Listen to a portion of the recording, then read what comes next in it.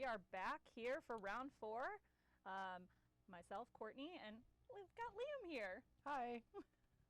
We have our players getting ready, and we should be able to see them shortly. We have a Steel Amber paired into Sapphire Amethyst for this round. Okay. Amber Steel. Of course you picked a Steel Sign deck. I was left in control. No one was here to counteract me. That's okay.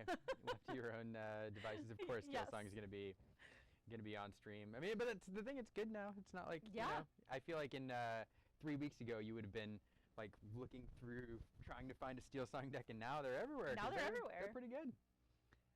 So yeah, I'm excited to watch that. I am as well. And we should, okay, we have it here. And I'm sorry, I think you guys all could see it. We hadn't, we could not see it yet. We're good. We're good. No, this is fun.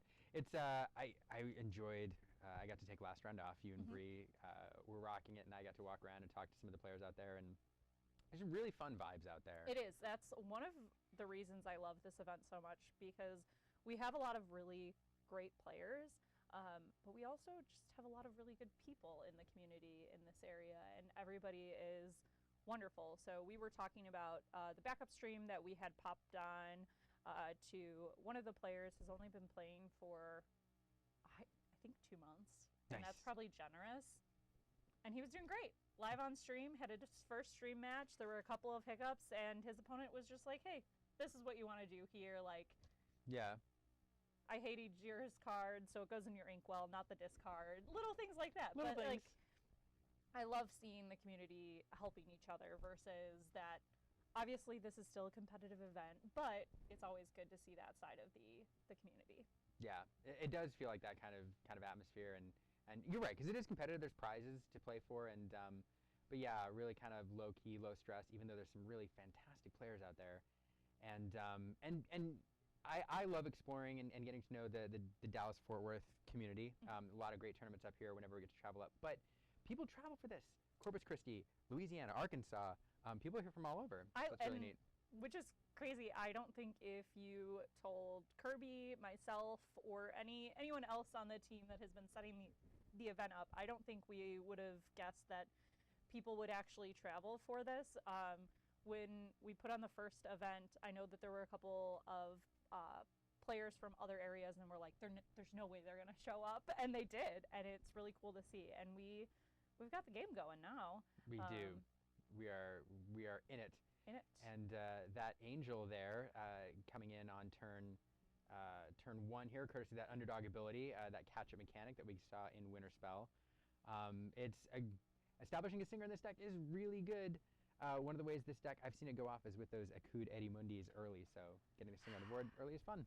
And that does really, I think, set this deck up for success, being able to have that singer out there so early. We were talking about that earlier, with just how Steel Song can really just bump up the game and get a lot of value in one turn off of very little resources. Yeah, I mean, that's what Steel Song is always, it's like the essence of the deck is doing way more inks worth of things in a turn than it's supposed to do. Speaking of which, here is Akud Edimudi. We're going to draw a card, play a card for 2 cheaper. Sometimes you string this into a Willow. Oh, but that's in a coma. It is a Willow, yep. You string it right into a Willow for free.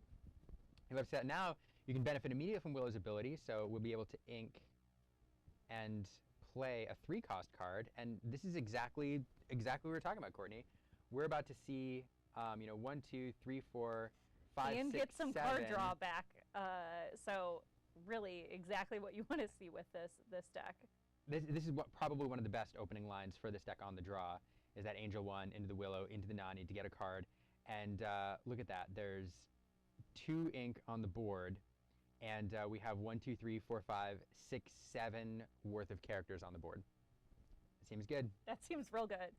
And I will say, we're in for a little spice with this build. Interesting. Okay.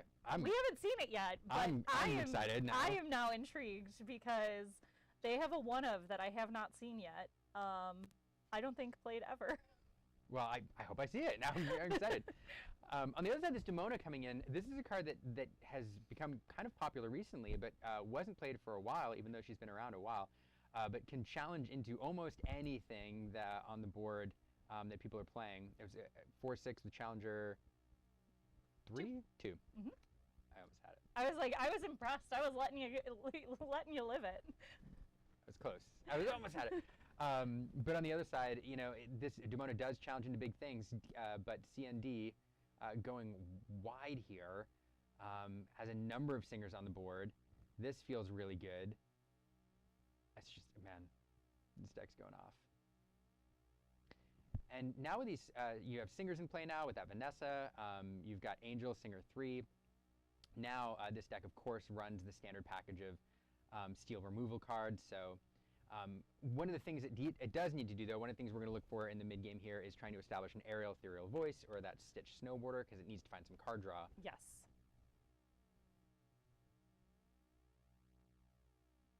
The other thing Vanessa's good here with her 4 stat line is, you know, in the old days, people had to play around Rapunzel traps.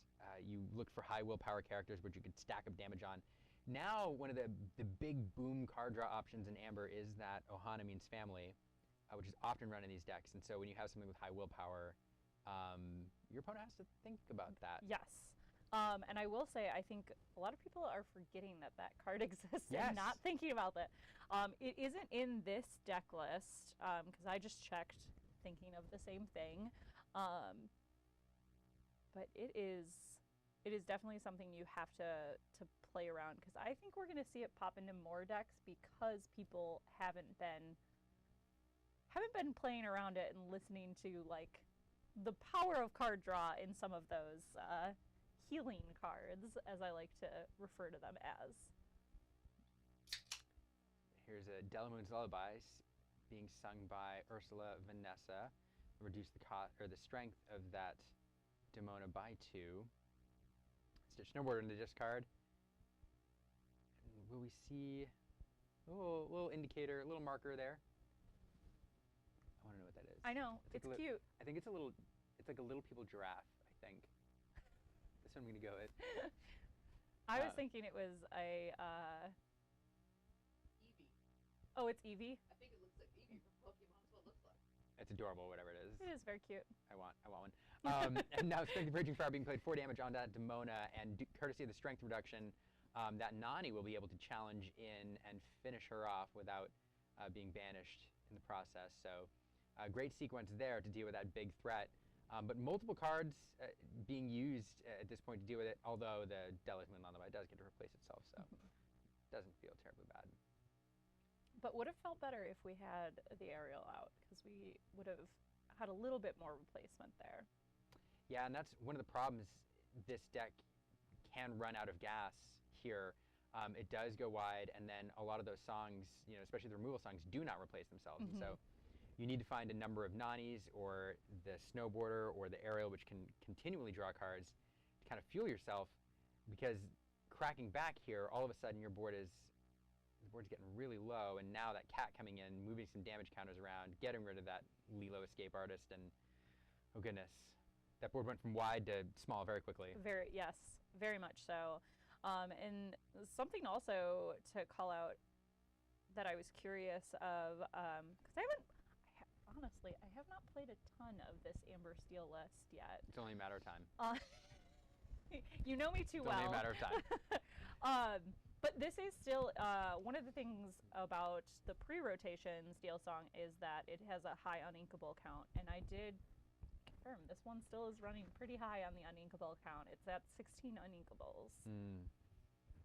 And now granted, you don't have to ink very, like, high in this build, but it is something to note. Which doesn't seem like a lot, but we did watch a few matches ago. Brie and I watched a deck with that exact same uninkable count, a blue steel deck, completely brick with a handful of uninkables and lose the game with the same uninkable count, which is rough to see. So it happens. Speaking of uninkables, though, here's one. Doc coming in at the right time to so we talked about the importance of card draw. we've got it. It's the ultimate out. Doc is the ultimate insurance policy that these steel decks rely on, and finding it there. So there, getting those 2 cards feels pretty good, and getting that Grandmother Willow to boot. But both of those susceptible to sneaky damage manipulation from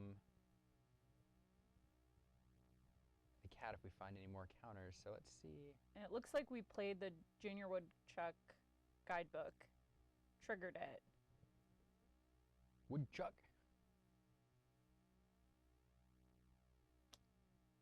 I can't hear the word woodchuck without thinking of Easy A every That's time. fair. Every time. Woodchuck. Yeah. Just gonna leave that there. Back over. So Yago coming out. Giant Spectre Parrot. We've sent production into a tizzy Yeah. with that one. Great film. Another Willow coming out here will be reduced 2-1 thanks to the other Willow, and there's that snowboarder. There we go, and that's what we've been looking for to come out to get that card draw.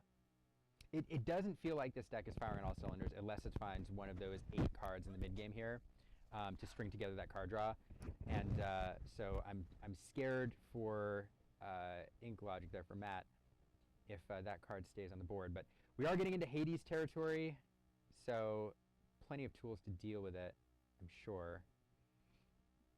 But it definitely represents, there are cards that kind of, you call them must-answer cards, and any card that draws you an extra card every single turn is one you definitely have to deal with. Absolutely, and then we'll see,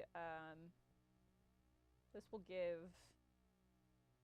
C&D a little bit of card draw there, because he was down to 1 card. But we'll be able to answer most of this board and sure it up a bit. Yeah, and especially with that cat there, we're about to see a bunch of characters disappear. Yeah. There goes that snowboarder for 1, damage shifting around to finish it off. And now we have the cat and the Elsa available as well. Those Willows are mighty tempting targets. There we go. They've got a lot of bark. They don't have a lot of bite, only cracking back for 1 each. And that board, it's Demona. Yeah. Demona's good. Demona is very good. And losing that snowboarder in particular feels really bad here. Yeah, And right when you think you have that card draw. Now, he does get card draw from the Demona, but seeing Matt's board state right now, he has quite the board to answer. Yep. And indicating to his opponent he's choosing not to use the Lilo. And then drawing for turn here. So as you pointed out, plenty of cards now to deal with this, but I would love to see here, so a great sequence if he has an aerial, establishing the aerial, singing some removal immediately with the Vanessa would net him a card and deal with a problematic character over there, probably the cat. So there's some great lines available to this deck if the Amber Steel player managed to find them. I like to refer to the players by their names. I keep having trouble. I'm like, if So it's Matt and Tony. Tony, okay. But Tony. they put definitely they wanted to represent their teams, which I can respect. Oh, I can too. I just don't know what to call them because yes. CND. Mm-hmm. Yep. Thanks, production. Yeah. There we go. So there's Cheapo Hatton coming in here. Sky, who popularized this deck down at CCS. Of course, give Diego Saez credit. He also ran this over in Ghent same weekend. But Sky taking it down, talked about Cheapo Hatton being one of the best cards in this deck, one of the keys to making this deck work. This 5/5 for 4, incredibly powerful, especially protecting vulnerable singers like this, or Willows if we still had them. And then immediately exerting the Vanessa, making her vulnerable to get rid of that Cheshire Cat, which is just an absolute menace. And now left with this 5/5 on the board. Unfortunately, there's a good answer in these Amethyst decks for it. Demona is one of them, and a Demona hanging out over there on that side of the board. So it is likely to deal with that chief in short order. And another cat. You just got rid of the one. You spent a strength getting rid of that one cat because of all the damage it was doing. Or moving. doing damage by moving damage. And here's another one coming right out immediately. Inexplicably always there. Yeah, you find one answer and... Ugh. And this just feels bad. I mean, and now it just feels bad that that Iago has 5 damage on it, that cat can keep moving. Yep.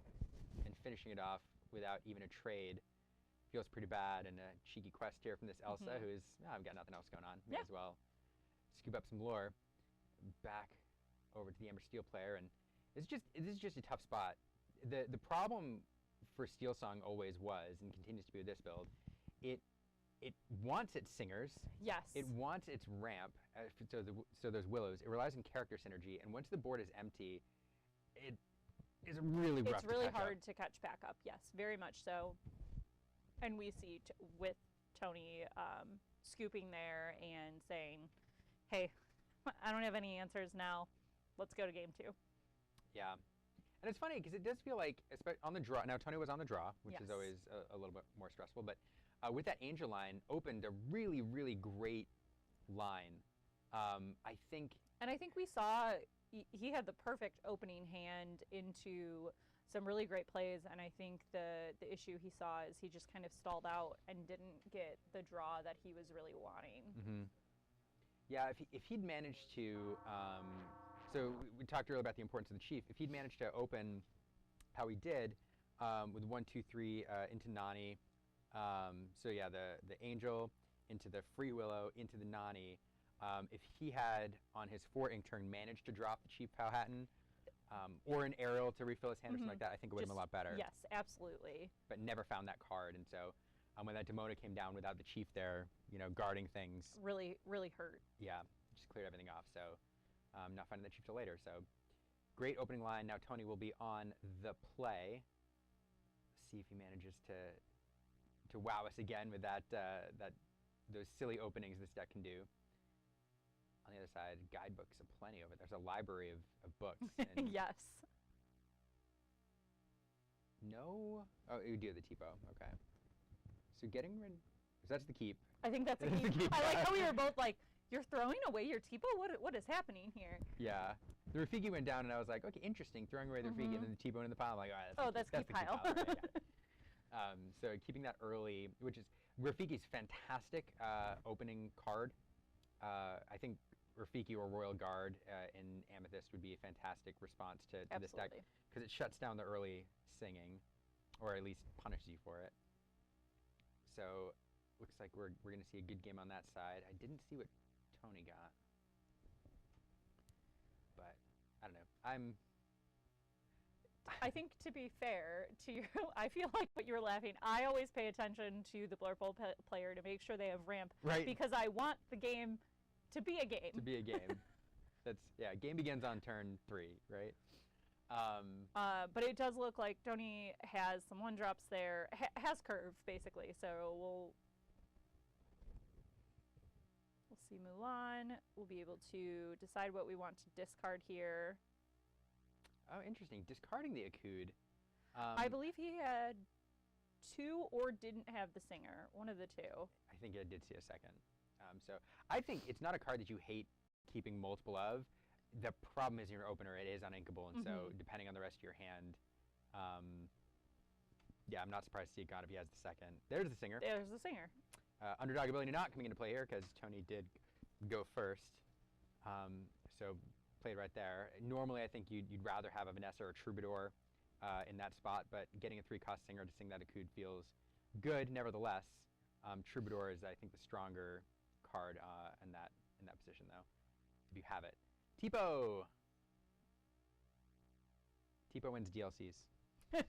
Tipo does win DLCs, and sends some people into a tizzy when they do win, which I love the picture of JDZ on the floor. Yeah, wild game, wild times. So now back over to the Amber Steel player, and here we're going to see, this is the turn where things get fun now that Singer's established. So we do have an Akud in hand, and so there's multiple ways you could go with this. Akud, does allow you to draw a card, so you can see what you're going to benefit from, but One way to go is to go wider, like we saw last game, where you drop the Willow down to get the discount. Another way to go is to, on this turn, you can ramp into a bigger character, like the Aerial. You can even ramp into a Chief if you really wanted to. But I think an Aerial or a Snowboarder would be a Really great place to powerful go. here. Or even if we can get that Chief out, which I think we're one shy, because oh, You could drop, yeah, if you inked one more. Angel feels really good here as well, because we can get rid of that Rafiki and protect our Angel that we just sang with. Yeah, it feels unfortunate. Probably drawing into that Troubadour the last turn or two, because I think that's your preferred turn to play in this deck. So at this point of the game, just choosing to turn it into a snowball and throw it at that Rafiki, and it's a good point because that protects the Angel here. Yeah. So now that Singer will be available next turn. Angel is not benefiting from her resist here, but it shouldn't come into play. And Angel's a great card. I don't know if it's the best card on this turn, but establishing it nevertheless feels good. It's great for control. I think you'd rather have a Snowboarder, a card draw, something with card draw with a little bit better stats, but again, doesn't feel bad to get on the board. Bouncing on the board here is Tigger. What is his sub name? I can't remember. Tigger, bouncing all the way. Bouncing all the way. Bouncing all the way. I wonder if that's a Jingle All the Way. I think so. Christmas thing. Yeah. In my brain, that's what it is. I have to agree. I think that's where I'm going with it. We've decided it's canon. Yep. We can't decide that, but it's a Christmas reference. It's a Christmas reference. This is a Christmas card now. So Tigger bouncing in here and bouncing into the meta the last few weeks. It saw a little bit of play early, but now it's become really popular as a 2-of in these Amethyst decks. It's a real tempo killer, and yeah, doing a little bit of that here by bouncing that Angel back to hand, who is going to go promptly into the Inkwell, having done her job. And now we'll see something. Tony taking his time thinking about it.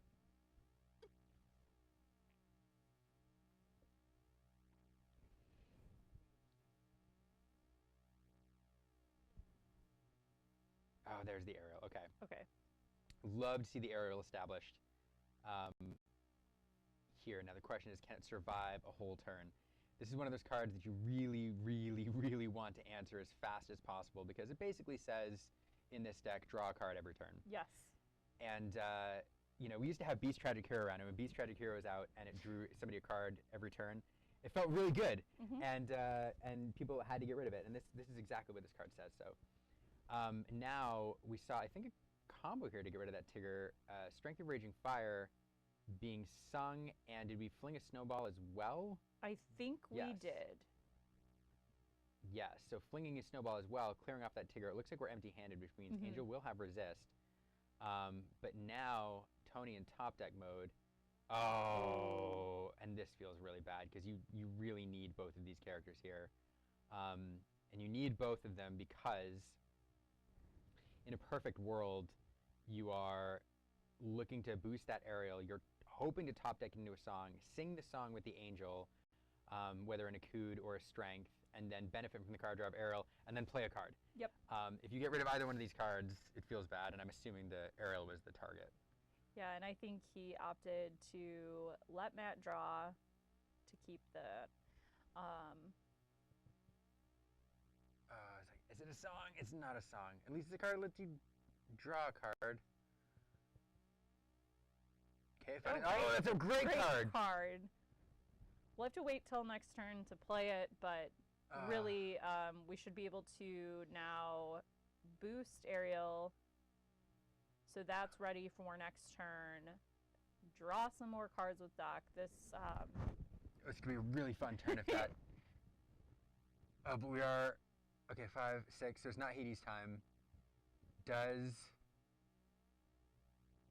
Either way, that Doc's gonna be good. Even if Aerial gets Let It Go or something here, that's 2 ink. That's plenty of ink to use from the Doc. Oh, this feels like a bad way to lose her though. Oh, this is such a bummer. If you're the Amber Steel player. I mean, if you're the Amber Steel player and this is how you lose Ariel, in my brain, it doesn't feel quite as bad because it sets you up the next turn. You can discard a card with Angel to take out one of those characters. It just was a lot to take out that one Ariel, which is obviously important to Tony's gameplay. The whole but turn, yeah. You used your whole turn to do that. That's fair. That's fair. And having these damage counters left with an Angel on board does feel good. Does feel good. I would have rather been removed with a Let It Go if I'm Yes. Tony, but That is fair. But you're totally right. Like both these So characters we're now going vulnerable. Fling an Angel and an Angel, hit the dock. And the Angel dock combo is one that I've really come to enjoy. Yes. Even as a player, it feels really good because there are so many times that I run into having 2 docks in hand and I'm very frustrated with that. But when I have an Angel and I have that 2 docks, it feels good to toss a dock to get 2 damage on a character or be able to banish a character that way. It just makes your hand feel, ooh, we're going to dock into dock. Yeah, it was an interesting choice there. He drew a dock off the one dock, and we loved to string them together, but the cost was discarding the Chief Powhatan, and Tony trying to decide, do I want to hang out, wait till next turn, be able to play the Chief, but I think this is the right play here, because spending the whole turn just to play the Chief next turn would have been a really low tempo play. And we're able then to take out Hades with that lullaby, and Nani still lives to tell the tale. Feels or really single. good. Feels really good. And Matt now, having his whole board cleared off, it is Hades time once we hit this turn 7. But one of the problems for Matt, though, is I don't think, did he play a guidebook earlier? That was did. This game? Just not a lot of card draw, because we haven't done a Genie, we haven't done a Dumbo. Yeah, it seems like the Genies, the Dumbos, even the guidebooks really have been hiding from him a bit. And so now, I mean, anytime you're starting with a sail here, indicating your hand may not be the best, you're looking for something. Love to find another Elsa, perhaps something.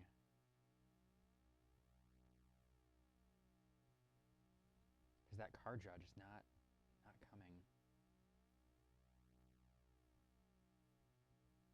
Yeah, don't know how many.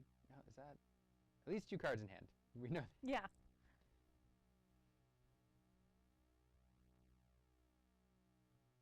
Okay. Okay. And there we go. Gonna ink twice, courtesy of that sail, and then play that Demona to draw 2, keeping that 1 card in hand. So and we do see with Matt, he did draw into a Genie, so that gives him a little bit more card draw to potentially get some answers. But one thing I do like as an opponent playing into that Angel with Demona is it's a great way to make her lose her resist. That's true. That's a good point. Yeah, you often find the Angel players doing that, being very meticulous about getting rid of everything every turn, just in case. And yeah, it is funny to when they plan on that to shut that down real quick. Yeah, I like that. And now, one of the ways you beat Blurple, though, is by going wide. It looks like Tony is going to try to do that here. Dropping down that Willow will reduce the next character by 1. A couple other cards. There's Mowgli. We're going to take a peek. Oh, and he finds it. Into the unknown is going into the discard. That feels bad. And now, just a couple Genies left in hand. Dock again. That's our 3rd dock. If he finds the 4th, I don't know that I've ever seen like 4 docks. Yeah. For anything. Yeah, in play at one time. Yeah, on one player's side. I've been close so many times. I don't know that I've ever seen 4. So I would love to see it just to say I saw it. Yeah, same. But 7 characters on board, and we do have the Demona, which can challenge. And oh my goodness, I talked about earlier we talked about the importance of getting that mid-game card draw with the aerial or the snowboarder, but it doesn't matter so much when you draw 3 docks in the proper order, in succession, all at the right time, to keep your hand going. And although there's not a lot of high lore questers out there, feels like there's a lot of work to be done right now. Agreed. For Matt. And since, Tony knows what's in hand now, knows that he has the 2 genies, we see one come down here. We see the second, so that makes me think that, Matt's still digging for answers here and not quite getting them. And Rafiki isn't exactly what we want to see here. Definitely going to help clear a character, but... Yeah, but it does... Tony did go wide, but one of the challenges in this deck is there's not a ton of 2 lore questers. There are some. Right. And so now, even though it had significant control of the board, managed to quest a bit, only at 6. And oh, this feels good though. Oh, that feels very good. That truly is what Tony wanted to see there. Getting a chief down, now being able to look for a Nani. Oh, he finds a Thunderbolt. Oh no, sorry, he can't take it, but he's going to the bottom. So he's going to find the Angel. But now that is really tempting, that Goliath. I'm going to say you clear that off the board. Now it's going to take a couple characters to crack into that chief to banish it, and you're free to quest with these 5. Yeah. You feel pretty safe. Chief Powhatan doing work. And I think we really see how strong this chief card really is, because I think initially a lot of people looked at it, bodyguard that can't challenge, 5/5 quest for 1. Oh, And Hades. Hades Always. off the top deck, Always. taking down the chief. And you're Tony, you're like, I got that at the perfect time. I was guarding my characters. I was there. Chief was in the way, and Hades coming down at the worst possible time, getting rid of the chief.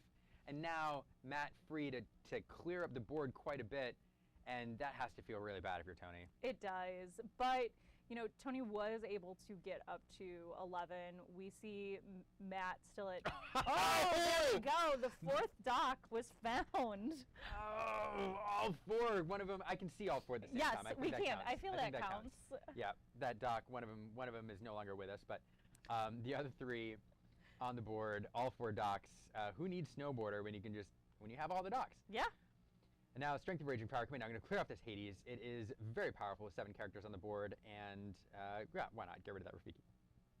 And we're going to quest with that dock, the only other character I think that was on board.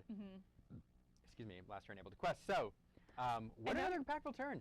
What an incredibly impactful turn, and we were worried for Tony there for a second that he, after losing his chief, wasn't going to be able to stay in the game as well. But here we see a really great answer, and even though Matt is being able to answer his board as he's building it, it does still feel really good for Tony, because instead of questing with Genie, he keeps having to take out characters, and that, if I'm Tony, I'm feeling good about this game.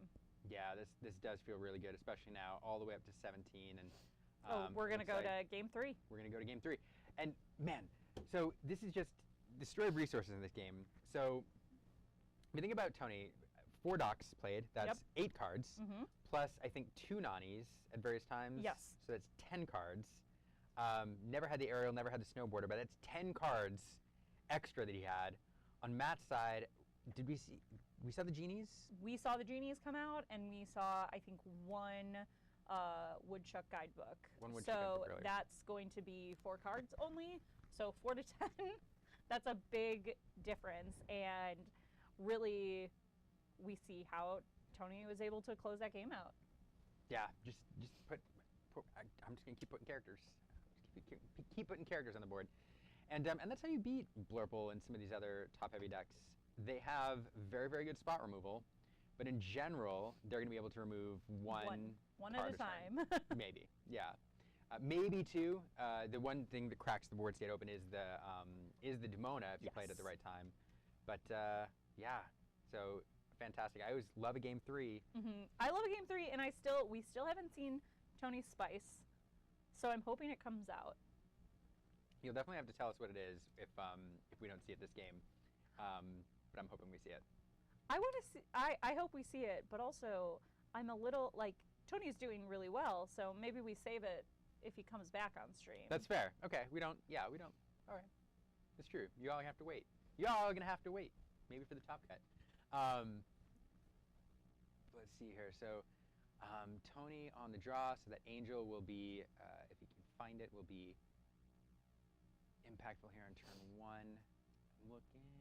We do the Willow, another dock.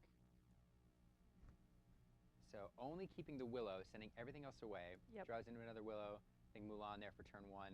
Okay, so we have a 1-drop. That's always good. That feels good. So I don't see the Akud open though, unless you drew into a Troubadour that I'm missing. Doing a quick shuffle here, and we'll see. It's always funny. Like we're so intent, or I'm so intent on the Amber Steel side because I've seen Blurple 1,000 times. So yeah, it's more fun to watch what Tony is doing over there. What do you all in the chat think about this Steel Song build? Is Steel Song back, as everybody seems to think it is, or is this? I think it's back. Is it a fluke? I want it to be back. I know you do. I know you do. But to be fair, I like it back because I think that's a deck that a lot of players enjoy playing. And while sometimes it can feel unfair to play against, I do think it is a deck that, in my mind, when I think of Disney Lorcana, it shows off a lot of the features of the game really well, and that is a little bit of why I enjoy it as much as I do.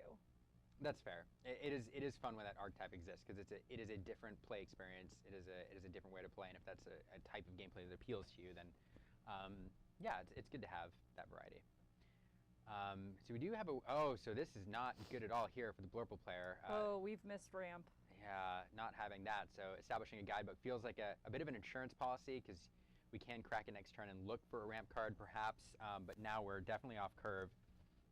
But it will depend, I mean, on Tony here. If Tony manages to establish a Singer, which could launch us into an Akud next turn, that would feel good. But instead, that Willow on turn 2 also feels pretty good, and getting down a free Mulan to boot. So now draw and discard. But we're not establishing a 3-cost Singer here, or a Singer 3. So some of those fun early 3-cost song lines are not open to us. Discarding a Willow. Interesting choice there. I think I would have wanted to... Oh, wait, we can't ink a Willow. So never mind, I would have done the same thing. Just kidding, don't listen to me. Like, I always want to discard my Lilos with anything. Get them into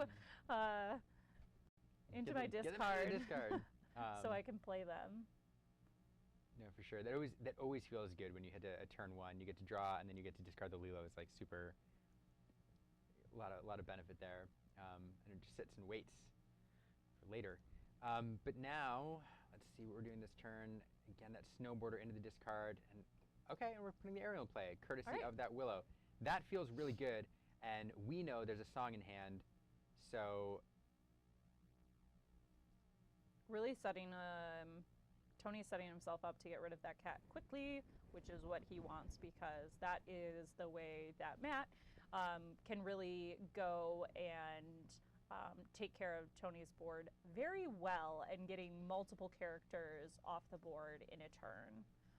Because like we were saying, we can, with this Blurple deck, you can get rid of 1 at a time, but 2, 3 characters, it gets a little bit harder, and I think that Cheshire Cat really helps be able to do those multiple characters if left unchecked.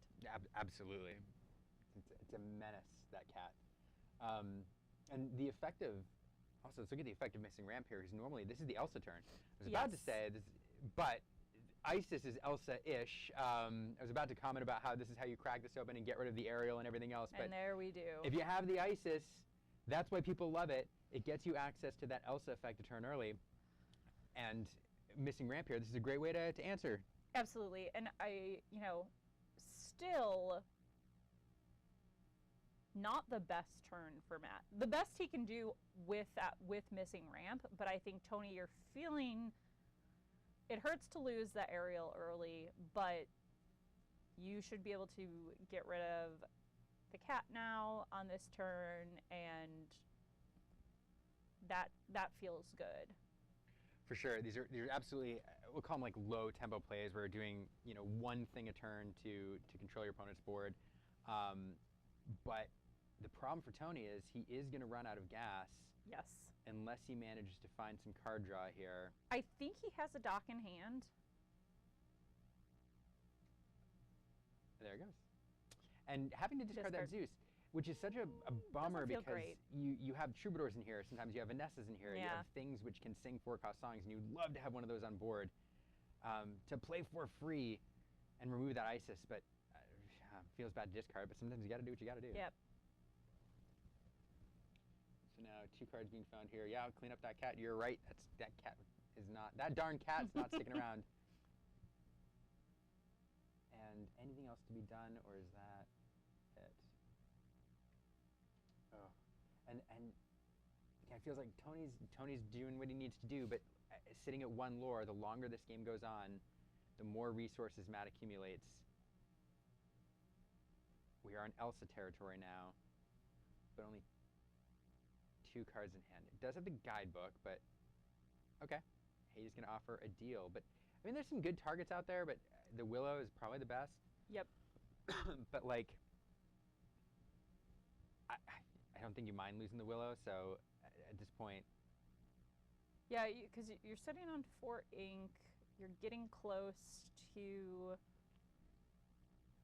bigger Hades territory, as I like to say. So yeah, I don't think you're giving him the card draw. You're at an advantage with him missing ramp. So yeah, I think the right play is just to say goodbye to that Willow, because now Matt's sitting on 1 card in hand.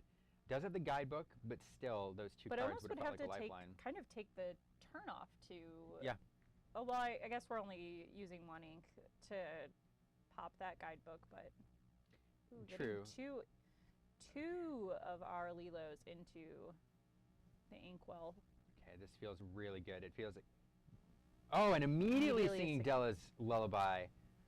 So it looks like we're probably going to choose the Isis, because why not?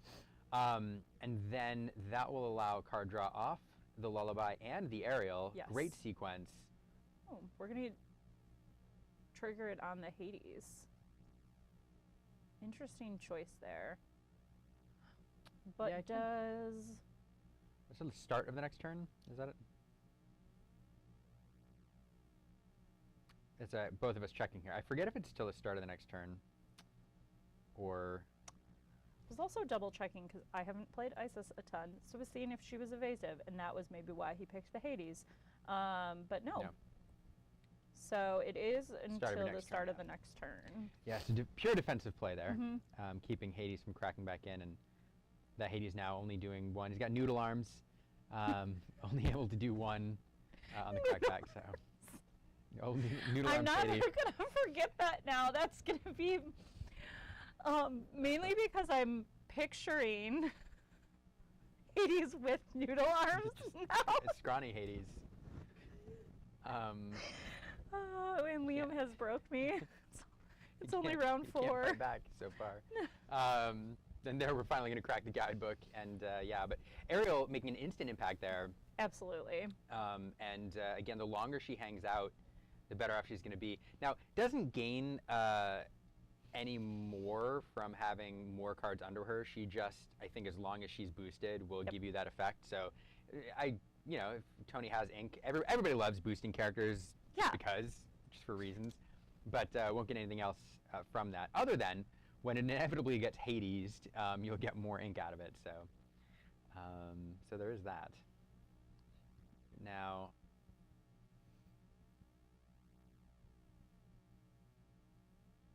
thinking things through over there, and now, courtesy of that Aerial. Multiple cards here, multiple options. But again, like it does feel like Tony's doing what he needs to do to get that card draw. It feels like Matt keeps cracking back and hanging around, but Tony needs to find a way to start driving his lore total. Right, because if we don't see that lore total start ticking up, Matt gets into the later game, his options grow vastly. Yeah. And we will play this. Looks like we're going to cheat out something else for one here now. Good reminder, Matt calling out that he played the Akud, so the Willow is free. And you don't. This is a discrepancy in one game at CCS. You don't get to save it. It's next character. Yeah. You can't hang on to that or bank any of that. So that Willow is free, whether you wanted it to be and or not. Free here from Willow. And that draw and discard, putting another escape artist down there. That feels good. That feels great. And a little angel to boot. Coming out here, and now back over to Matt. So definitely going wide, and that angel continues to be, or not angel, that aerial continues to be a problem for Matt. Basically saying draw a card every turn, but not as many songs in this deck. I think it runs about 13. Right. So definitely could see some turns without, but. Yes. So this one, this build is running 14. 14, two lullabies. Yes. Yep. Okay. Yeah, the lullaby is always the wild cards. You run the removal, and the Akuds, and then. Oh, and we're getting a second. Oh goodness. We're going to boost that, so I'm going to guess that means we have a song. Oh, that feels so good. That's so good. Strength of Raging Fire coming now, removing that pesky cat, and we're going to draw 2 off the aerials, 1 each. And now, things all of a sudden, after that play, feel pretty good. Pretty good. Pretty good. Or pretty bad, depending on which side of the board you're on there. Aerial, we talked about there's not a lot of 2-lore questers in this deck. Aerial is one of them, though. And so questing for 2 there. And Matt hoping to find some sort of answer. There's the start. Probably going to get the ready one, because why not? You always hit the ready one. So going to the Inkwell there. And Tony doing it right, not looking at the card, going under. So that mystery boosted card is gone forever. And cracking into the Hades as well. So that is the start of an answer. But that aerial, veteran aerial, she's been out there a while. New aerial came and went. That aerial has been here for turns. And it's going to hang around and draw more cards. And we'll bring out Lilo. Just 1. Okay. And I think there's only 1 in the discard right now. We have 2 in the Inkwell, 1 in the That's not where you want them. No, that is not. Angel's going to sing. Ooh, and we're trying to decide which Hades we want to give it to. We're going to give it to bigger Hades? That's a noodle arm, that counter token. It's a noodle arm token. It kind of looks like Pudge. I have now decided that it's Pudge. It's Pudge. He controls the weather. And is a deity. And is a deity, which is amazing. Stitch Snowboarder surfing in here, surfing on the snow. That is the other big draw engine in the center of this deck, if you're not using docks. And speaking of Doc's going to crack in there. Mulan's going to crack in as well. Oh, wait, oh no, we forgot! Oh! But that's okay. I think we still did what we wanted to do there. We still are able to banish the Hades. We banished 2 of our cards in turn with it, but and a second Hades. We are in Hades territory. They always have the Hades. And an Into the Unknown! And now Tony, with all the ink and none of the cards on board, all of a sudden, it's Hades time. And again, it does feel like Tony's been in control a good chunk of this game, but lost just both of his card draw. Yeah, engines. And now... And only up to 7. Yep. Oh, there we go. There's our one of. Oh, okay. I'm fawning over this card. It's... thank you for your pun. It's delightful. Ethereal Fawn is Bambi's name here. And he is very cute and whimsical in this illustration. But for those at home who have not seen this card before, Bambi is the one of that I was saying was the little spice. If boosted for 2, during your turn when this character is exerted, reveal a number of cards from the top of your deck equal to the number of cards under him. Put all revealed character cards into your hand, put the rest at the bottom of your deck in any order. It's a fun card. It's a spicy card. It's a must-answer card. It can draw multiple cards per turn. It also makes great ink when Hades comes along and sends him off to the inkwell. Unfortunately, we're not going to get to see him work, but a really fun card. I like him a lot. And I do like that. I think that's a good one of in this build. I love him dearly. So, and if you do the math, there's no items in this deck. So if you're running about 13, 14 songs, that's a lot of other characters, and you are sure to find 1, if not 2 or 3 or 4. And if you keep boosting that Bambi, you can get a lot of cards. Now, it does manage to get this snowboarder does hang around here. But Matt saying, hey, I'm the beatdown now. I've got 6 lore on board with these Hades, so I'm going to start driving the tempo. And Tony now is going to have to find several cards here to force Matt back into the beatdown role, or into the control role. But drawing a card here off the snowboarder, it sees 2 other characters in play. Upon quest, we'll draw a card. And now we're in the realm where most of the things Tony draws, he's going to be able to play almost instantly. So we'll see what this top deck was. I'm thinking, Zeus. Just blasting the Basilic. But it seems like a little play.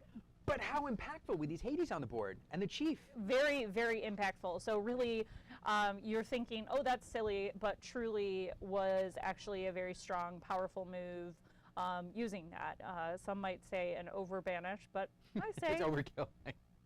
But yeah, now we have Hades. To swing 2 Hades in. You're going to see 5 damage on both of them, which really, if you're on Tony's side, like that feels good. You know, maybe we can pick up an Angel here. We want to see a character so that we can establish that character on board to draw with Stitch then. Because that Stitch is banished, right? Otherwise, because the Basil augments the one Hades, that Hades cracks and kills the Chief, and both those other Hades tag team that snowboarder. Now the snowboarder's still there. Yes. So with another character here, Tony can draw a card off of it. And we're getting strength.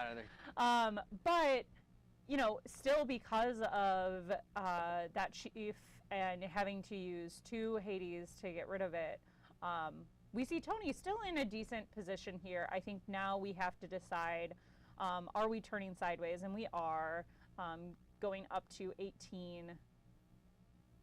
It feels so bad not to draw another character. Like, when are you upset by drawing strength? It turns out here another character allows him to draw another card. If he draws another card, he can play another card with 2 ready characters. But a really tough decision, because there's a world in which you challenge that 3 damage Hades with the Angel, or I'm sorry, with this Stitch, and then you challenge the other one with the Angel, and you get them off the board and buy yourself some time. But instead, hoping he doesn't bank into removal, he doesn't. So now both Hades cracking in, and the Angel survives. Yep. So we go to 19 this turn. Oh, Great good card. Good card. Nani being able to get some card draw here for Tony. We pick up a Troubadour, which feels great because Troubadour with the resist, putting Tony into a really great position here to close the game out. Matt's looking for answers. Going to draw a card off the demo. That's the handshake, and Tony's going to take it. I think you gave him some Amber Steel luck. Both of these players, both of these players, great players in the DFW community. I think this was a really great match to have on stream. I'm happy. It went almost the entire round, but very well played examples of both of these decks. So was happy. You know, I picked with my heart, but also I'm happy with my heart's pick of a really good matchup for stream as well. Yeah, it was a fantastic match. We got to see, Amber Steel do its thing, getting a really great opening. One game, we saw it accelerate into multiple characters going wide, and then game 1 a little bit tougher, and this game just having to claw the whole way and find answers and string it together. And I know it was a lot of fun. It very much was. It was a great game. Well, we won't be going to a second match for this round, but I think we will take a slight break before our next round.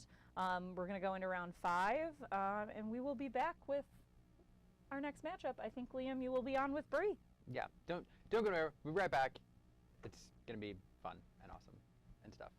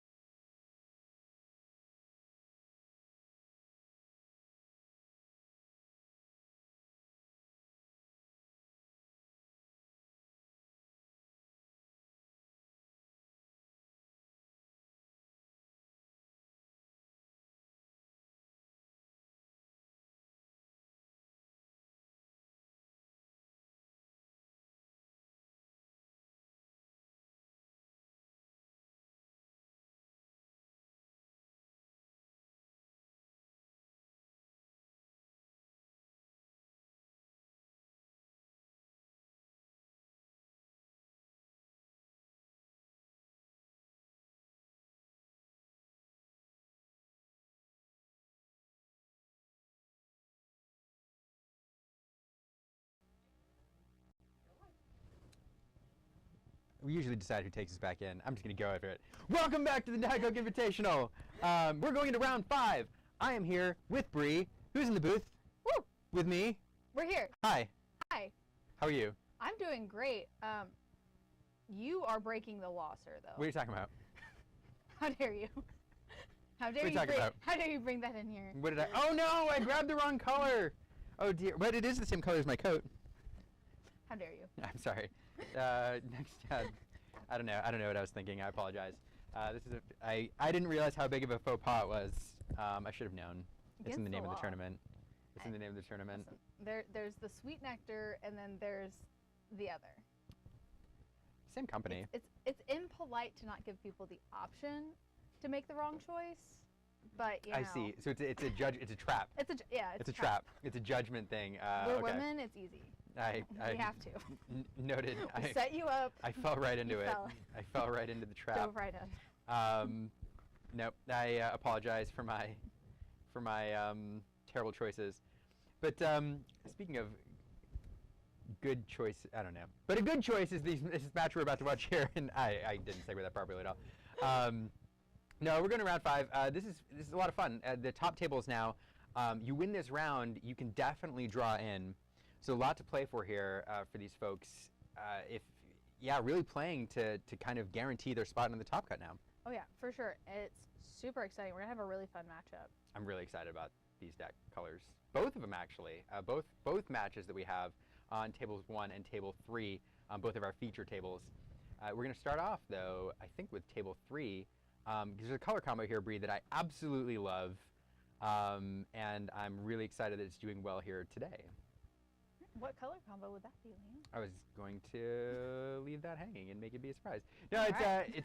it's amber. Since I tease it, it's amber sapphire, blue yellow. I absolutely love this color combo. The thing about it is, like, it's not the deck. The elements of it exist in other decks in the meta, and so we're just taking stuff that the amber decks are doing with stuff like the Horseman Strikes, Mowgli, things that we see in other amber decks, smashing them into mostly Blurple.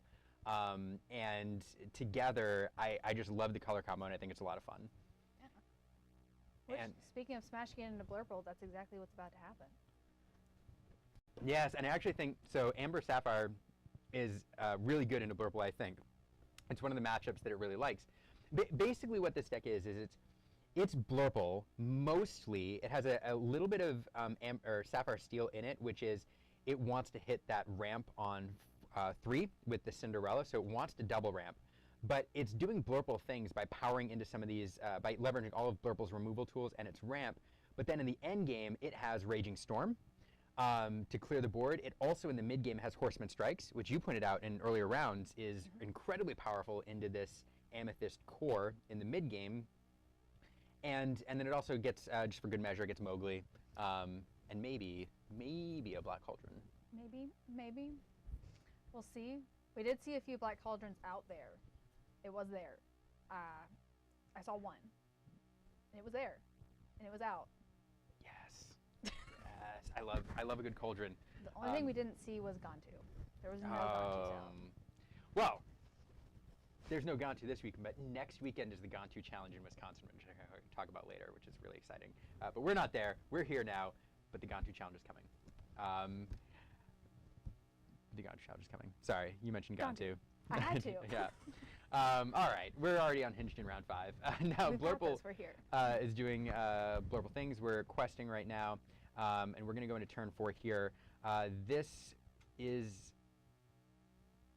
the turn. Okay, so in the old days, like Blurple had really like 1 or 2 options on turn 4. It was the Genie, or you played like Iago.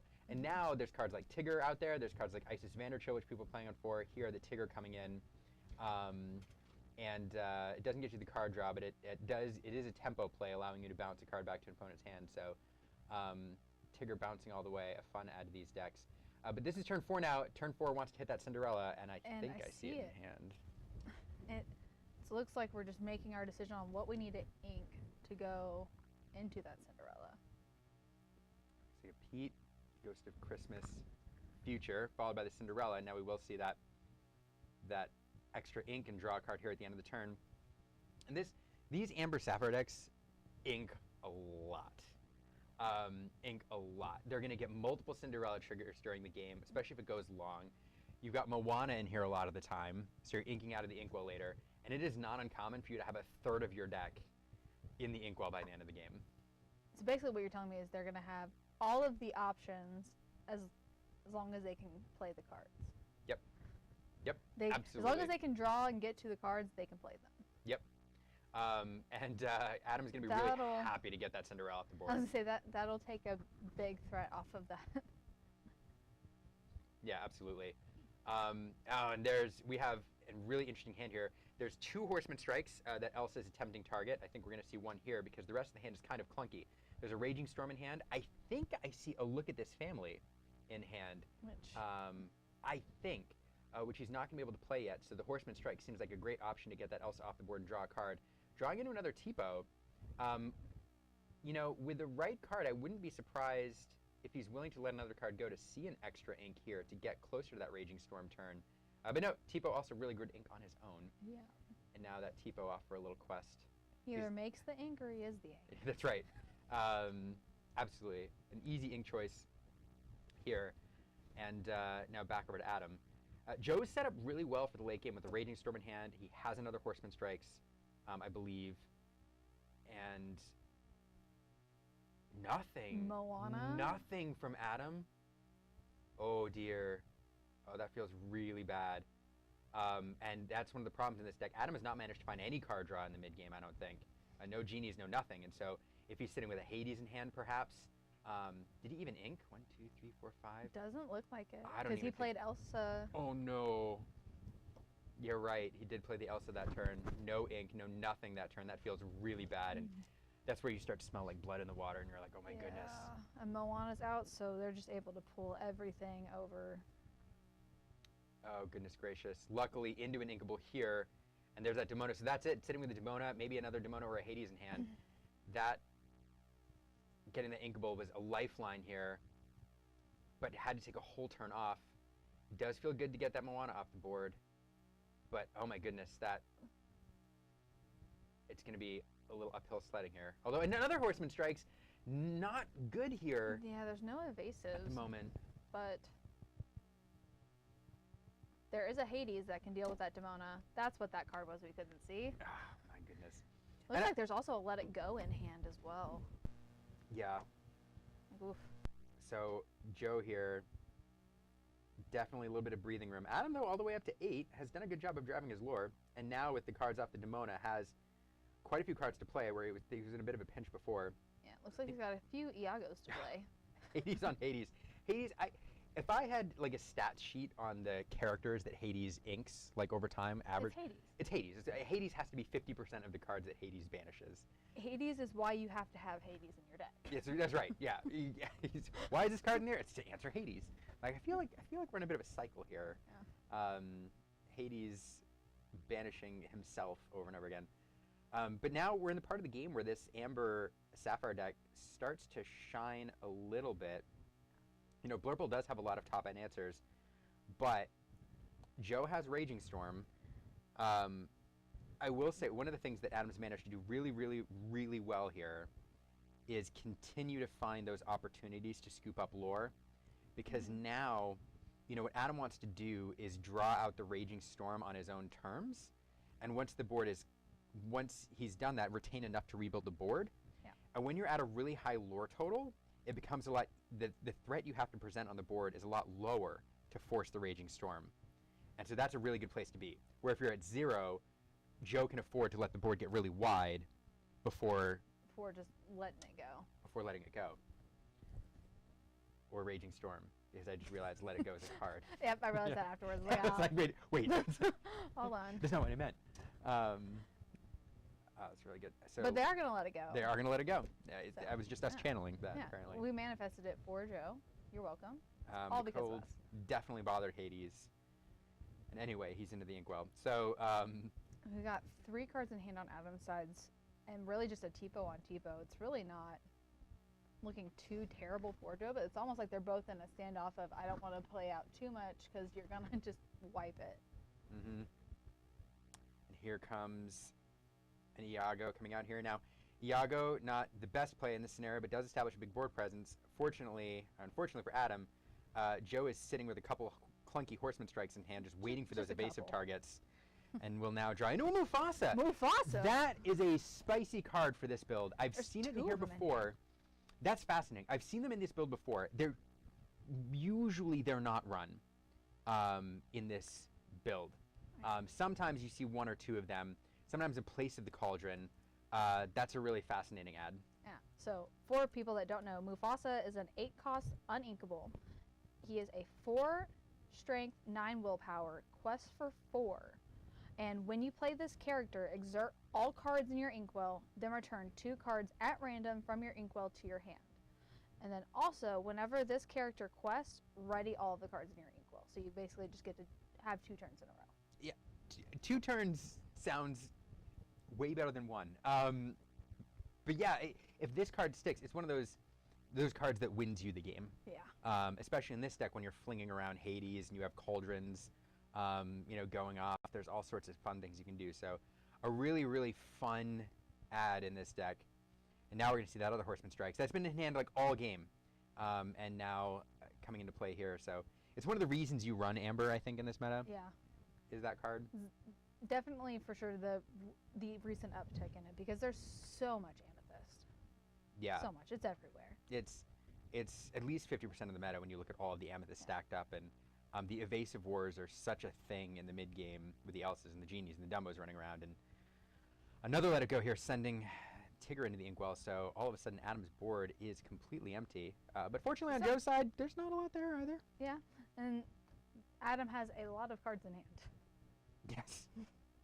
And Elsa coming down here, dealing with that Cinderella, which feels pretty good. And another Iago comes down, and you pointed out, Bree, it's so many cards in hand, he can dump multiple cards on the board every turn.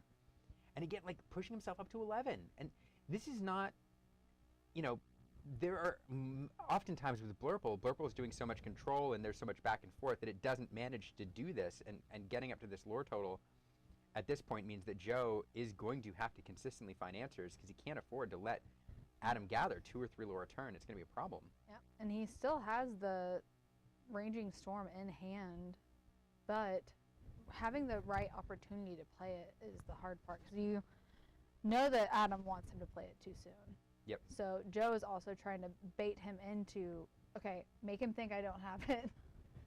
Try to get him to play more, commit more, and then unleash the storm. Unleash the storm. Yeah, I think if I'm Joe, you want to play at least one more character to draw out. I want to draw out at least one more character from Adam's hand before hitting that reset button, I think. Yeah. This Moana is an interesting target, not super threatening on her own, but the extra. So we see Moana So paired much with a sail there, able to pull 2 cards out of the inkwell, because the Able sail to does ink, say, yeah, and it's just ink again. and we're gonna ink again off the Cinderella, and I again, like, this deck will get 20 cards in the inkwell by the end of the game, usually. It just Looks like we're almost there already. yeah, it's just what it does. It gets all the ink, which Hades can offer a deal. Joe didn't even think about it. Nope. That Cinderella, I've gotten the value. It's going away. Plus, we're getting close to Raging Storm time. Yeah, And- it's about to happen. Yeah, and I was going to say one of the reasons you accumulate so much ink is it's not just for bragging rights. If you're going to play an 8-cost Raging Storm, you don't want to cede the momentum to your opponent and allow them to rebuild board state first. So if you can play the Raging Storm and then establish a couple characters on top, that puts you in a really good spot. We want to ink it again out of the inkwell. It's like Or they're out of the discard. lining it up, trying to make sure they knew what all inkable options they had. That's right. It does still have to be inkable. And we want to like functionally saying, if you're going to ink every turn, functionally saying like draw a card every turn. Yeah. Which, again, Just feels draw. pretty good. Another note with Moana, like, fantastic card, also synergizes well with Cinderella. So you're able to get extra princess triggers off. So great pairing together, those two. They've been leaning into the Sapphire Amber being the princess colors for a while, it seems like. And they're just like, you know what? It happened, and we're really going to commit to it now. we're just gonna make it happen. So we can make it happen. Joe making a Raging Storm happen, wiping the board, and now we're Developing our brain. Now we're gonna develop. Which, I mean, we still have a stack of ink. Still have plenty to use, and that's why you accumulate so much. Is just for this turn where you can wipe the board, and now you have ink to do something else. Let's see. Will we see a Still have 5 available. Cinderella, another Moana? What do we got? It's another Moana. And passing back over, so establishing a 2-lore quester. Joe up to 7. Adam at 13 though. And 1, 2, Basil and a Niago, and I think down to 1 card. Yeah, 1 card in hand. Usually Blurple does so well at drawing cards. I feel like he just hasn't. Maybe it's just because they've been playing and it's been pretty balanced, but it seems like they're not drawing. Adam is not drawing as much as I expect Blurple to draw. No, I think you're right. I think that's a great point, because we did see the genie. I don't know that we've seen any guidebooks, Yeah. which you really need to find. I think we've only seen the 1 genie. And the 1 genie. Yeah. So just a couple sales, or at least 1 sale on that side, I think. But yeah, so just really not a lot of card draw where Joe is hitting, Cinderellas to cycle and Visions and develop. And now these are draw neutral cards, a lot of them, but he's able to play and draw. So even if he's not drawing extra cards, he's drawing cards that replace themselves, or playing cards that replace themselves, and feels pretty good. I think there's another Raging Storm in hand. Yeah. Oh, these are Vision. Oh, that's Visions cards. Okay, yeah. never mind. So this is what he's deciding to take. It looks like he had 2 Raging Storms, so it looks like he might have taken one of them. I was gonna say Raging Storm to at least 1 to the bottom of the deck now. It is funny whenever you play these. We have these decks with board wipes, and we used to do it with Be Prepared back in the day. It's like you play the math. You're like, all right, I've seen 1 Be Prepared, I've seen 2 Be Prepared, and you keep track of those. Count down to how long Right. until I don't have to worry about this card. Right, and You still have that Mufasa. is that still in hand? It is still in hand. Oh my goodness. Iago Let it go. banished here. Into And I the wonder- inkwell. I'm sorry, yeah, you're right. In the inkwell. Thank you. And is this the Mufasa? There it It is, is, the there he is. Mufasa. Let's see if we get the card check here, where Adam asks what it does, because this card doesn't see terribly much play. So now we are going to shuffle 2 cards at random from the inkwell to the hand. So effectively saying draw 2, Yeah. and I think Adam's going to pick And 2 at still random. gonna have a million cards in your inkwell to be able to do whatever you want. And then once he does quest, you get 2 turns in a row and 4 lore. Yep. And that feels pretty good. And it quests for 4! It quests for 4. He's big. With 9 willpower. Oh, Hades What are looking you for a gonna deal. do? Oh, this is... Oh, And he said let just him take, draw. take 2. He Oh. said just take 2 cards, which feels pretty good. yeah. He didn't take long to think about that either. No. It was like a night. You can just draw Nope. the cards. It's like I've been holding this card for like 8 turns. Also, you have to think Mufasa has 9 willpower. Like that's a lot to deal with. Yeah. Like granted, you're playing against Blurple that's gonna have Hades and Let It Go and options to be able to remove it without having to actually accumulate damage. But this is to your point. Like 9 is a decent amount, and in other characters just a little bit lower, and now a combination of the Elsa, the Basil support, able to deal with it, but it's just it's way too much. So we'll get rid of that Moana. That feels a little good, but that Mufasa left standing. And yeah, that 9 willpower. Like normally a character like that, most of the characters in this scenario, with all the cards Adam has on his side of the board, you quest with it, you're like, it's probably going to be banished. But here he can quest with it, and there's a decent chance it sticks around to the next turn based on what Adam has available. Yeah. Which Adam only has 2 cards in hand. So it's basically just kind of, if he didn't already play it, he could have drawn it with the Hades. So if he's going to play it, he's going to play it right away. Mm-hmm. But you're going to at least get a turn value out of it. Mm-hmm. And this. And then he has Raging Storm in hand. So say he does play the Hades and get rid of Mufasa, you can just wipe it. Start over. Yep. And really inviting Adam to go wide here because he's dropping multiple big threats on the board. A Scuttle coming down now, 5/5, quest for 2 with Ward, making it. I mean, Ward in this deck against Blurple is fantastic. It's a great closer because all of Adam's removal options require him to be able to choose that target.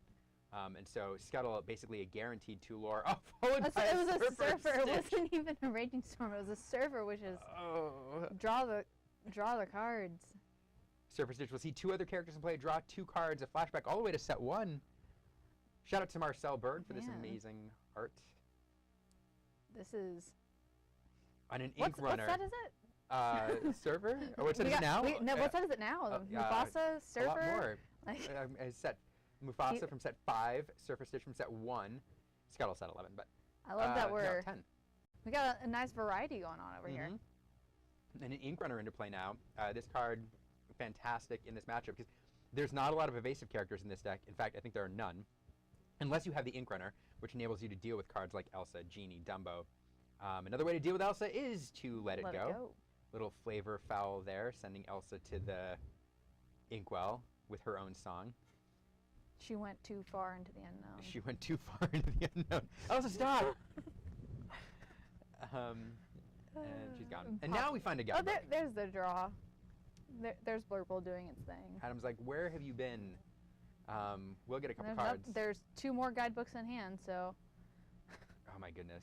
Are we gonna just keep doing it? Well, he needs to answer that Mufasa. Yeah. Absolutely has to, for a variety of reasons. So hoping, I think, to find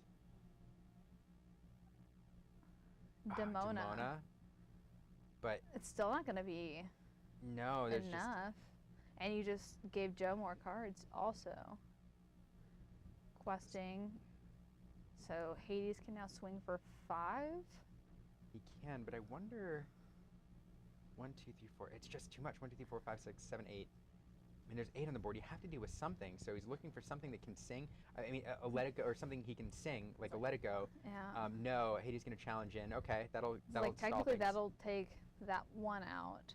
He has a Hades in hand, which he did not have enough ink to do after the 2 guidebooks. And Joe just drew into a Hades himself. Hades on You Hades. loved Hades Demonas, and now Demona gone. And Adam was really close to being able to like push the lore total himself and kind of close this out, but losing that Demona is perhaps too much. Yeah. And then I mean he's gonna play Hades this next turn, most likely I would think, to get rid of that. Another Surfer. Ugh. Oh, it's just so rough. 17.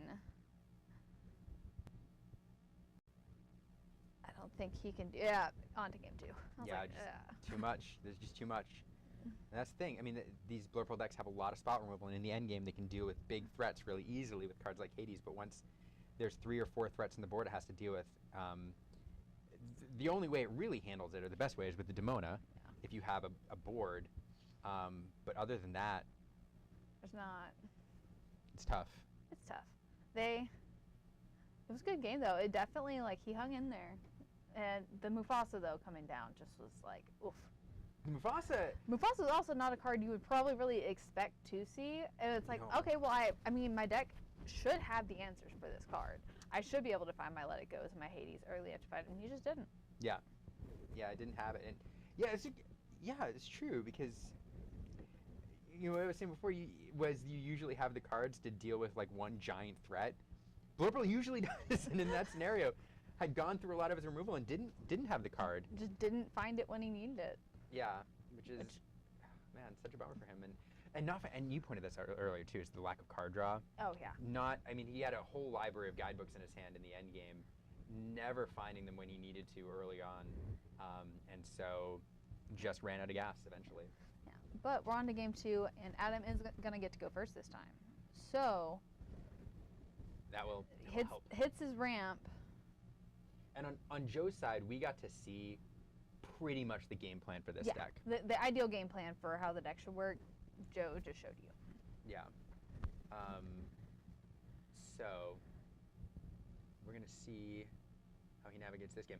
There's one card he has in his deck that we all know. I mean, it's Black Cauldron. I love Cauldron. A lot of these Amber Sapphire decks I think he's running one. A lot of Amber Sapphire decks stopped running them actually, because people found that they were kind of clunky, and it feels really bad to lose when your Black Cauldron pays for Emerald Chromacon Sins from the random item removal that's running around. But I really like them because you can imagine in the end game there again when you're after you storm and you have all this ink available, like the ability to pull cards out of your discard, even though it's kind of slow, is actually it can be really impactful. And I love a good Black Cauldron cooking up trouble on the board. Black hope we see it. Cauldron. Oh, Black Cauldron. I hope we see it. I'm just a little sad we didn't get to see any more Raging Storms. Like we saw the one. I'm like, Just the one. listen, it was a personal attack against me last weekend, and my opponent got to play it like 3 times in one game. Ugh. I would love for that to happen to somebody that's not me, so I don't feel so alone.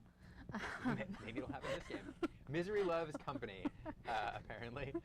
And so we'll see. Maybe it'll happen this game. Yeah. On Adam's side, Adam does establish the Basil turn 1. I will say again, anytime Blurple plays a turn 1, especially on the play, you'll hear me mention it, this does add stress to the hand, especially when you're TPOing on turn 2, getting that extra card out of the hand. Now our ink decisions become a little bit challenging, and we can see in Adam's hand he has 2 Genies, so 2 Uninkables, as well as a Hades, and I think that's it. So inking becomes a bit of a challenge here. Luckily he will have the Genie available to help refill the hand, but that 1-drop Basil does stress your hand a little bit. Anyway, we're playing Blurple. But both players finding the ramp, so we will have a game. Yeah. Which 2 surfers just hit the inkwell. Ooh. All right, and into a Genie here. Draw a card. And Adam again doing what he's done since. Or I just looked up at the lore total and I was like, that's not right. I'm sure we'll see Joe reset his lore in a few minutes, because he's not at 17. But doing That was what a he quick did, 17. right? Doing what he did so well last game though, and accumulating that little bit of lore when he can, pushing his lore total, which served him well last game. So Tipo gathering some lore here, and there it is. Now we didn't see the Horseman Strikes play on curve last game because Adam played the Tigger on turn 4, but this is exactly why it's in here, and it's such a huge momentum swing to banish that Genie and draw a card at this point. And it's kind of a low tempo play because you aren't doing anything else on your turn generally, but that's okay if you're Joe, because the later this game goes, the better it is for you. Yeah, you want to have a chance to be able to build up your inkwell. So really just kind of slow them down long enough to give you time to do what you need to do. It looks like an Ink Runner and a Nakoma there. It's an interesting choice. Nakoma is great to establish this next turn, but Ink Runner is such an impactful card in this matchup, or against any Amethyst decks. You hate to lose it. Yeah. And I think taking the Ink Runner there. And Joe will send that Tipo off for a quest, knowing full well that Basil with its support and that other Tipo likely to do some work here.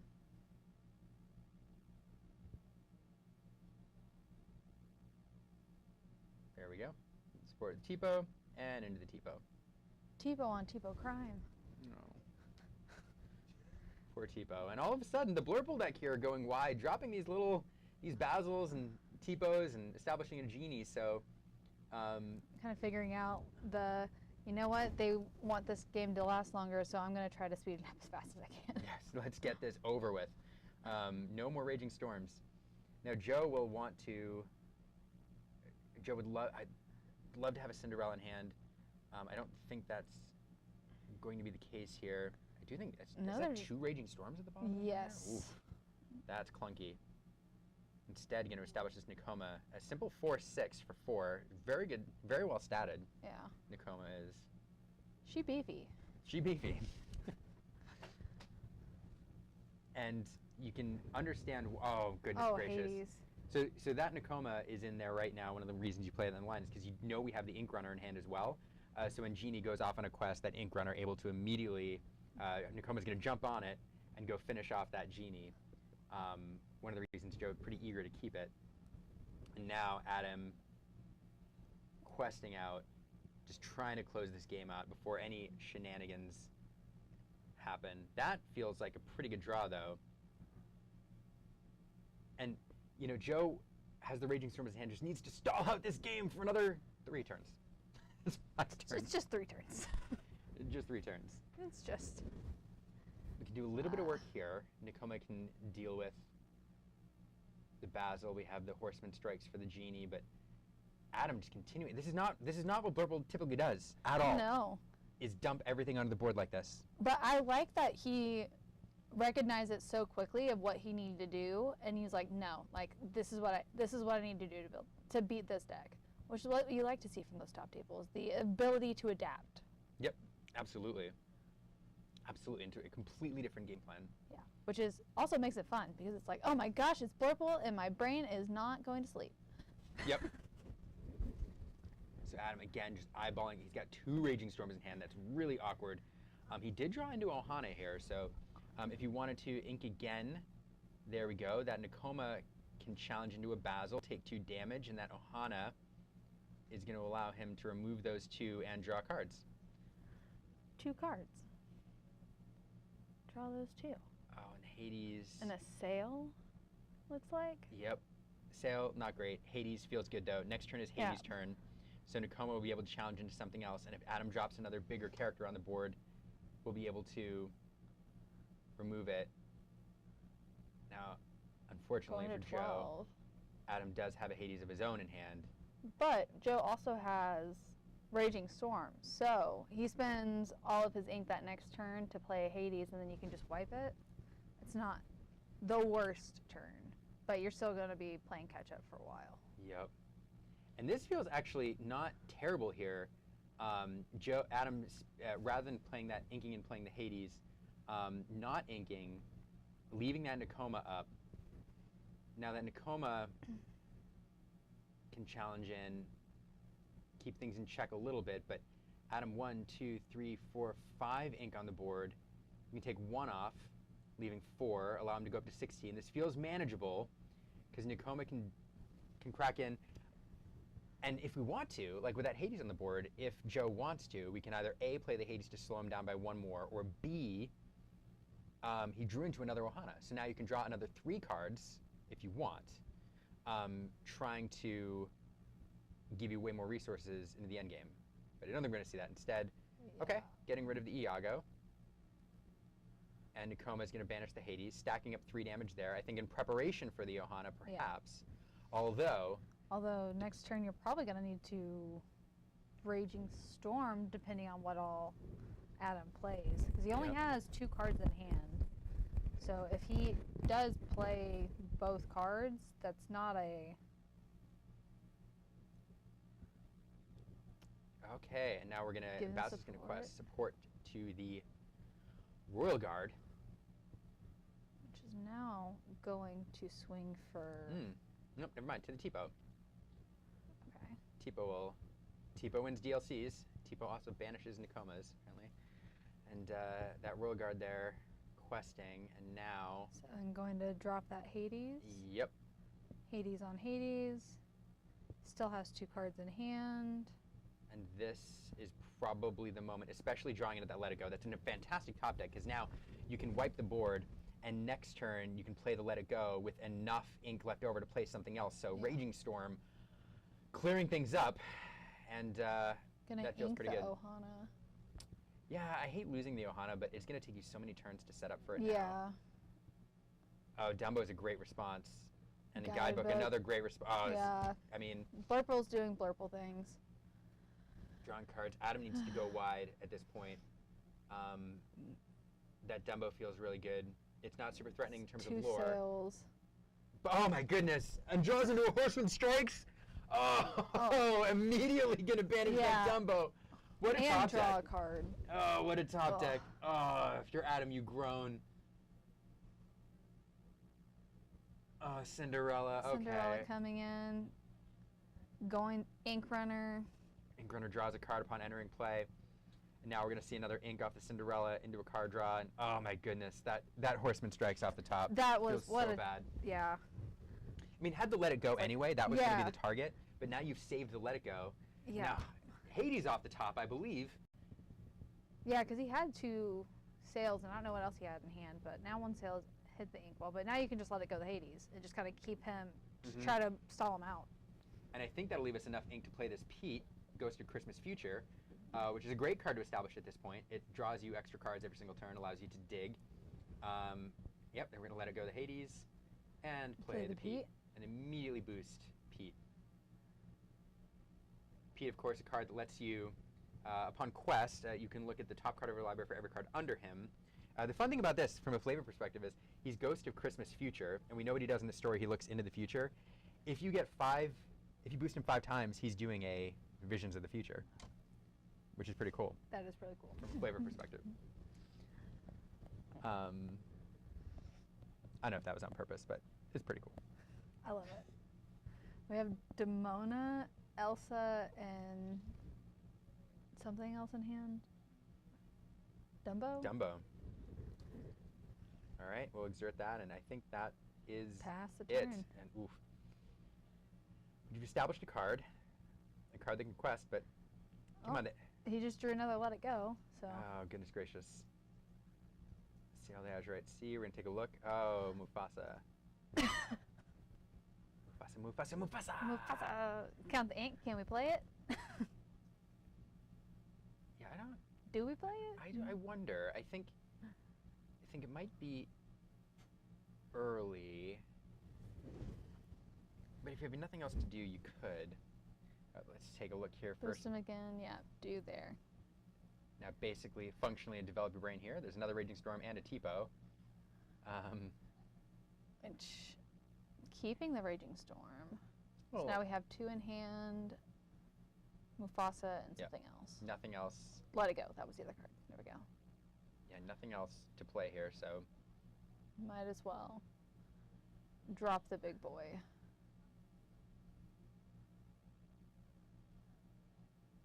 And Adam picking 2 cards at random to send back to Joe's hand. And we'll It's like, exert the man. rest, and they'll hang out there. Now, Elsa has stuck around, so we can quest up to 16, but things are starting to get a little scary over there. It's looking a lot like the first game where it was like, and Mufasa comes down, and then tides turn, and that's it. Yeah. And is it a genie? Dumbo. A Dumbo. Okay. Immediately use the Elsa. That feels pretty good. yeah. Why quest when you can gain a lore and draw a card? Followed by Wasabi, who's going to eat the Ink Runner Oh no! to gain a lore, right? Off the Wasabi? Does he gain the lore? I think so. Wasabi. Yep. Its player gains 1 lore. I mean, that feels really good right now. Eating the Ink Runner feels good. Gaining the lore feels good. And I don't know if you've seen the lore. Adam doesn't gain the lore. Oh, okay. Joe Gains the lore. Okay. Yeah, it's the when you That feels play this worse. character, you may banish chosen item. Its player gains 1 lore. Okay, well, that feels worse. But still, getting the Ink Runner off the board protects that Elsa now. Yeah. And the Insulated. Dumbo. And the Dumbo, that's true. Insulated from the crackback, and that could be huge here if Joe is forced to wipe the board because those evasive card-drawing characters are hanging out there. I mean, I feel like that's a win, perhaps, for Adam. Yeah. The whole turn. But the thing is, at least Mufasa, he can do things, essentially, and then Mufasa, and then he does have another Mufasa in hand, so it would kind of stink to have to reestablish, but it's better than just, ugh. Yeah, and this is tough because I think in a normal scenario here, if Adam was at less lore, as Pete is going to quest, if Adam was not quite this high, you have a Hades in hand. I think you play the Hades, you draw it out a little more, you invite Adam to drop more characters on the board, Yeah. exhaust his resources. But, you know, can Joe afford to let Adam go up to 18 lore if he just plays the Hades? I'm not sure that you can. I don't think so either. I think he almost has to wipe his own board and then just Hades, try to use things to kind of keep it removed, because you can wipe again. We're going to let it go to Dumbo. And quest for 4 here. Ready your ink, And then can Hades at that point? Yep. Okay, so yeah, I forgot about writing your ink. With the Let It Go, you can do both. That feels a lot better, and we're really seeing the impact of Mufasa here. That's why he is in this deck. It's a 2 of. feels And he definitely really feels good. like he's carrying this deck right now. Yeah. At least these 2 games that we have seen of this deck, Mufasa is putting in the work. The finisher both times so far. Now we don't know that he'll take it away here. Still time for Adam to find some answers. Cheshire Cat, Okay. a Basil, Okay. and just Demona. Demona. Okay. And now I wouldn't be surprised if we see that Rafiki dropped too, because at this point, what Adam's saying basically is, Adam doesn't have enough to remove those big threats over there. Yeah. So Adam says, I'm going to make you wipe the board. Yeah. At this point, you have to wipe the board to prevent me from winning, thereby removing all of those big scary things over there that I can't deal with. And that, I think, is going to have to be the answer here. I can't see the second from the bottom.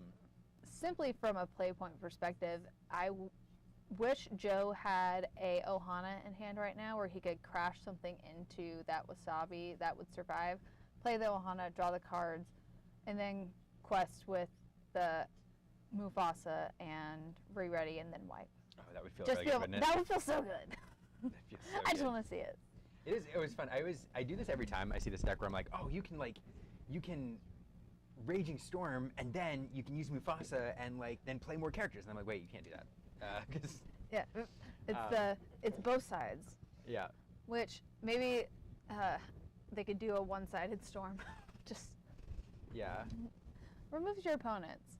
So we are going to see smartly using the Pete here. First, you boost Pete and take a look at the top. 5? It's pretty close. Four? At Four least or 4, five? 2, 3, 4. That feels pretty good. Cards. Yeah. Just assemble your own vision of the future. I didn't see what we took there. But if Didn't either. there's enough to remove 2 of those ready characters, Looks like he just You got a vision. a vision of the future. I'm going to look again. All right. But you really need to remove 2, and that's the problem here. You have to get rid of that Demona. But he did draw and the something Ohana. else. But Pete's already exerted. You can't use Mufasa to crash into it. But Hades, I guess, could. I just want him to do it. Oh, that would be so fun. Yeah, Hades could. That would be fun. I'd love to see that. Kept the Ohana. Did I manifest this? If you did. Am I amazing? Well, you are. Regardless of on. whether you get this right or not. Oh, he's questing. Okay. He didn't do it. Didn't do what I wanted him to do. To ready the ink. And then here it comes. At that point, Adam just Adam's Let the already picking him up storm before it even rage hits. on.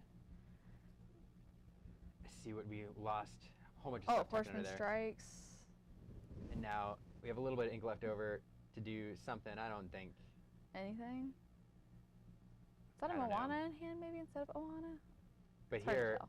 but having found that second Raging Storm here, this is really tempting for if you're Adam to put this thing away, Like, drop you multiple just characters on had the it. board. There it He is. just Oh, emptied his no. hand. Oh, Oh, no. Here it comes, just right Oh. into the saying, oh, it Oh, just no. walked right into my trap.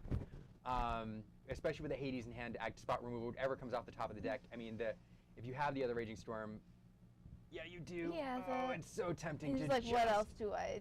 He's trying to make it seem like, what do I do? just hit the We all know what you're doing. hit the Just drop big old it, drop reset it. button here. Okay. Oh no! And Ah. there it goes. And that's the trap you fall into. Okay. You're like, here, I've got this. Do you? You have to make him have 2. Sometimes you have to do it, right? You have to Yeah. say, hey, make him have it. You either have it or you don't. Oh, But this feels really good. Oh, guidebook off the top. There you go. That's really good. Now, do you have multiple characters to drop? You'd love to have a Demona plus a 1-drop, like something like that. Oh no, that's oh, not no, good. that's not good. That's not great. That's not great. But it's interesting playing instead Demona. of ink- Oh, okay, well, Oh, 'cause never he's mind. drawing It's better. 3. It's better. Okay. Oh my! That's What is happening? What is sequence of cards? Now, Except unfortunately, Joe has the Hades, and she's gonna just go away. But Adam is not empty-handed. Adam is So not it is Adam. not. He's not out of this yet. But Joe is at 15, so he is catching up quick. Yeah, and he drew a little bit. He's got the Hades looking for a deal. He drew an Into the Unknown and There's another Mufasa. something else in Adam's hand. So the Mufasa feels really good here if you can drop that. But you need to Hades this Demona. For sure, you need to get rid of the Demona. Yeah, like that is now. not even. So Not you a do it with the Let It question. Go, and you might have enough to do the Is that Mufasa Let It as Go well. or is that Moana? Looks like you might Um, have two Moanas in here. Is it two Moanas? Yeah. It might be two Moanas. You're right. Yeah. That one's a Moana. Yeah, Moana looks suspiciously like Let It Go. The from corner of it, when you can't see the whole image, it definitely looks like Let It Go. But he does have Hades. And he can Cinderella and Hades. Oh. Cinderella and Mufasa. Mufasa. Okay. So I guess he's going to say, I'm going to let you get to 19 and then I'm just going to win. putting game on board right here. Yeah. So it's a bold move though. I see it though. I see the line, but it is against Burple, so it is very brave because Adam has 3 cards in hand of saying, I'm going to have things. This is it. Like, does he? This is such a good game. This is so tough. Looking for a deal. He's gonna offer it. Do you take it? Ooh. 'Cause now you're drawing 2. It's an into the end. It's a Let It Go. No, It's a Let It Go. And look, and you're really snapping that down. Oh, I'm gonna get rid of that. Mufasa. No! Oh, I'm gonna quest for 2, up to 19. Oh my goodness. And now you have to deal with both things on the board. No. He drew the Let It Go. And so Hades, you can deal with a thing. Oh, let's see. Some amount of ink left over, but I don't know what removal because that is There's 2 definitely. Hades. There are 2 Hades in hand. Oh, there are. How much ink do you we have? have enough ink to do it? He might have enough ink to do it. Because there's 7 for sure at the top, and it looks like with inking for turn puts him at 7 now at the bottom Absolute as well. wild. Hades. And a pass, and that's game. Not enough to do it. Oh my goodness. Adam man. somehow forcing a game 3. That was Um, stressful. But Joe I'm gonna go almost back. had it. Joe did almost have it, and I think if he had played the Hades that turn instead of playing that Mufasa. and these are sometimes, there's a lot of lines in Disney Lorcana which are obvious. There's a lot of lines where you're like, especially in the early game, where you're like, all right, I do this, I play the ramp, I play the Cinderella, and they're formulaic. But then there are turns like that, and Joe had to make a choice. Yep. Like, do I play it safe or do I make him have it? And he said, I'm gonna- have it. Yep. And Adam Then did. he had it. And he had it. Ooh. Oh, that's so good though. Because that Hades turn, you're right. You play the Hades and you draw it out a little bit more, and Just buy yourself a few more turns and you could have played the Mufasa that next turn and then been there. but it's so crazy because if Adam doesn't top deck that Let It Go, or conversely, if Joe pulls a Let It Go off. Well, and also the- to go back even farther, the guidebook into the Demona, like. Oh yeah, Guidebook into the Demona is nuts. Like, wow. Guidebook into the Demona, draw 3 cards. Yeah. Like, and yeah, what a match. What a match. And now we have 20. I thought I thought we were gonna go to the backup match. I was like 20 minutes left. Joe's gonna take this we in have 2. 8 minutes left. We're gonna go 8 minutes left. 8 minutes left. Oh dear. So timer on the screen's wrong. We might not make it through game 3. We might end up on turns yet again. We're gonna have to keep an eye on that timer. The 2 of us together in here, it seems to be we go to turns. Yep, as fast. We go to turns, but that's what you see in this matchup. Like, we're so used to Blurple. Blurple wants to go super long. This deck, the Amber Sapphire deck, wants to go even longer. Yeah. It's very reminiscent in terms of its game plan and how it's like trying to draw things out into the board wipe of the items decks we used to watch. Yep. That build the item engines and then be prepared, be prepared, be prepared, be prepared, just over and over and over again. It's And, they restyled their makeup, but it's still the same palette. Just new colors.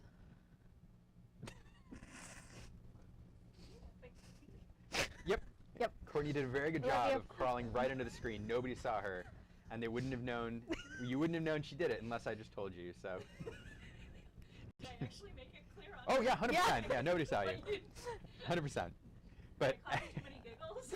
Yeah, like, no, we had to explain why we both went like this. So there you go. Production showing us the time over, the actual time over on the right, and both these players have to play with alacrity now. It's my favorite word to use in casting these last few weeks. Into the unknown, into the inkwell, followed by Sail the Azurite Sea, and we are going fast, folks. Post haste. Post haste, as both players looking to avoid the draw.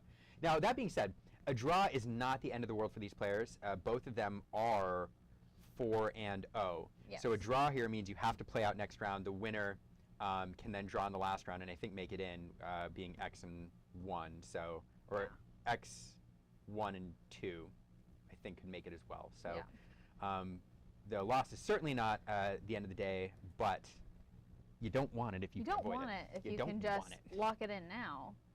That's true. And Dumbo coming down. Horseman strikes at the right time. That's one of the reasons you on Amber taking out that Dumbo feels pretty bad if you're Adam.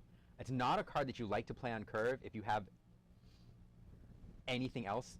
Feels bad to lose it to Horseman strikes here. But, you know, the princesses are coming in because we have Moana in hand on Joe's side as well. So we're about to see the Moana-Cinderella combo yet again. That, like, Moana or Cinderella, if it survives, and it's not going to survive because that Royal Guard will get Challenger +1 every time you draw an extra card per turn, so enabling it to crack into that Cinderella feels pretty good because, as you pointed out, that Moana's coming in next turn would have represented another card, another ramp, and both players just back and forth here, slugging it out. Empty boards on turn, I don't know what turn it is because these players keep ramping. Yeah. Here comes Moana. Let's see. Blurple is only at 5 ink, so it's probably like, what, like turn 3 or 4? Yeah, I don't even know. Hades going to look for a deal, say, do you want to hold on to that, Moana? And at this point, Moana's kind of done her job. She's already ramped once. You'd love to keep her around to ramp some more, but it feels pretty bad. Yeah. The fact that Adam is playing Dumbo on curve means that it's probably not the best hand, so you'd hate to give him more cards. Now Joe drawing into that Raging Storm. You love to have one in hand. He's managed to ramp a couple times already. Yeah, I was like, he's already got the ink for it, and it's there. He's got Raging Storm and a Let It Go in hand. At least one Let It Go in hand. And this Scuttle coming out here. Scuttle, beautiful art by Kendall Hale. He went hard on this. 5/5 with Ward. Really great in this matchup because all of Adam's removal is spot removal, except that Demona, if you have something on board to deal with it. Hades now going to quest. And Hades going to come on board. Can't choose the Scuttle because it is warded. But it's a big boy. There's another Hades in hand also, so he could be hoping, okay, like I've played my 7-drop Hades. Maybe he'll play some better target for me to hit it with this next time. Well, and Adam wins this game by being the beatdown and closing, going fast. Yeah. So Hades coming out saying, "Hey, I'm a 3/6. I'm a quest for 2 every turn, until you do something about it." And that 6 willpower, pretty good when you have a 5 strength Scuttle on the board. Yeah. So. But we do have Let It Go. And Scuttle can sing. He can sing. He is. There's no criteria of singing well. It's just that's singing. Right. That's right. And a Let It Go back into that Nakoma. So both players just using their removal back and forth. Demona coming in now, going to draw 2 cards. Into the Unknown and a Basil. So Into the Unknown and Hades in hand on Adam's side, which neither can deal with that Scuttle. Nope. So Scuttle going to quest but again, and then Raging Storm, just reset the board. And that feels pretty good right now, although Adam feeling good about drawing 2 cards off that Demona. Start with an Azurite Sea. I think another Demona off the top there. My goodness. Yeah. And, yep, right into that Demona, draw 2 cards. And this feels really good. Like, Adam has struggled in previous games where he hasn't found that mid-game card draw, and now he's gotten 4 cards so far off Demonas. So doing what he needs to do to keep driving things, and there comes a Hades back. It's like, no, swipe it off. Yeah, getting rid of that Demona, and we're in the Sapphire Slugfest phase. Hades on Hades coming in. Every and then time. is there going to be another Hades or let it go? Another Hades. Hades. There's going to be another Hades. Here it comes right back. Hades, back on Hades. They always have it. They always have it. The Hades just, the Hades on Hades. How many action all the turns in a time. row can we go with And another one. How many turns? And another one. Joe top decks another one. We're at Guidebook, drawing another card. And again, the card draw here, 4 cards off the Demonas. Now he's gotten the guidebook off, and what he has not managed to do previous games is get this mid-game card draw. So this Yes. feels really good. Joe has already reset the board once with a Raging Storm. So now Adam feels a little bit better about going wide. Yeah. What are we going to see here? Oh, Let it go under the Hades. These let it go Sapphire into the Haymakers. Hades. My goodness gracious. And things just getting drawn out here. Okay, a couple characters on board. Elsa and the Basil. Both players playing fast now. We're showing 70 seconds on the clock. Both players would rather not go to turns, but things aren't looking good. Yeah. 3 and 2, Oh, Horseman Strikes, just... They're both essentially just saying, whatever you play, I have the answer for in my hand. Whatever you can It's do, I rather can do better. Rather unfortunate this one has gone to turns because this game is going to be very good. Yeah, I want to yeah. watch this whole game Me play too. out. Me too. I don't know. I really like Amber Sapphire, and I like how good it's doing into Blurple. It- I love Blurple's been running so strong for a while now. It feels good to have something that's kind of checking it, especially with Mufasa. Mufasa. Yeah, it is really good into Blurple. It's decent into Amethyst Steel. It's even good into Blue-Green, I think. Ink Geyser's a bit of a threat, but Joe's deck has so many cards which let you ramp, like the Cinderellas. You can just re-establish You, quick you just reestablish, because that's the way Emerald Sapphire always wins. Is it Ink Geysers and then it like Princess ramp whatever, and Joe can just respond in kind. Ooh. We are at time and round. Now, sometimes in our feature rooms at the table, because people take more time to get in there, we have a little extra time, but I think that this table is on round time. So according to what we're hearing outside, this is turn 0 for Joe. And if you're not familiar, what happens, you have 5 turns. Turn 0 is the active player's turn, so Joe's turn.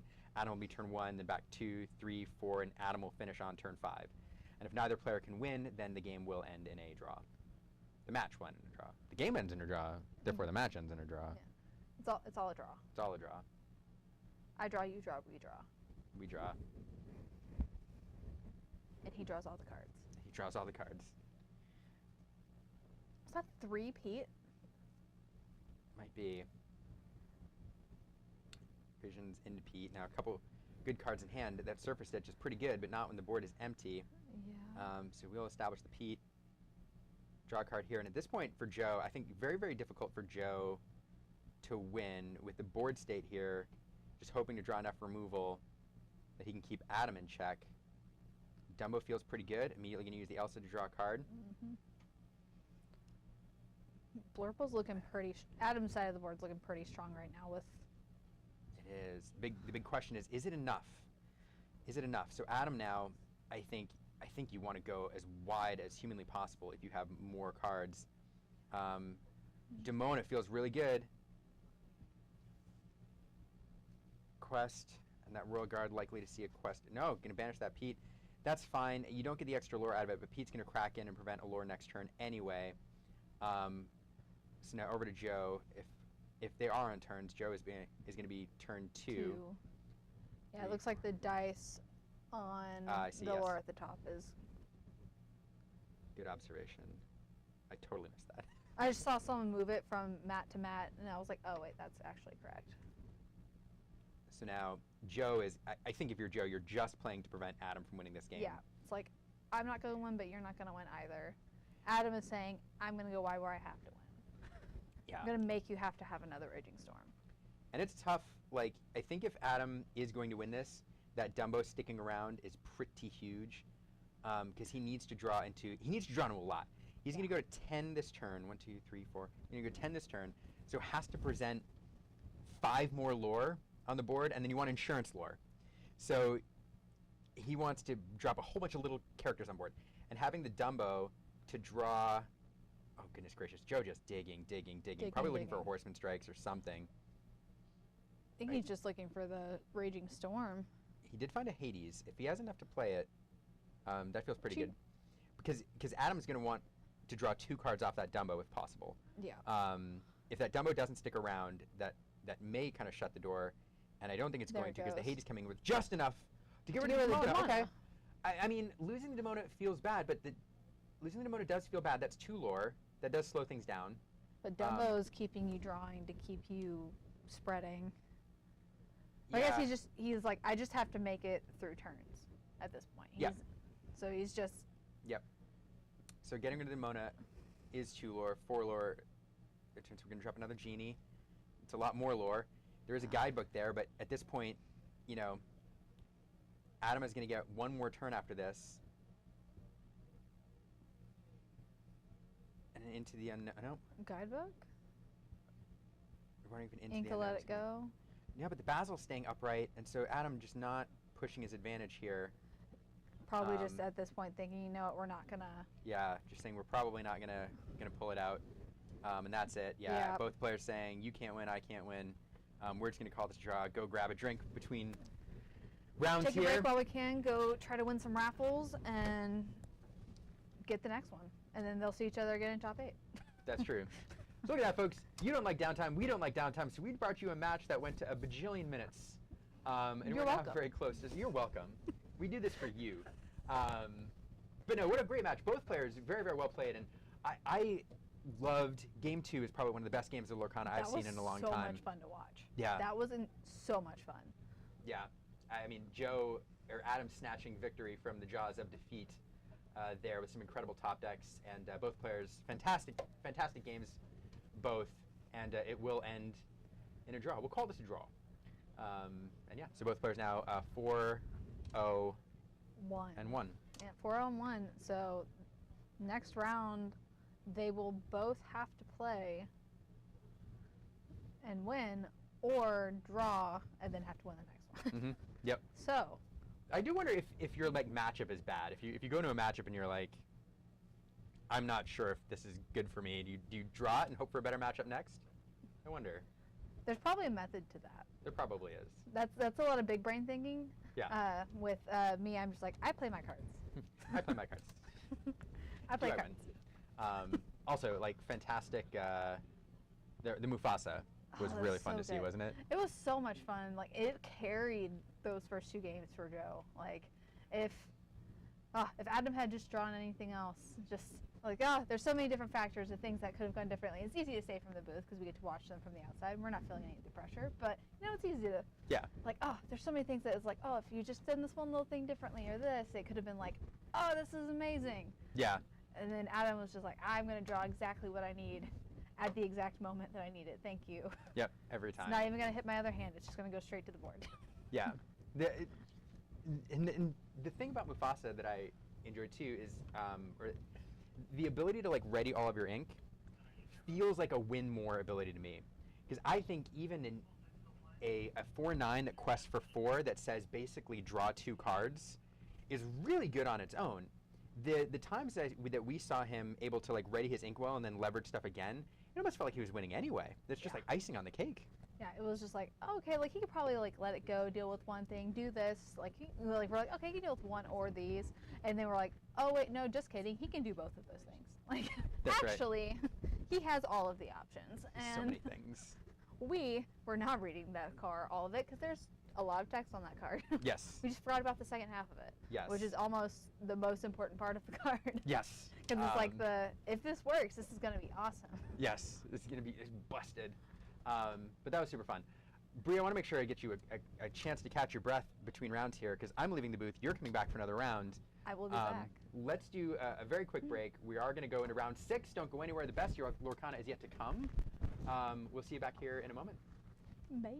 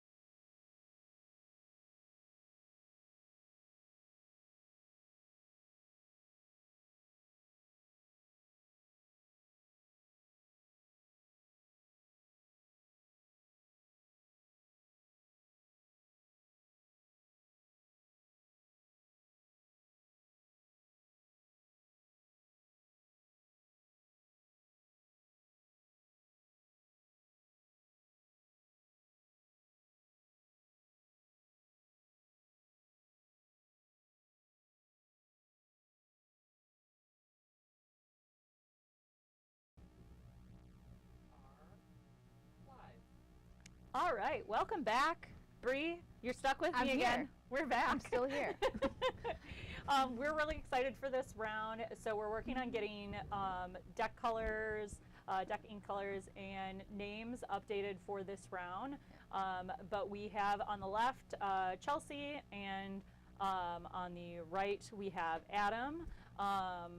We might be really excited about this because Chelsea is one of our good friends from the area. She is a wonderful player, and we're excited today. So far, she is 4-1, and we are thrilled to see her thriving today. Yeah. And she's going to be playing Amethyst Steel. Yes, up against a Blurple matchup, which I believe our last round that you had. Yeah, I believe Adam was who we just had on. Yes. And so he's back. He is. But also, Guess who's back? I'm just excited for other people to see how cute Chelsea's playmat is. Being very honest, so Chelsea and her boyfriend went to Disney last fall and had these really cute magic shots taken, and she had it turned into her playmat, and it's adorable. It's adorable. It's almost as cute as the one of her dog. Yes. So today has been really great. We have seen some great matches on stream. Do you know what we haven't seen yet? At least I have not seen. Have you seen a dog? I have not seen a single dog. There is Oh no. one dog deck that I know of hanging out up at the top tables, but we haven't made it on stream. So I'm sorry for the dog lovers, but I do know that we've seen a lot of dogs on stream recently, so I don't think anyone at home watching is too upset. Yeah, no. We like to change it up. We had some Sapphire Amber. There we go. Those are words. Sapphire Amber last round against Adam, and it was wonderful. And it was a very exciting round. And now we're off to more of, I think, of a expected matchup of Amethyst Steel versus Blurple. Yes. And we're going to see.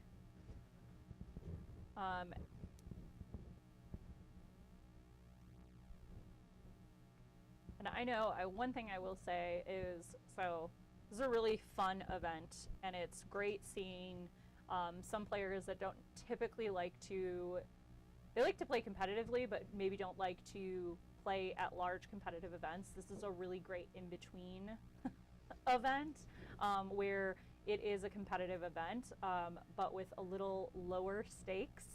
So the vibe, I feel like, doesn't have that like heightened, While there is tense. almost 100 people here, it is more relaxed. Yes. There's not a golden Mickey on the line yet. Not yet. Yeah. There is an iconic Ariel. There is. But that's for a raffle. So really, you don't even have to win. You could still win by going home with an iconic Ariel. Agreed. But we see Cheshire Cat come out here, and we see Chelsea questing with her Palace Guard there. The ever so organized Chelsea. Yes.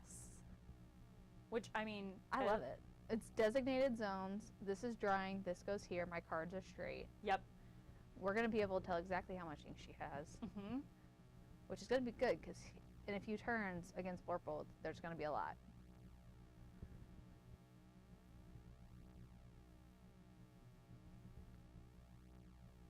And really, we see here a great play from Chelsea, questing that Palace Guard, and while her opponent Adam here has that Basil on board to be able to support Rafiki.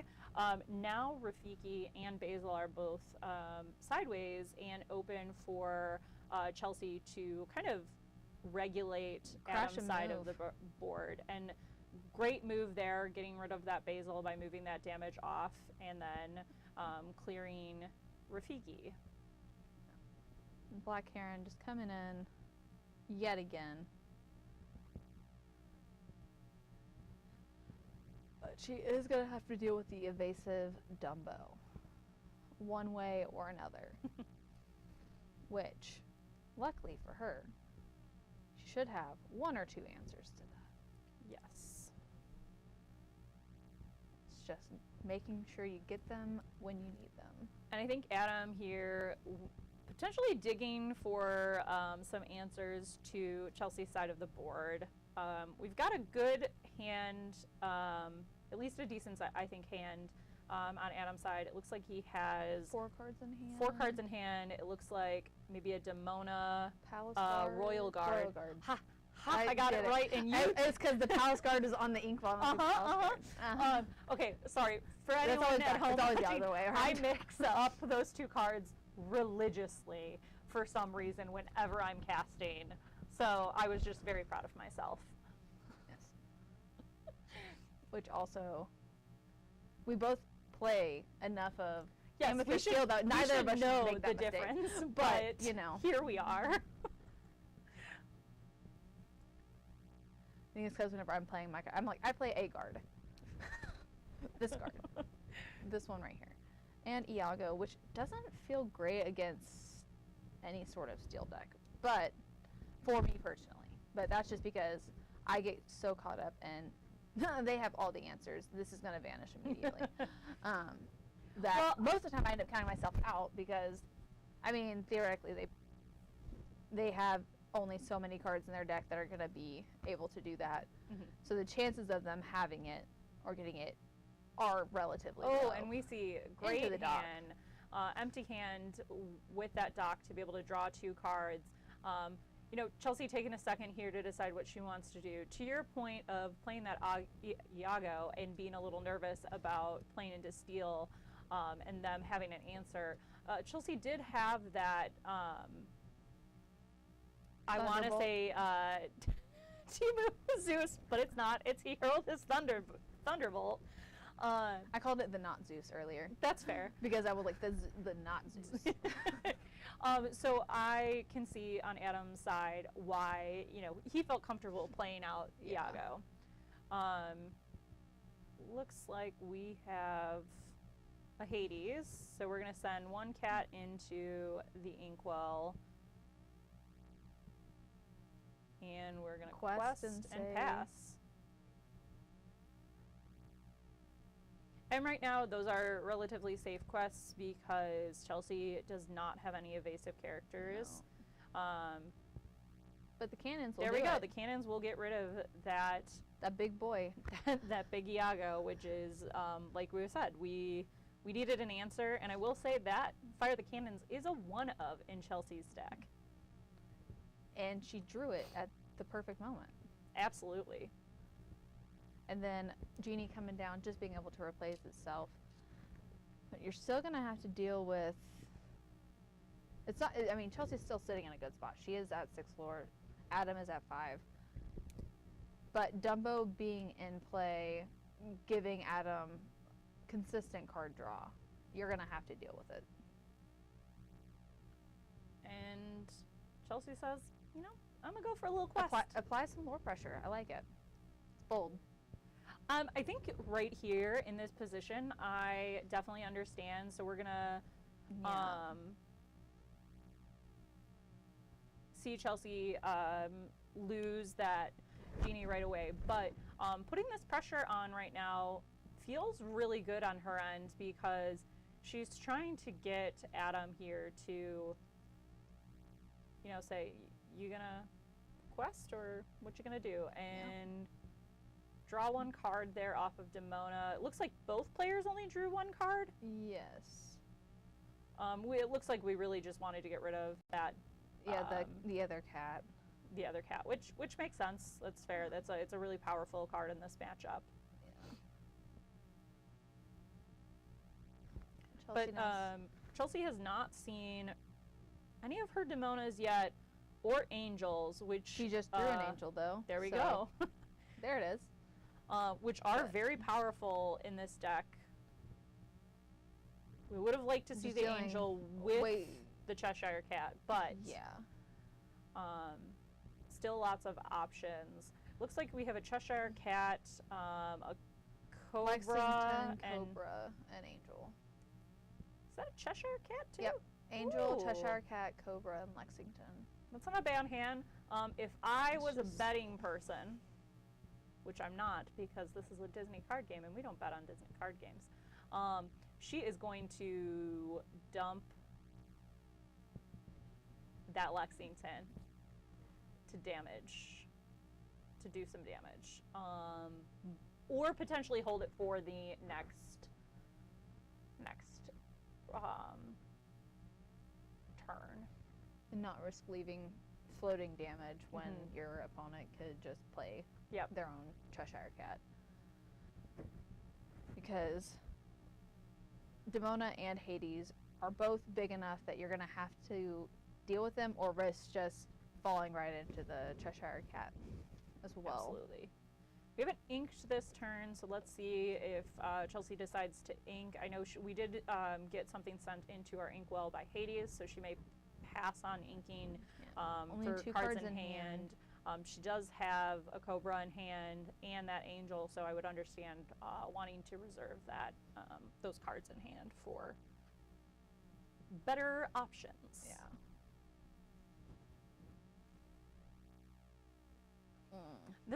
This is a hard decision here. Right now, that Angel is really powerful on her side, but we do know how powerful card draw is, and I think, I think I would have made the same decision of putting that Angel to the bottom of my deck. Because I really think a lot of the times when your opponent is playing that Hades on you, not only do they want to remove that character, but they want the card draw. Yeah. I mean, he's already sitting at so many cards in hand. Now he's going to have the guidebook. He can just, Basically, he just kind of went, well, you can either willingly take it away and I'll take something else away, or you won't willingly take it away and I'll just get rid of it anyways. And we've got a decent hand now. I think we're going to play Cobra. It's looking heavy on Adam's side, though. It is. Some big I was characters. interesting. Lexington getting that body out, great play. I would almost have wanted to maybe toss the Lexington for the Cobra to lure and keep Olaf, in hopes to bounce my dock back to hand. But at the same time, that puts her in a rough position if Adam does have another Demona in hand to play. So I kind of see both sides. Both sides of the decision-making tree there. So we're gonna dig for some cards here. Looks like we got a Dumbo. Trying to see what else we pulled there. Genie, Dumbo, Let It Go, and Elsa. Ooh, that's a hand. If I'm Adam in this situation, I'm feeling pretty comfortable. Yeah. He's controlling the board state. Like, Lexington and Cobra are out, but you have Dumbo, which is evasive, so they can't touch it. You're dropping down a Genie, which they also can't touch. You have another Demona in hand. You have Let It Go. You have so many options of being able to. I think the one thing that Chelsea has going for her right now is the fact that she does have 12 lore. Obviously, Adam is at 12 now as well, but she's got the pressure still. I think if we were top decking a little bit, Chelsea is top decking. Lower of Yzma is not a bad top deck. I think we needed it about a turn ago because I think we're going to go to, we've got 6 lore, so we're going to go to 18 on this next turn. We're going to take out the Hades, both the Cobra and Lexington will still remain on board. Obviously a little easy to clear now, but help take a little bit of the pressure off of Chelsea there. Yeah, Adam's like, I have all the cards, but you know what? I could use some more cards.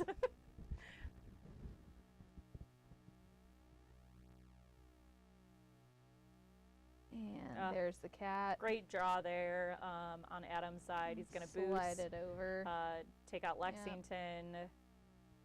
have that Hades now at full health. We're going to draw some more card, gain a lore from the Dumbo, and I don't think he needs more cards. He's got enough. Just saying, let it go, all right. keep her in top deck mode.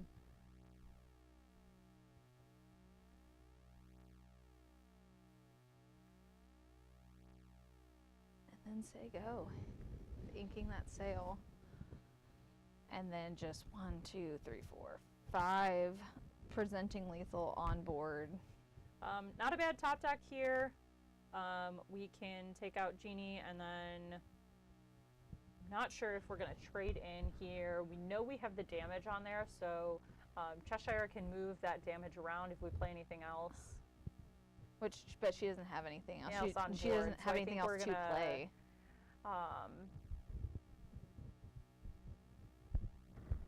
Yes, she doesn't. I was more thinking even like the next turn if we're going to hold off or...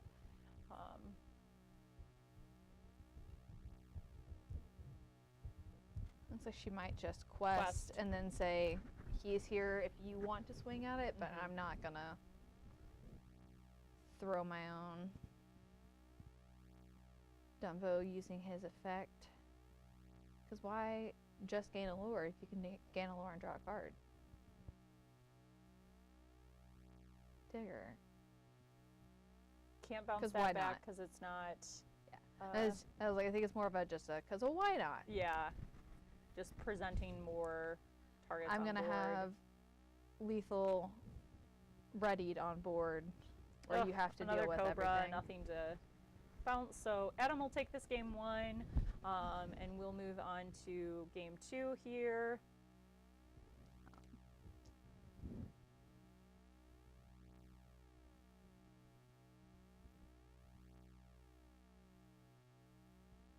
But really, really strong game 1 by both players. Adam really playing this Blurple deck really well, but Chelsea, she just didn't putting up a good fight. His deck did exactly what it's designed to do. Her deck did not do what it was designed to do. So, you know, fate of the cards, sometimes it happens. Yeah. We saw it, we've seen it, we saw it, we've been there. On to game 2, and who knows what could happen. But Adam,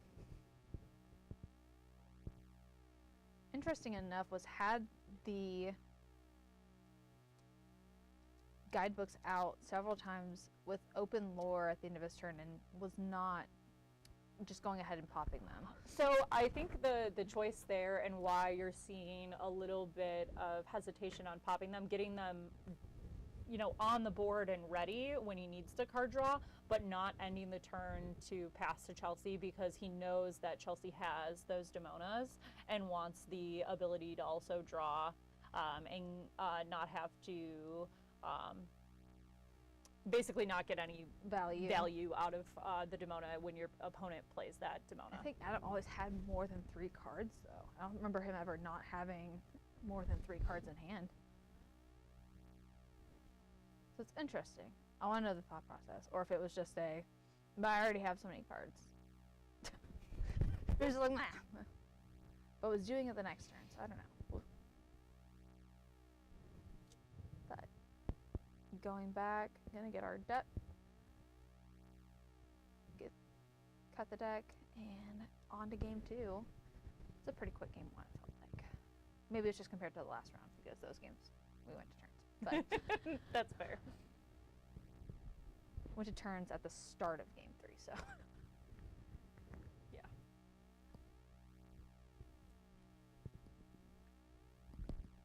We are on round 6. So Adam, I believe, is 401. If this is the same Adam that we just saw. Yes. So if Adam does win this next game, then Adam is for sure locked into that top cut.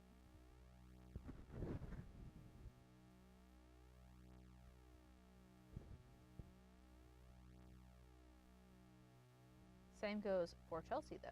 If she wins, she's also... She would make her 5-1. So should theoretically also lock her in, depending on the rest of how many other people are XX1. Yes. guard into the Azurite Sea. Double guards on Chelsea's side. Basically just saying, I'm going to have this big boy out.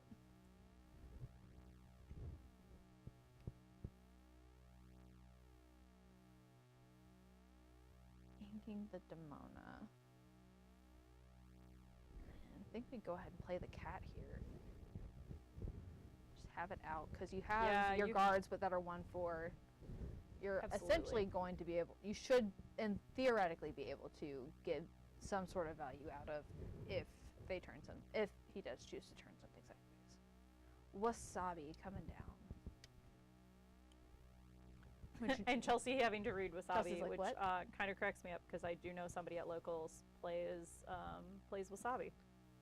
I love that she's like, oh gosh, not that one again. But it also makes sense because it came out in set 6, and I don't think Chelsea played in set 6.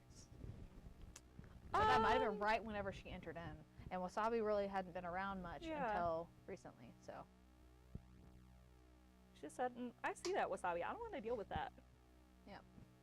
Which is understandable. It's just, you know what? I don't want to deal with any of your stuff. You can stop. Full stop.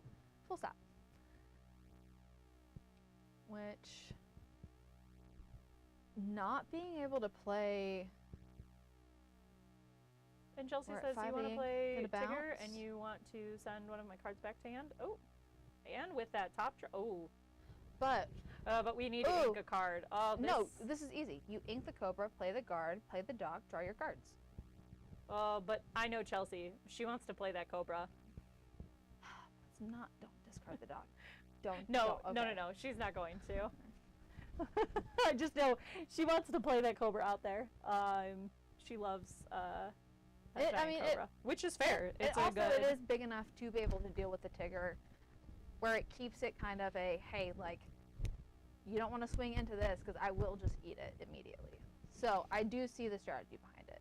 I just like being able to potentially just go wide. Go wide, go fast. Which is not always the best strategy, but, you know.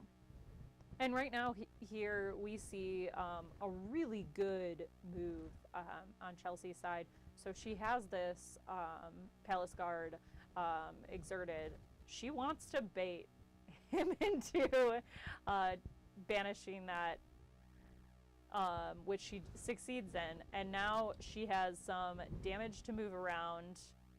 There's no damage. Oh, the 1 damage, yeah. But she does have Angel in hand, yeah. So great. I discard something to just go ahead and get rid of that Tigger and say, get out of here. It's obviously going to be a little bit dependent on what she has in hand. So she only has 2 cards in hand. The Olaf, that doesn't feel terrible. Nope. But there's a Hades and Demona on Adam's side. So, kind of being like, hey, like, play your Demona, but Chelsea would get full value. At least Chelsea is going to be able to draw cards. And with getting rid of the Tigger. I think we have no cards in hand now. Yeah. So that means we have resist 2 on Angel. Yes. So, Adam has options, though. Doesn't have to necessarily play that Demona yet. There is Hades and there is Elsa in hand. Yes. So, can easily play Hades, get rid of the Angel, or the Cheshire Cat, but most likely I would think the Angel. I think that's, truthfully, a hard decision here. I think it's, both are threats to him. Yeah. So I'll be interested to see what he picks first. We pointed at two characters. So I was pointing, I'm trying to decide between these 2 really Which quick. Is fair. Yeah, which, get rid of that one, throw the Iago into the Cobra, leave out some characters, but Iago is evasive. Doesn't he? Am I making that up? Yep, Iago is like, evasive. It's been a day. I'm like, wait a second. I know he has Vanish. But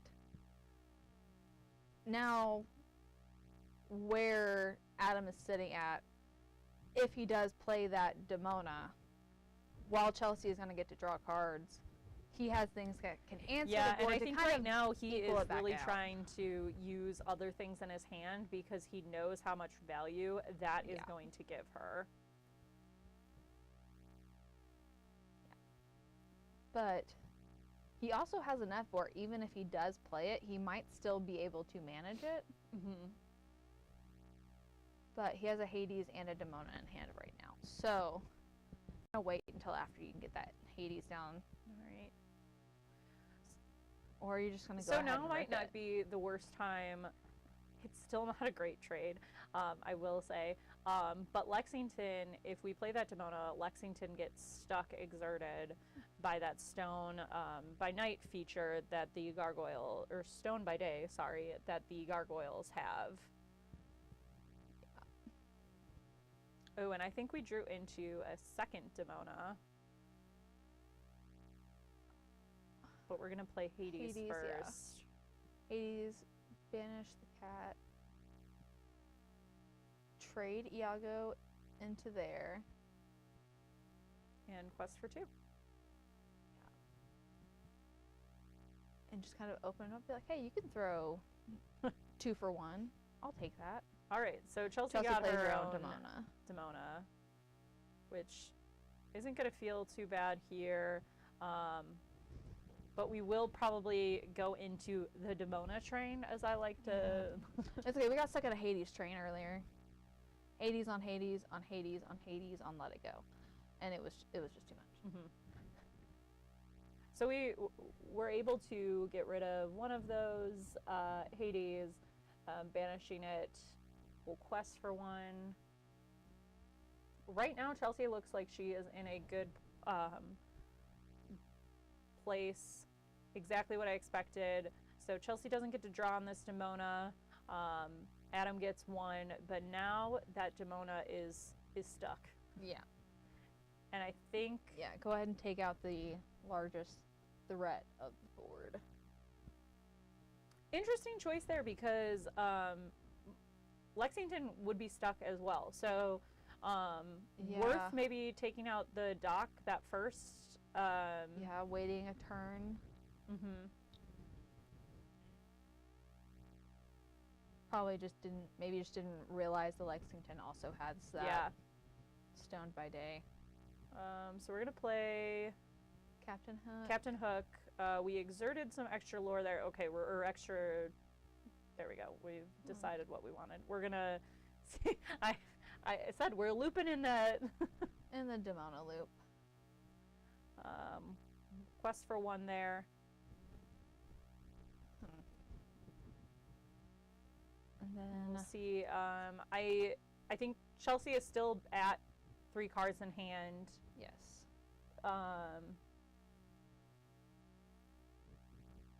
So neither of her. Demona will not ready. Yeah, Demona won't ready, and I realize 1 is readied. So I was just thinking through the fact that Adam also has a Demona. So Yeah. we'll see what he does here. Genie replace itself. We've got 6 ink. Yes. I'm going to use all of that to play another Yep, Demona. There we go. And that is kind of what I was Freeze, yeah. expecting here. Those just went out. You can take out the dock or the Captain Hook with that Hades and still have it. Mm-hmm. And I, Yeah. yep. Well, the next thing we have here is, so Doc's ready. Doc can make a great trade into that Hades. Yeah. But I do know, but I think still. with the last Demona that Chelsea played, she was able to pick up a strength. So let's see if we can play some characters out and then maybe at least take out that Genie and then trade into Hades. But we'll see what Chelsea does. Yeah. Which Adam has 3 cards in hand still. It's quite the stack of ink. All right, so we'll get our own Genie on board. Now we have a Cheshire Cat on Chelsea's side, but I am hoping If that we you- will. Okay, so we're Because gonna you can't ink. you're gonna have to hard cast it because you We're gonna can't play. Yep. We're okay. So maybe we're gonna. go ahead and sing strength on. That's not an. Then throw a dock into there. Okay. Okay. So basically preparing to and be able to trade into the characters Yeah. on board, and now that we have a Letting him draw off Yep. of the Hades.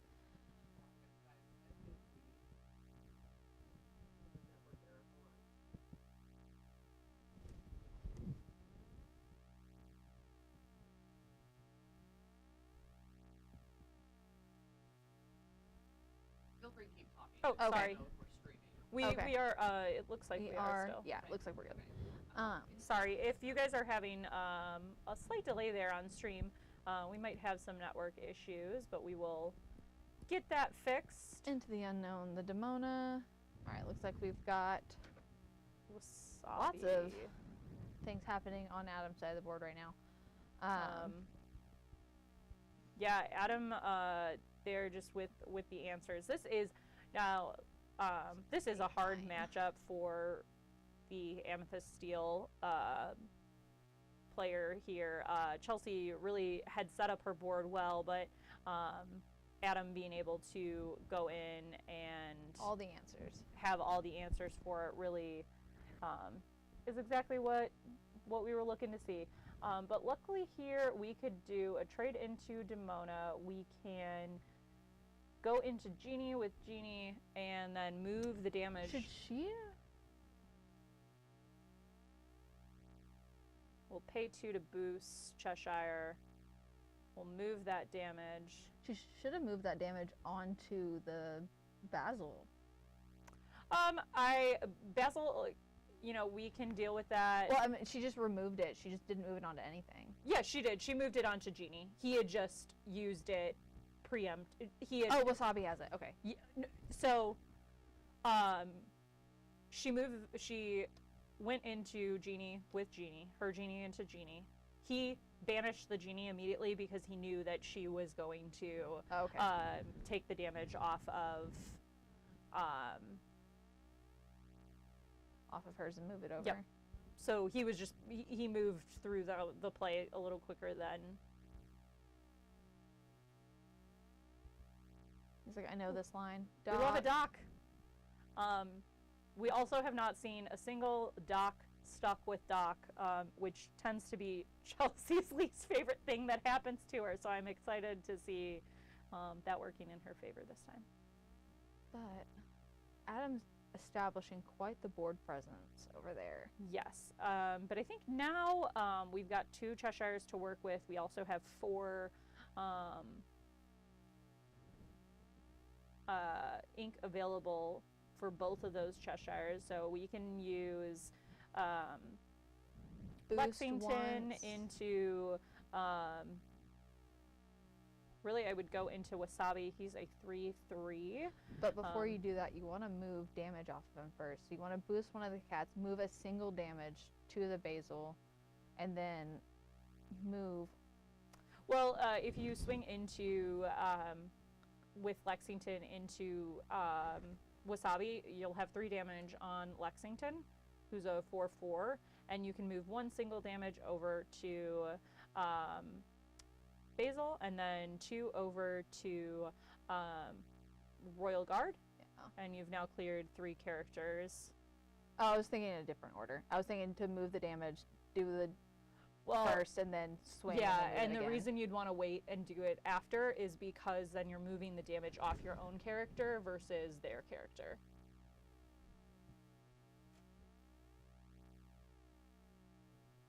And I think here what Chelsea has decided to do is I would guess she's going to now boost and move 1 damage onto Wasabi and then 1 damage onto, I guess, Basil still. But maybe taking out Basil with one of that Cheshire cats too. So we will see what she opts for.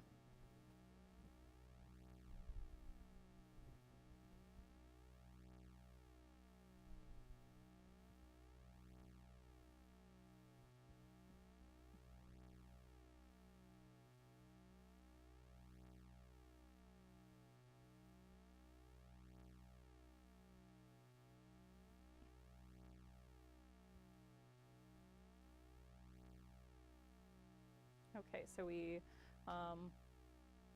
we'll keep both Cheshire Cats on board, but really great board management there on Chelsea's side.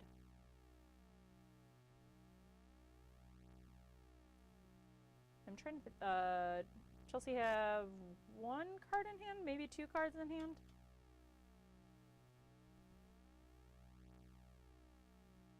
Which 1 card in hand. Adam has 2, one of which is a Dumbo, and he already has a Dumbo out. Okay. Really great move on Adam's side, clearing that Lexington so that Chelsea can't swing back into his Dumbo. And Adam will bounce one of his own characters and replay it out. Yeah. You mean he doesn't want to bounce the dock back to Chelsea's hand? That's crazy. All right, I think we got a Zeus. It's not Zeus. I want to call it Zeus still. But not Zeus. He hurled his Thunderbolts. So we'll start the turn off with that. We'll take out the non-exerted Dumbo. But, unfortunately. And then we've got a Calhoun.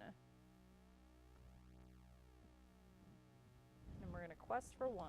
Yeah.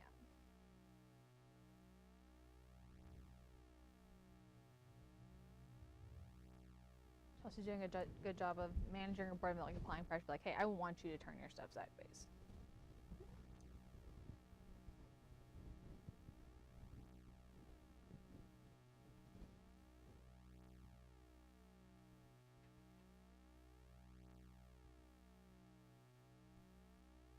All right, we're going to opt to Apply some more also lore pressure.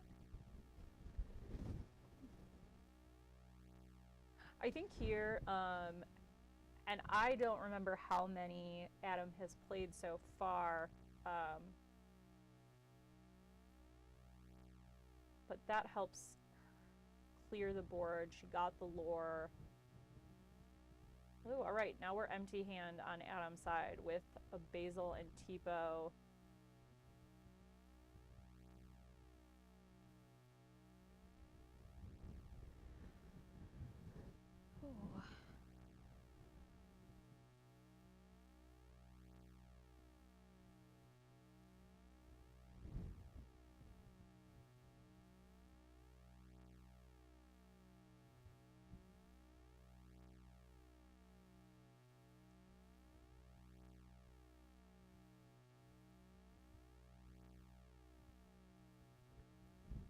Kind of managing Adam's board Yeah. state. And now saying, hey, I don't think you're going to use that Dumbo to hit my Cheshire Cat, so some more lore pressure. And there's the book, and drawing some more. Drawing the cards. Looks like we Blurple had does. a Cheshire Cat, and I did not see the last card. Let's see what we get here. Let it go on the Okay. cat. That's a lot of ink. That's a lot of ink. Oops, and Chelsea accidentally taken a peek there. Yeah, we talked about that earlier. Someone else also did that, where you're actually not supposed to look at the boosted cards before they go into your inkwell. And I'm gonna give her a hard time on that, and she's gonna be like, I didn't want to be on stream in the first place. Yes, most people get a choice if they want to be on stream, but whenever you're really good friends with the 2 people casting, you don't get a choice. You get told you're going to stream.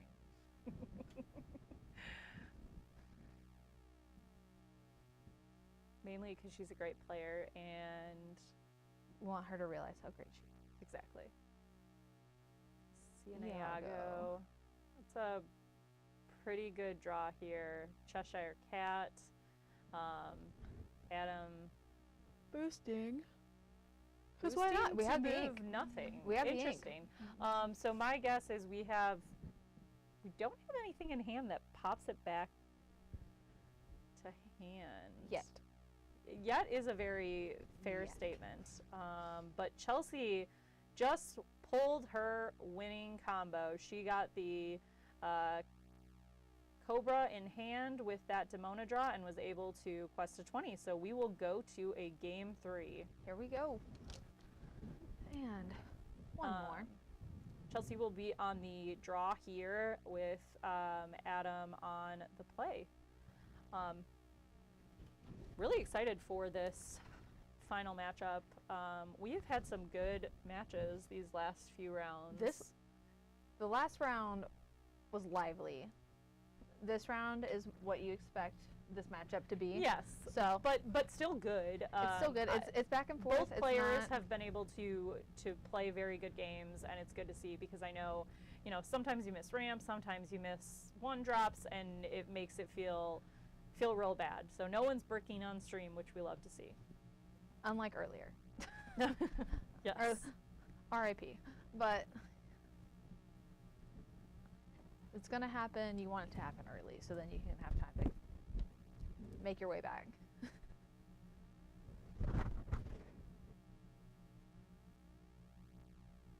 But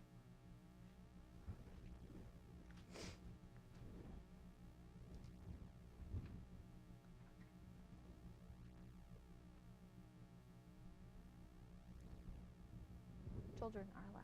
Good to know. Confirmed note from the babysitter that the baby is still alive. I also love that you're checking your messages for if your baby is alive. I just sent a message being like, SOS, I'm thirsty and I need a Diet Coke. And Makes production is being a wonderful hand delivery from the chairman herself. Which honestly, just a beautiful sound. A fresh, ice cold Diet Coke. All right, and we're off. Guard on guard, but different guards. And then Sail, Adam hitting that ramp for turn 2. Inking another one, playing something else. Not a bad starting hand there for Adam. Able to get a little card draw in there with Sail. It's like one of these is not a threat, but two of them could potentially be a threat.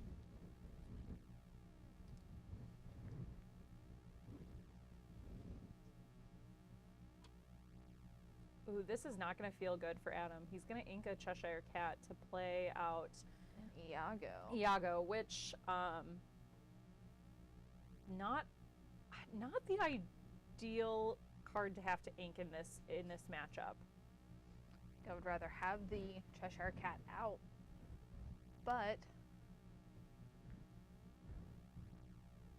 all right, we're gonna start off. We're yeah, gonna send that. I think at that's this fair. point, Adam has one card in hand.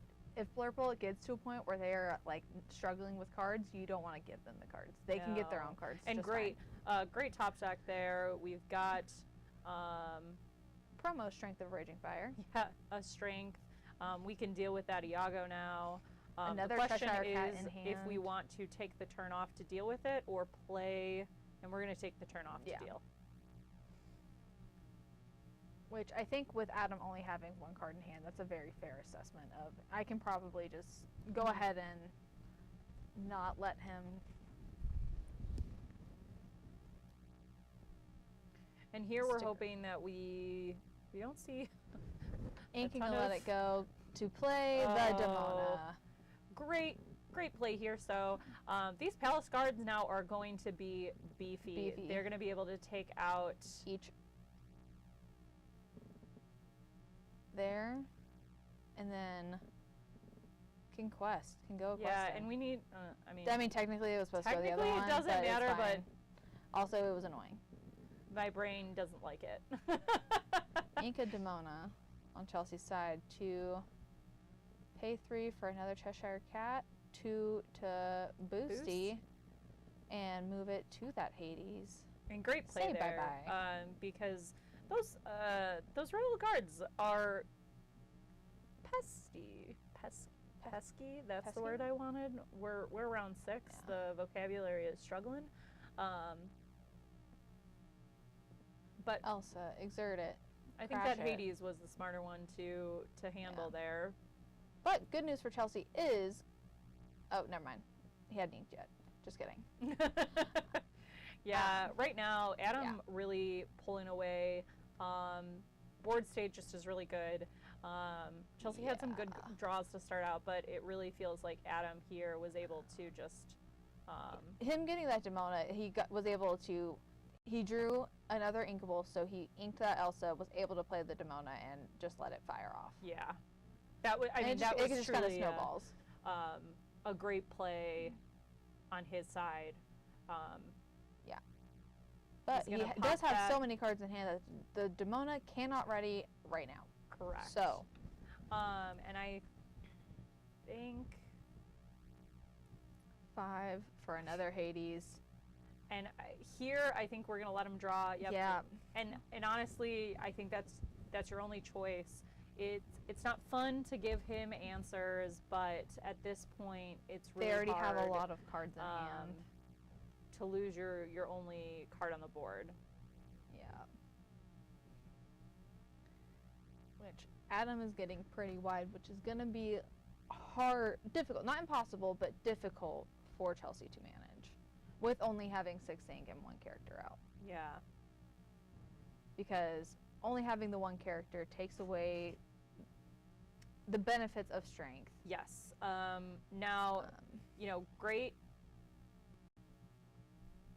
Deciding if she's going to boost and move some damage around.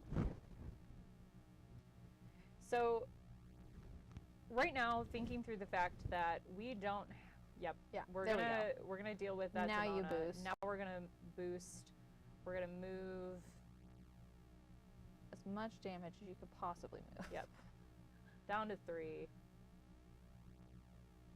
We haven't inked yet this turn. All right, I now understand why it's why we were laughing. Why it was laughing when I tried sneaking under the camera and TV, but Liam just did the same thing I did earlier, and now it makes sense.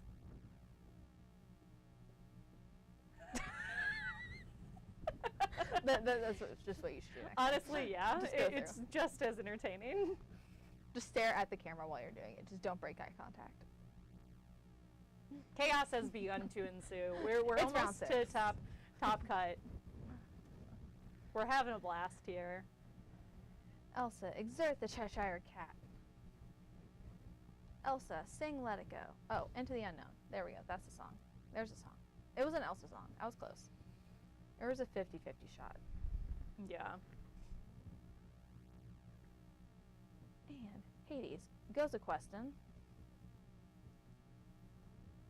It's only a black heron on boards, and Adam still has a notebook available. Woodchuck guidebook available. There we go. Black Heron playing another guard. Yeah, just not getting the top decks we want here. One thing I love, and there is controversy, I feel like, on this, but so Chelsea will play out this game. I think she is aware of where she sits in this game. But for a player, and in an event like this, I really like that because these are reps that really help Chelsea and, players that are getting into the competitive space, the ability to learn and try to dig their way back. So, great trade into Hades here. Still not a great hand. Her top decks have been rude. She drew the exact same 2 cards. We had the Black Heron sent back to hand from Tigger, and then we drew into Palsguard, which now we see Adam just going to quest. Yeah. We're going to play Cheshire. And just pop the guidebook. Why not? Just draw the cards. And he's like, any of your cards at this point? You can pick one? But I do think we pointed at the Black Heron. Yeah. We're going to let him draw.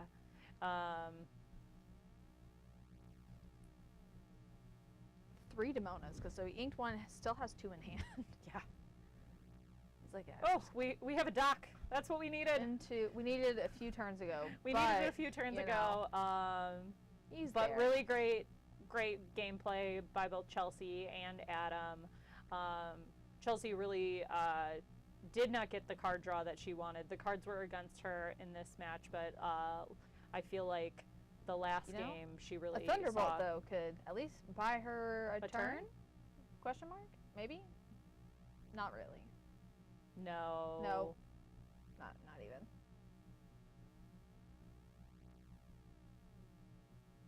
Hades, will you get rid of it?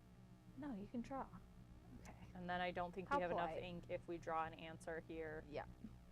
But she still's not inked for turn, but even then, I still don't think that there's anything she can do. I mean, even if he had gotten rid of the genie with that, I'm like, okay. And GG's. And that is the game. That is the game. So now we see, I think this would lock Adam in for top 8 at this point. Yeah. And Chelsea still in there, needs to win her next round, and then depending on tiebreakers. Yeah. But Adam is for sure locked in our top 8. Yeah. With being 5-0 and 1. Yeah. So we will be on to round 7 shortly. And you know, this matchup is a rough one, we know, for Amethyst Steel. Blurple just has so many more answers, I feel like, with those late game large Hades. Yeah, Demona. Amethyst Steel's she definitely wanted to establish a little bit earlier. Yeah. And kind of try to be able to manage Adam's board state. Mm-hmm. And you know what would have definitely helped out is that Nani. Yes. That quest for 2. And the reason I want to call that out is because she pulled it from her deck earlier this week, and I told her she should have kept it in. So. You just want to say I told you so? No, because, I mean, she's been having a great day, so we never know. That's true. It could have been completely different. It could have just been, in this specific instance, it would have been great, but anything else was terrible. Yeah. So I think we do have the backup stream ready to go, so I think we will be switching over to that. Yeah. Switching right over into... All right, so we have the... Oh, gosh. So we have Trevor, because I know his playmat. Trevor, there we go. Okay. With the Amber Ruby deck here, and then playing into Blurple and Javier, who we saw earlier. Trevor, we have mentioned earlier because Trevor is who won the HBMO last weekend. Yes, and both great players. This is going to be definitely. This is a good one. Man, this is a good one to watch. Trevor's board state is just. Every unreal. time I saw him last weekend playing, he was sitting at the table next to me a couple times. I was like, if you could just stay next to me. Like, I don't want you across. You can just stay right here. Like, I don't want you over here. And I'm going to guess we're on game 3. If we're not, I'll let you know. Yeah, so we're on game 3. So we're getting the lore updated here shortly. I love the deck name for Trevor's deck is Rewrite the Meta, which is, I mean, he's pretty accurate. He might be doing it. He's killing it. And he's got 2 of those Sarabis, which we saw earlier in this deck color pairing with one of Trevor's teammates of how strong the Sarabis are, especially with the Sisus and the Headless Horsemen, which we just got to see in real time as I talked about it, why that is. And boost the Scrooge to make him even bigger. Yeah, so I think that Scrooge is an 8/8 right now? 7/8. Oh, it's 7/8. Yeah, okay. 7/8. Which is just 7/8 because he's a 3/3, and then 1 more for each card underneath, and there's 4 underneath. So, just big. Okay, and I also see so in this build, my sister-in-law has the 6-drop Elsa, which I was curious. She says does great into this, and I want Trevor to play it too, so I can actually see it in action. But This is really, I have seen him play the big new Elsa, Yeah. so Ice Artisan. She is a 5/5, 6 cost, and it is very good in this matchup. Especially with the locations. I mean, Yes. he's only got the one location, but if it does happen, sick. Yeah, I think it's what we like to refer to as a win more condition. Yeah. Like we like it, but it's not necessarily what we're Yeah. using the Elsa for in that case. Yeah, that's like I was talking about earlier, Liam. It's really cool if it does this thing. It's not the main thing, but it's awesome if it does this Yes. thing. But Trevor's build is incredibly similar to the one that I think she's been running that I've seen more of or heard more of because of her playing it. But you can see why. Yeah. Yep. Javi's like, duh. Javi's like, I'm trying, but I can't dig myself out here. Yeah. So we are just about at time in the round. So Javi's like, were any of my answers under here? The answer was no. We've all been there. We have. Javi is notorious for doing that. That's also, I think, anyone against Trevor. Yeah. It's always like, where is the answer? But really excited for our last round before Top Cut.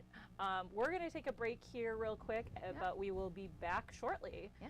And appreciate everybody tuning in, and come back in about 5 minutes, and we'll be back here. We'll see you soon.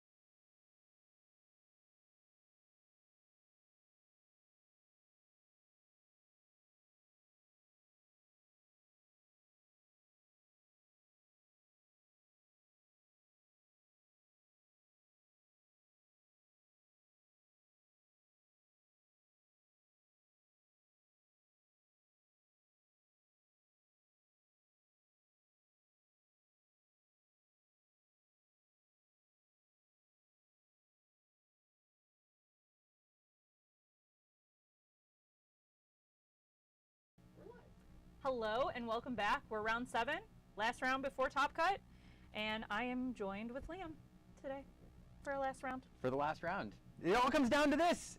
6 rounds. This is the 7th. It all comes down to this. All these players battling, trying to make the Top Cut. And I don't know, it's a lot of fun. I'm excited. Yeah, it has been a great day. We had a Steel Song versus, which I was struggling to say before this, Baja Blast. I was saying Blaha. Blah. So clearly we have made it to round 7. We have been casting for the day, and now our brains are somewhat mush. It is. It's always the funny thing about casting is you get done, your brain's kind of fried, but you have to like bring it, because then we get to the Top Cut and it's like the best matches. Exactly. And so it's there's a lot of Diet Coke yet to be drunk in order to keep us powered here. Need some caffeine boost. That's right. And this is going to be a fun match. Yes. And I think we are still updating names here. We are updating names. Pardon me. Oh, I lied. We're all good. And I know. Okay, this is fun. This is a fun matchup here. So this is Amber Steel on the left. This is the new Steel Song build that I know, Courtney, you keep getting on stream. It's amazing how that keeps happening. I don't know how it keeps happening. it's I a funny honestly thing. didn't pick it this time, though. It picked you. And our colors are slightly off because yeah. Yeah, and I think this is on the right-hand side. Yeah, just that Baja Blast. We used to call it turquoise or blue-green or emerald sapphire, whatever your choice. Will, a player that I've been talking to quite a bit today. Awesome. Yeah, he used to live in Corpus, a part of the Lorcana community down there. His wife is also here with him. This is her first TCG, and this is her first big tournament. So Will going 4-2 so far, and now into round 7. He is playing blue-green, having a heck of a run today, and really excited to see him doing well. So. But now part of your Dallas Disney Lorcana community here. So. Well, I love hearing that. It is something that I love. A lot of female players getting into Disney Lorcana as their first TCG. For those of you tuning in, I don't think we've actually talked about it, but Enchanted Chatter, the whole goal of our channel is to be a safe space for women and non-binary members of the Lorcana community. We also obviously welcome any allies to that journey, but we really love that this space has been so welcoming to women and non-binary members of the Lorcana space, because I know a lot of other TCGs tend to not be as friendly of a gaming community. And a wonderful thing that you all do, and that the DCI here also supports. And I've met several players, throughout my time in Disney Lorcana, just traveling, that like watch your channel and have gotten in and gotten competitive because of the example that you and Bree set. Which really makes me super excited, because the more women we can see at top tables, the happier I will be.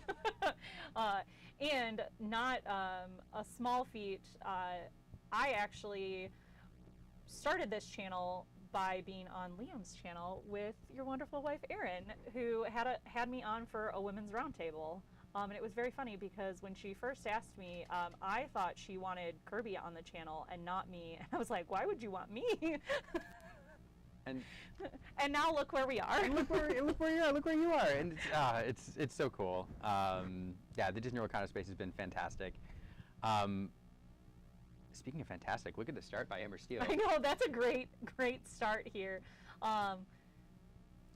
Yeah, and not won't short too many. William getting the 2-4 line out, ramping into the end game here. This John Silver is going to help out, I think, giving the grandmother Will a reckless. But this is Steel Song doing Steel Song things. We talked about it quite a bit. There's 3 ink on the board, and you have 3, 2, plus 2, 7 plus 4 is 11 plus 2 is 13 inks worth of things on the board. Mm-hmm. With 3 ink in the inkwell. With 3 ink in the inkwell, not even used right now. So that's turn 3 or turn 4. Yeah. And yeah, so that's what Steel Song does, and the Grandmother Willows and the Akuda de Moody's certainly help, and this deck is just firing right now, but you can't rest easy when you're playing against a deck with Ink Geysers and Clarabelles and Your Welcomes and John Silver. So absolutely. This is still anyone's game. And really, G-Rod, a great member of the Dallas-Fort Worth community, he is actually a cop in one of the local cities here, and he collects bulk because when he is on duty, he hands it out to kids that he encounters. Oh, that's wonderful. Absolutely wonderful. You love to hear it. Because his joke is he would love to get kids hooked on TCGs and not something else. Because if you're spending your money on TCGs, you don't have money to spend on anything else. That's true. Can't get into trouble when you're ripping booster packs, or you're in the weekend playing games, playing in tournaments like this. And a lot of kids out there playing today, actually. Yeah. I will mention as well. So. Now, Nani here, coming in, discounted from this to Grandmother Will, is finding a dock, which G-Rod will tuck away in hand. And now we're going to see the Troubadour play for full cost, having used that discount. 1 ink left over, and maybe raise it, maybe not. No, we're not now. But plenty of characters on the board. Has to consider that Grandmother Willow. I think it has to charge into something if it's not doing anything else. Unless we want to see what work we can do. Okay. Before that we is get true. there. If there's nothing to challenge, you don't have to send it in. It's a great point. And Nani and Angel cleaning up the board. We put the damage on Grandmother Willow on accident there, meaning to put it on Nani. Yeah, Grandmother Willow can't take that much damage. Can't take that much damage. I'm sure they'll realize it eventually because that's not. There we go. That's not quite. That's not how that works. But slide that over to the Nani there, and feels pretty good. So Grandmother Willow having to stay upright. You don't like to quest further usually anyway. Although, oh, here's the Clarabelle.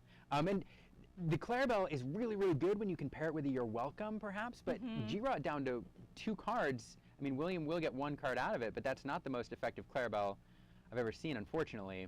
Just G-Rod knowing what he's up against, able to just dump his hand on the board. Absolutely, and you're right. Pairing it with that You're Welcome feels so good, and so bad when you're the opponent. Yes.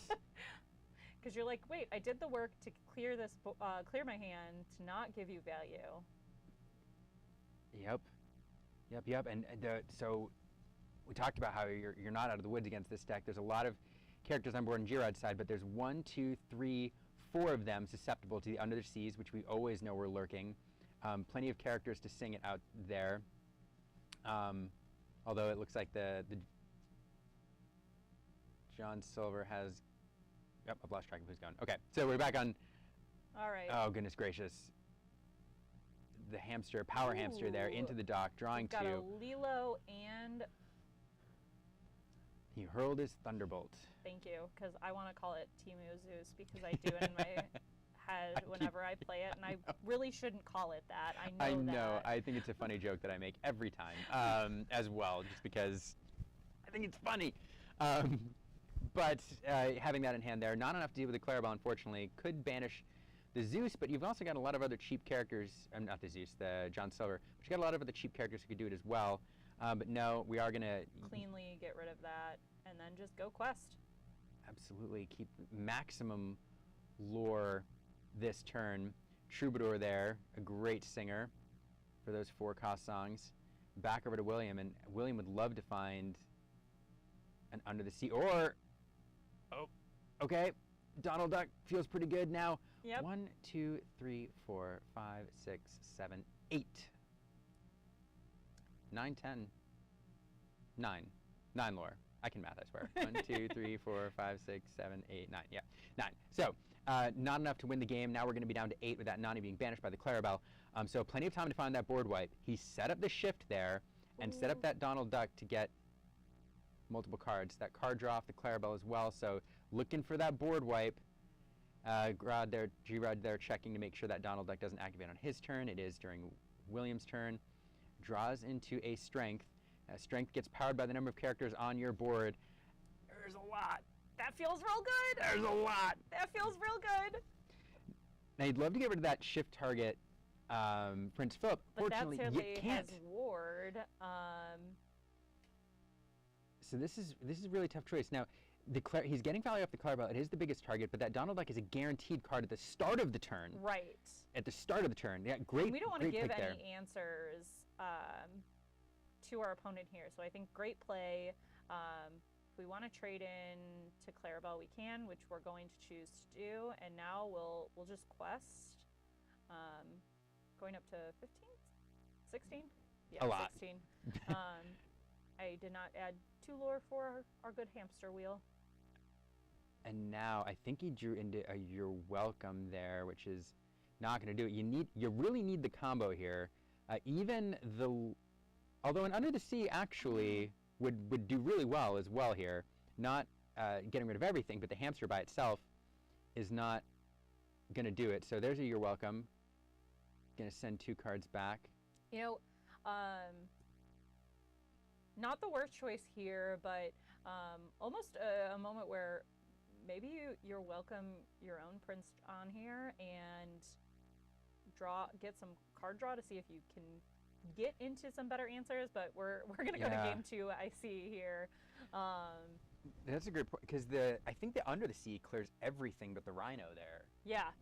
Which buys you another turn, and you have the You're Welcome in hand anyway, which is your answer next turn to the Rhino.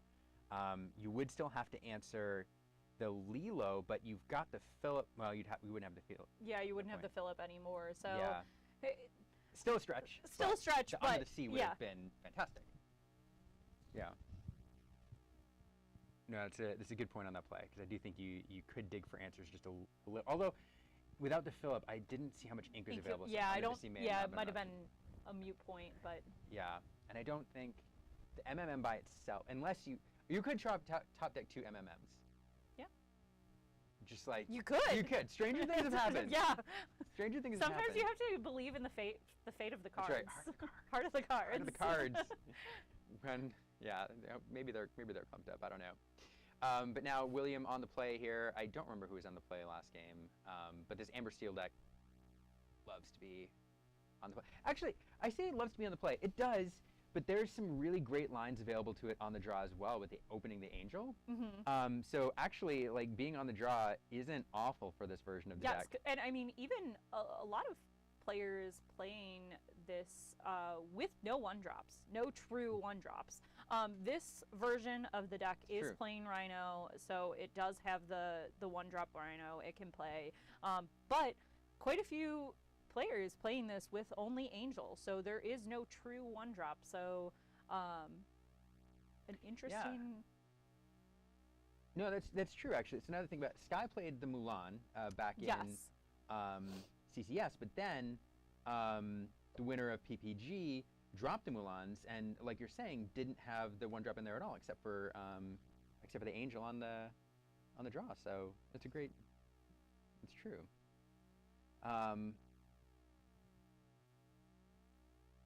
Yeah, but the Rhino shift line does open up some interesting stuff.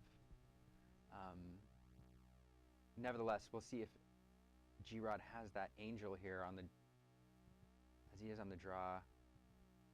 No 1-drop for William, which I don't think, the 1-drop you typically see in this deck is that baby Clarabelle shift target. And yes.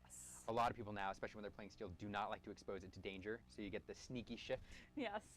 the 1 discount Clarabelle turn. We do fire the ramp here. You're welcome into the Inkwell. And we'll pass back over. Which I always say,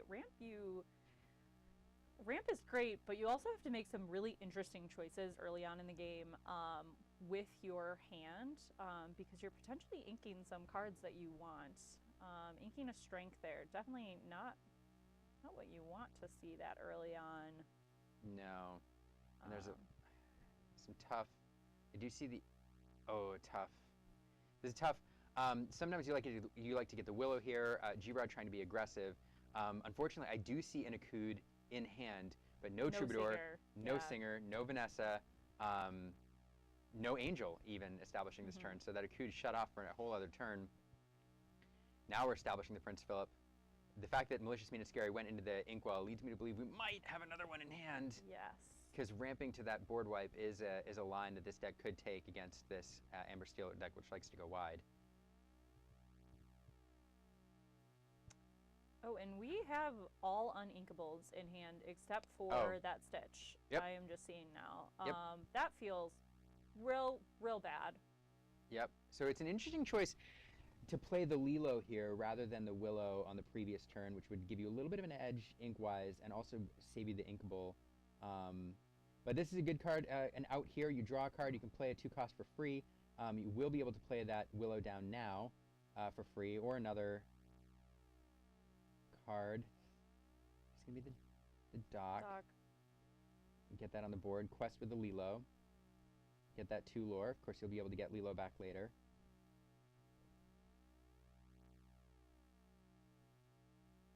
And now we are at turn 6. There's the John Silver, going to give Reckless to that Lilo. She will not be questing. She will be challenging. Prince Philip there, ready to receive that challenge. Back of a G-Rod's turn here. Is it an inkable? It is an inkable! We like to see it. Though I question here, it is a 1-drop. Do we pass on inking here, play a Willow, play our 1-drop for free, or do we play 2 Willows and then our 1-drop? Yeah, Probably I think, our 2 Willows and then our 1-drop. String the Willows together here is a line. That didn't even occur to me. String the It Willows took me together. a minute to get there too, so you know it's been a day. And then we can. Oh, we did ink here. Understandably, doing so. We're clearing the Prince Philip. We were given that opportunity, so definitely understand wanting to do that. Getting to 4 ink. Yeah, and possibly, you know you're going to want the ink eventually anyway. So the question is, why not wait till next turn to see what else you draw? Well, it's because you're playing around the Clarabelle. Yes. I'm trying to get 1 card lower. Ooh, playing Pete's in this build too. That it is an interesting include because yeah, Pete isn't typically played in this deck, but you can understand why if the Malicious Being Scary is running around, if Under the Sea is running around, you might want to sneak that in. Yep. And right now, I think we're deciding what we want to do here. I think we're going to ink and pass, but I think G-Rod thinking maybe, do I want to play play the Dock and discard, but I was also thinking if he had already used the Willow discount, and I didn't think so. I don't think he had played a character yet. Yeah, so drawing now into a Troubadour. It is inkable, which at this point of the game is important. But you are at 5 ink right now with the Willow in play, and this deck generally caps out at 5 unless you're running the Goliaths in the 6th spot. So. And we are not. We do have 2 Goliaths. Okay. So it's important to know. So if we do go up to 6, that is why. But I think we want to sing here. Okay, gonna ink. Ink the Troubadour and then play the Dock. Hand empty now. Yep. There it is. So, drawing into another Dock, which feels pretty good. And drawing into, I think, another Grandmother Willow. So we'll take out our Prince John there. Not a bad turn for G-Rod. You're getting a little bit of a clunky start, I feel like, on his side, but has been playing pretty well to stay in this game. Yeah, those uninkables definitely gumming things up in the early game. I know Prince Philip usually uses a board wipe, but here just getting a big character with a lot of lore on the board. Yeah, and that is a big character that this deck list, I don't know what it has, because it has no evasive characters whatsoever. So we need to go wide now, which would be a bit of a feat to get wide enough. Go wide, find a strength. We're going to play the Angel, play the Dock. Here we go. If you're going to stay in it, this is how. Dumping 3 characters on the board. Now drawing 2. Drawing into another Dock. Stringing them together feels pretty good. Also Nani, some card draw, but let's see. The Dock into the Cinderella there. Going to put some damage on it. Which feels like... I don't know if we needed to do that, but not the worst play. If Cinderella is challenging, she's not questing. Ooh, this feels really good, stringing those 2 Cinderellas together. And here, perhaps benefiting. We'll see if he benefits from that challenge. But I don't think Will has any cards in hand, so he cannot benefit from that Cinderella. Oh, goodness gracious. It feels bad. Even just Yeah. one card would feel pretty good. That's a good point. I didn't notice that. And now, Now we G-Rod. draw into that Goliath, but the question here is, at this point, your opponent has no cards in hand. Do you play that Goliath or do you ink it? And I think we're going to ink it because we do have so much that we can use in hand. So we'll play that Nani. We're going to get potentially a card here. Yeah, the problem is that you definitely get a character out of this, but there's not a ton that make a huge impact. So we'll be able to play the Angel and then... So we're going to ink the Angel and then play Doc. And I think we're hoping to find a Strength here. A Strength would be nice.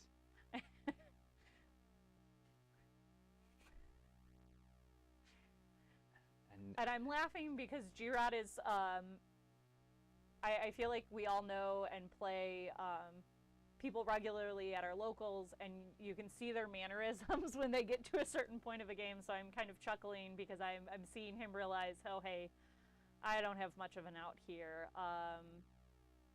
but I'm going to try to put some pressure on.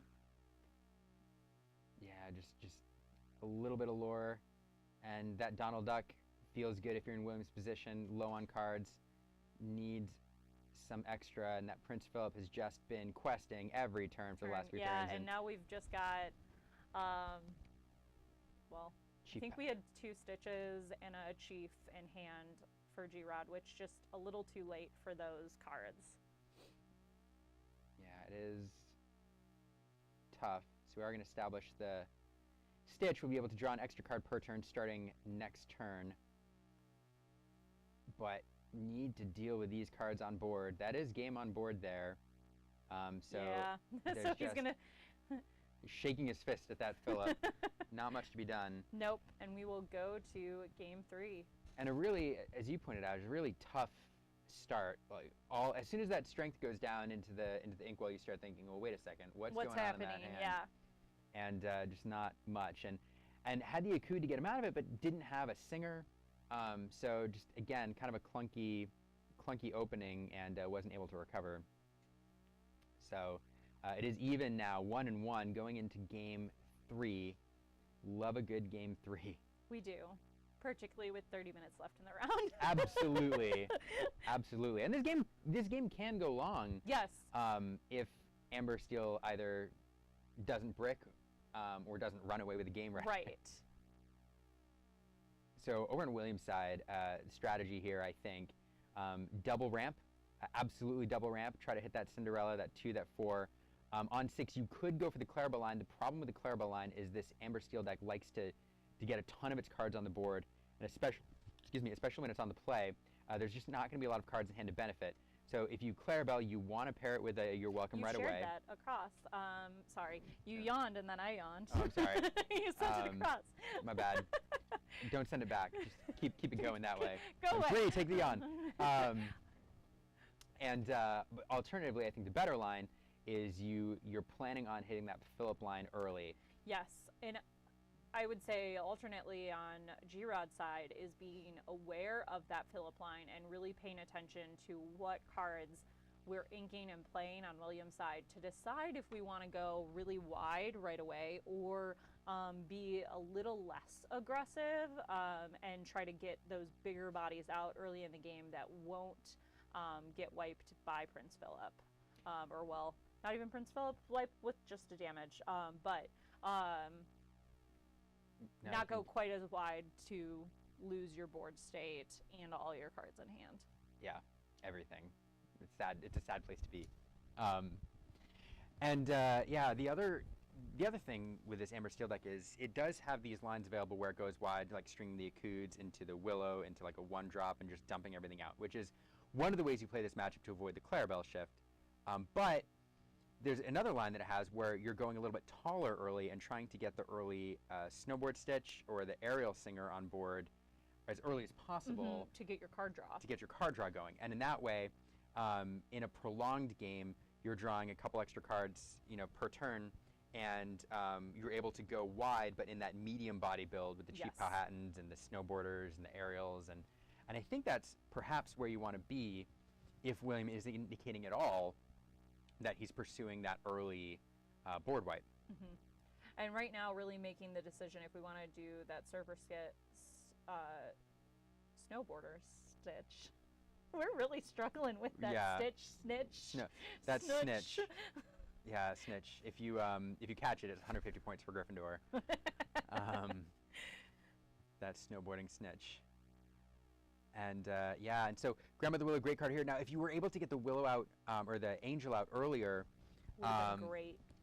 Yeah, it would have been fantastic because here your Accuding, singing the Accoud, doesn't have it here though. But let's see, there is the Ariel. So this is that higher line, and I think this is really great here. So G-Rod not able to race ahead super early on lore, but Ariel does quest for 2 in addition to her card draw. So if William doesn't drop it, and see, this feels like a good position to be in here. Mm-hmm. The Ariel will hit that double ramp. William doing what he wants to do. So definitely pursuing some of those big endgame options. But over on G-Rod's side, that Ariel, we'll see if we can benefit from it right away. I think we will. I think so. I think we're seeing 2 songs in hand right now. We're going to boost. Now, the thing is, so Ariel can sing either one. That strength onto that Cinderella is really tempting, I think. But G-Rod will have to drop another character on the board first. So thinking about which way to go about this. And I'm wondering if the option is we want to... we're deciding... Accoud or strength? Yeah. We want to play... I think we really want to play another character here. And he's looking for a bigger body, it looks like. Yeah. So really thinking through his playline here. Yeah, there's a couple interesting options. And so we're going to see a song, I think. The question is which one? Which one, and if we'll see a character before it, because I think we're going back and forth there. Yeah, I think, okay, so we're going the character route, which means I think you drop the character first if you're going the strength, but instead the next character will be discounted by 2. We're going to take a look.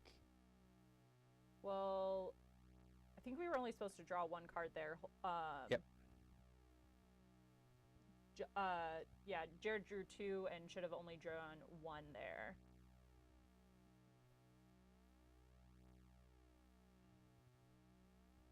Yep, so definitely a little bit of a misplay there. Sometimes you get excited.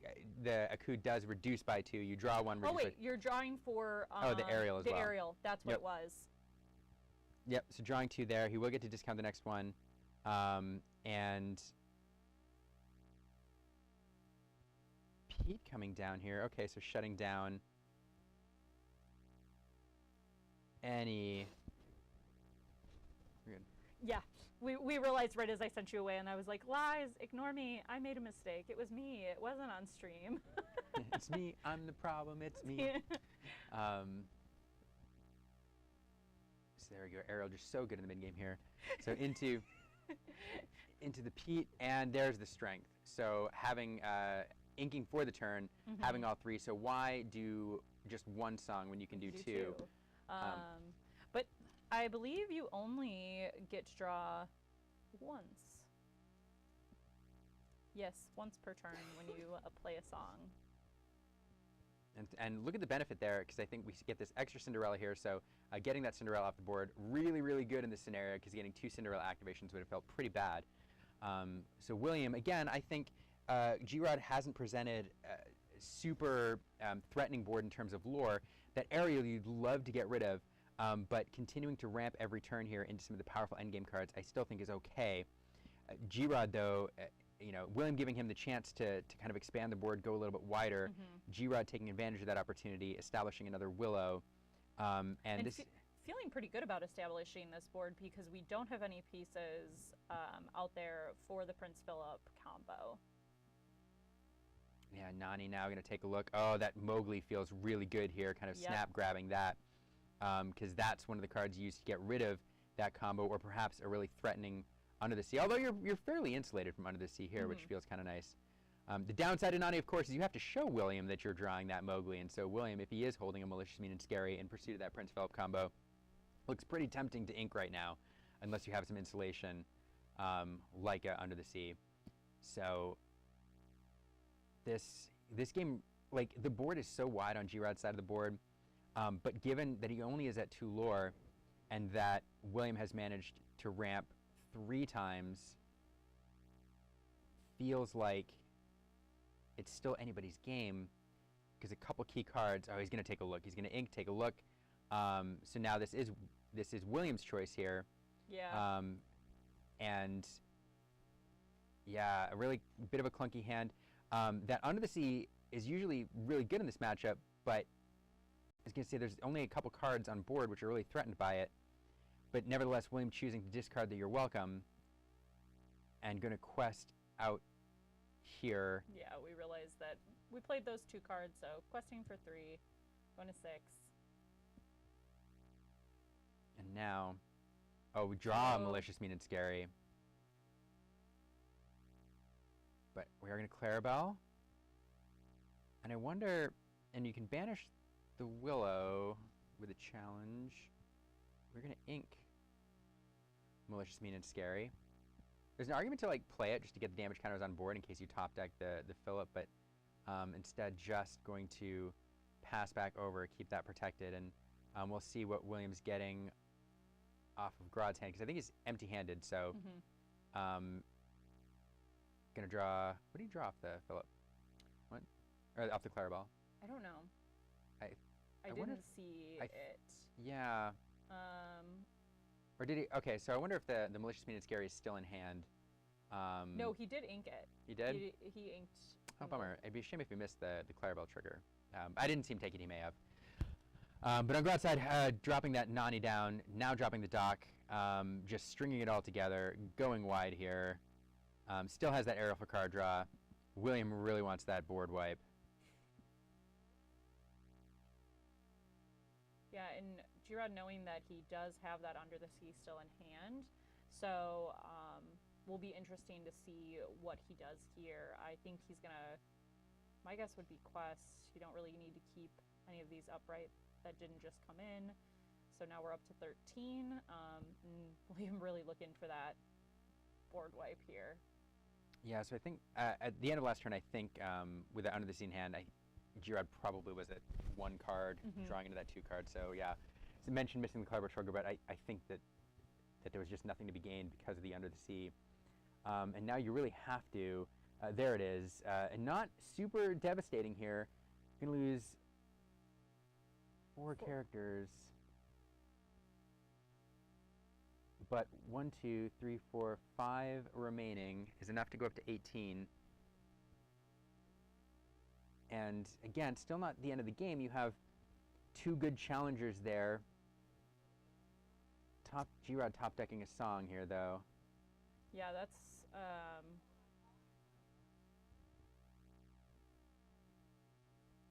I don't think there's going to be. So we have the Troubadour, we have the Willow. So there is enough to get up to 6. And I suspect that's what we're going to see. So dropping the Troubadour now, that Ariel able to sing. Although if you want to protect the lore, okay, no, we're going to forego the lore, sing the. We'll draw. Draw to a Rhino, which, on the one hand, not super impactful. On the other hand, anything with 1 lore at this point that you can drop out is not bad. Well, I wonder if G-Rod's thinking here. Okay, trying to think of outs. Can my opponent draw 2 cards to wipe my board, and do I hold this this hamster just in case? But electing to play it here, because I don't think if William's empty-handed, I don't think that there's a great way for him to draw into both cards he needs for the combo and play it. Yes.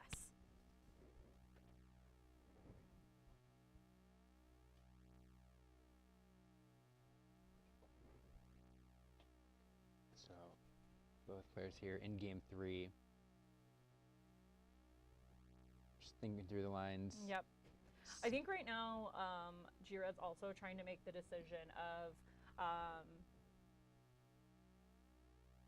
do I quest? Do I hold something? Yeah, how do I maximum lore? You know, do you challenge the Cinderella? Certainly, challenging the Clarabelle would take quite a few, resources. So now the Nani and the Pete can do it fairly efficiently without giving up too much lore. But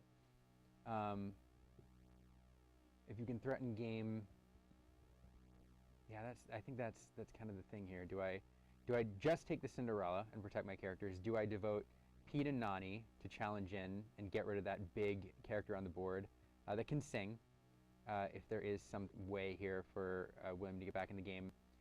Or do I just push my lore total? And I'm trying to think of anything that would allow William to draw 2 cards. Because that's what you need. You need to draw 2 cards, then you have one of your characters sing Malicious, Mean, and Scary if you happen to find that and the Prince Philip, and then you need all your ink pretty much to play the Prince Philip. So, we have 1 card in hand. Oh, did we just get... Is that a You're Welcome? So we're going to look... I think it was a You're Welcome. Oh, there's an Under the Sea. But I don't think Under the Sea is enough. Well... But we can... Yeah, it's because Clarabelle challenges the Ariel. Cinderella... no. No, we don't have enough ink, and... It's just too little, because all the characters on the bottom get hit by Under the Sea, and you remove the Ariel. That just leaves you with 17, though. And but no, because Cinderella sings You're Welcome. So I think that would do it if you can play the Under the Sea. 1, 2, 3, 4, 5, 6, 7, 8. Because if you play the Under the Sea, you clear the bottom 3. Clarabelle challenges in, removes the Ariel. Cinderella sings You're Welcome, bounces something back to the deck, and you can draw this up by 1 more turn. But then the problem is you're giving G-Rod 2 cards. So there's the Under the Sea. That's part of this line. 1, 2, 3. Go to the bottom. But then you're giving G-Rod 2 cards after You're Welcome. Oh, those. Yep. Which feels really bad. Yeah. Because then they're just going to go wide again. But you're drawing this out another turn. Yeah. So finding just the amount of ink to do this, that has to Clarabelle take the Ariel. And really, I think the other issue we're going to see here is William is at 0 lore right now. Yep. But the nice thing with the You're Welcome is so the You're Welcome will give G-Rod 2 cards, but it also activates that Clarabelle, because I think William is empty-handed. Yes, he is. So now giving some potential answers back to William, but also G-Rod getting that Lilo into his discard off of that Ariel, the boosted Ariel, so he can bring that out. Oh, was the Lilo under the Ariel? Yeah. Oh my goodness, what a card to have under there, right? If you could pick. Yeah. If I could pick, that's the one I want. So I think we're going to think about this now, and I think... Oh man, and there's some good cards in hand here.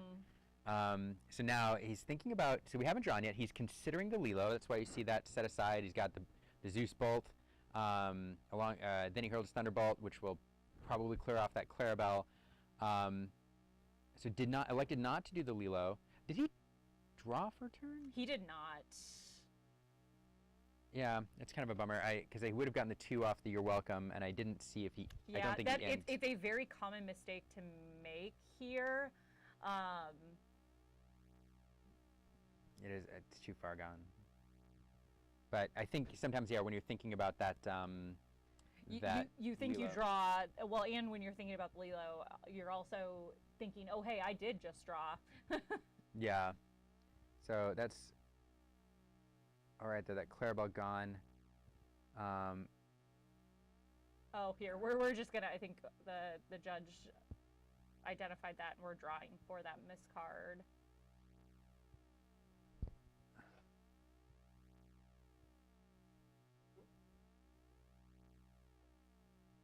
And then, so drawing an Ariel, Ethereal Whisper off that. I don't think that we saw anything in this Gathering Wisdom that's going to help us out here. But I also could be wrong. Okay, Basil's going to bounce? That'll do bounce, and then we can take out a Nani. I don't think is Cinderella strong enough? Oh no, it's a 2/3, you're right. Yeah, I think that's it. There we go, So and that's finding game. 1 bounce, and that is it. Wow. I thought I mean, these Baja decks can come back. It's always amazing when you get to the end game and they have all that ink. They always have answers. And answers, yeah. And moving, I think the card draw wasn't there for William. He was never able to get that hand back up. But great play here from G-Rod. I think we have a second. Oh, we don't. It is over. So I believe we're going to have a little fun now. I think we might switch with to the elusive DCI guy. camera. How are you doing today, sir? I'm doing pretty great. Every day that starts with Diet Coke is a great day for DCI guy. So speaking of that, what is a typical day in the life out there. of This is round 7. DCI? Round 7 is wrapped up. There's going to be more Lorcana coming when we get into the top cut. But I think we have some packs to open. Here's the thing, you all. Here's the thing. DCI tradition. It's these Dallas folks. There's a very tight knit, amazing community up here in the Dallas Fort Worth area, which I love getting to just poke my head into whenever I'm in the area. And they do this thing, and you all are gonna have to remind me how it goes because there's stuff that happens. It's called a Slammer Jammer. But first, we have. What'd you someone pull? pulled something Also, you pulled. You pulled it? Yes! We have an iconic pull. You need a penny sleeve for that. I love the shaking. One of my favorite players pulling it too. I tag me when you put that on the socials. Second DCI. Are your hands shaking? Like, Yes. I like. Oh my gosh. Oh my god. She's beautiful. I felt it. Because I like to put them face down and look at them last. So when I put it down, I was like, oh, okay, okay. that's a little weird. Your anxiety got the increase. Flipped it. So we love to see it. Did you switch us just to the camera? Okay, perfect. What am I? Yeah. It's beautiful. If you want to show it to the camera, you can. You can zoom. You can go. Just walk on over. Here, just hold it still. There we go. Look at that. Focus. Put your hand behind it. Focus. Be an influencer. Oh no, maybe not. It loves Bree too much. The camera loves you, Bree. Nope. We tried. We tried, guys. We tried. I will say, I have to. Okay, there you go. Oh, there it is. There you go. What's amazing about the foiling on the background adds this like sunlight sunset effect. Yes. Which It's gorgeous. yeah. I love this for you so much. So the last time was it this past? It was the first. The first. Okay, the first DCI event. He also pulled a Tamatoa Enchanted. That's right. Because Remington bought it for me. Yes, almost instantly. That was the time to sell it. Like, well done from a business perspective. So It was like $400. yeah. It's not $400 anymore. But man, your luck here. You have to come to every DCI. Yeah. You know what? Next DCI, get me before you open your pack. So I can get back there. Yeah. You open it on camera. I think we're gonna need to have yours open on camera from now on. But congrats, we love it. This is now our second iconic poll at a DCI event. Our last Prize packs. from Prize Pack. Yep. Back for It winning. was a new box too. Nice and fresh. Love to have it. Congrats. That's so good. Congrats, man. Yeah. We also Now- have the Eeyore, the enchanted Yes, Eeyore. and somebody pulled an Enchanted Eeyore. which Today? is- yes. Well, it would have to be, right? Because it's so. And Ooh. now what An a way enchanted to Tide? segue into what we were about to do. So you're telling me there's no enchanted in these? No, this these are- is this out are- of my box. Yeah. Oh. So Bree- this is from my box at home. So Oh and man. I have not pulled anything out of that box yet. So we can have something else great here too, you guys.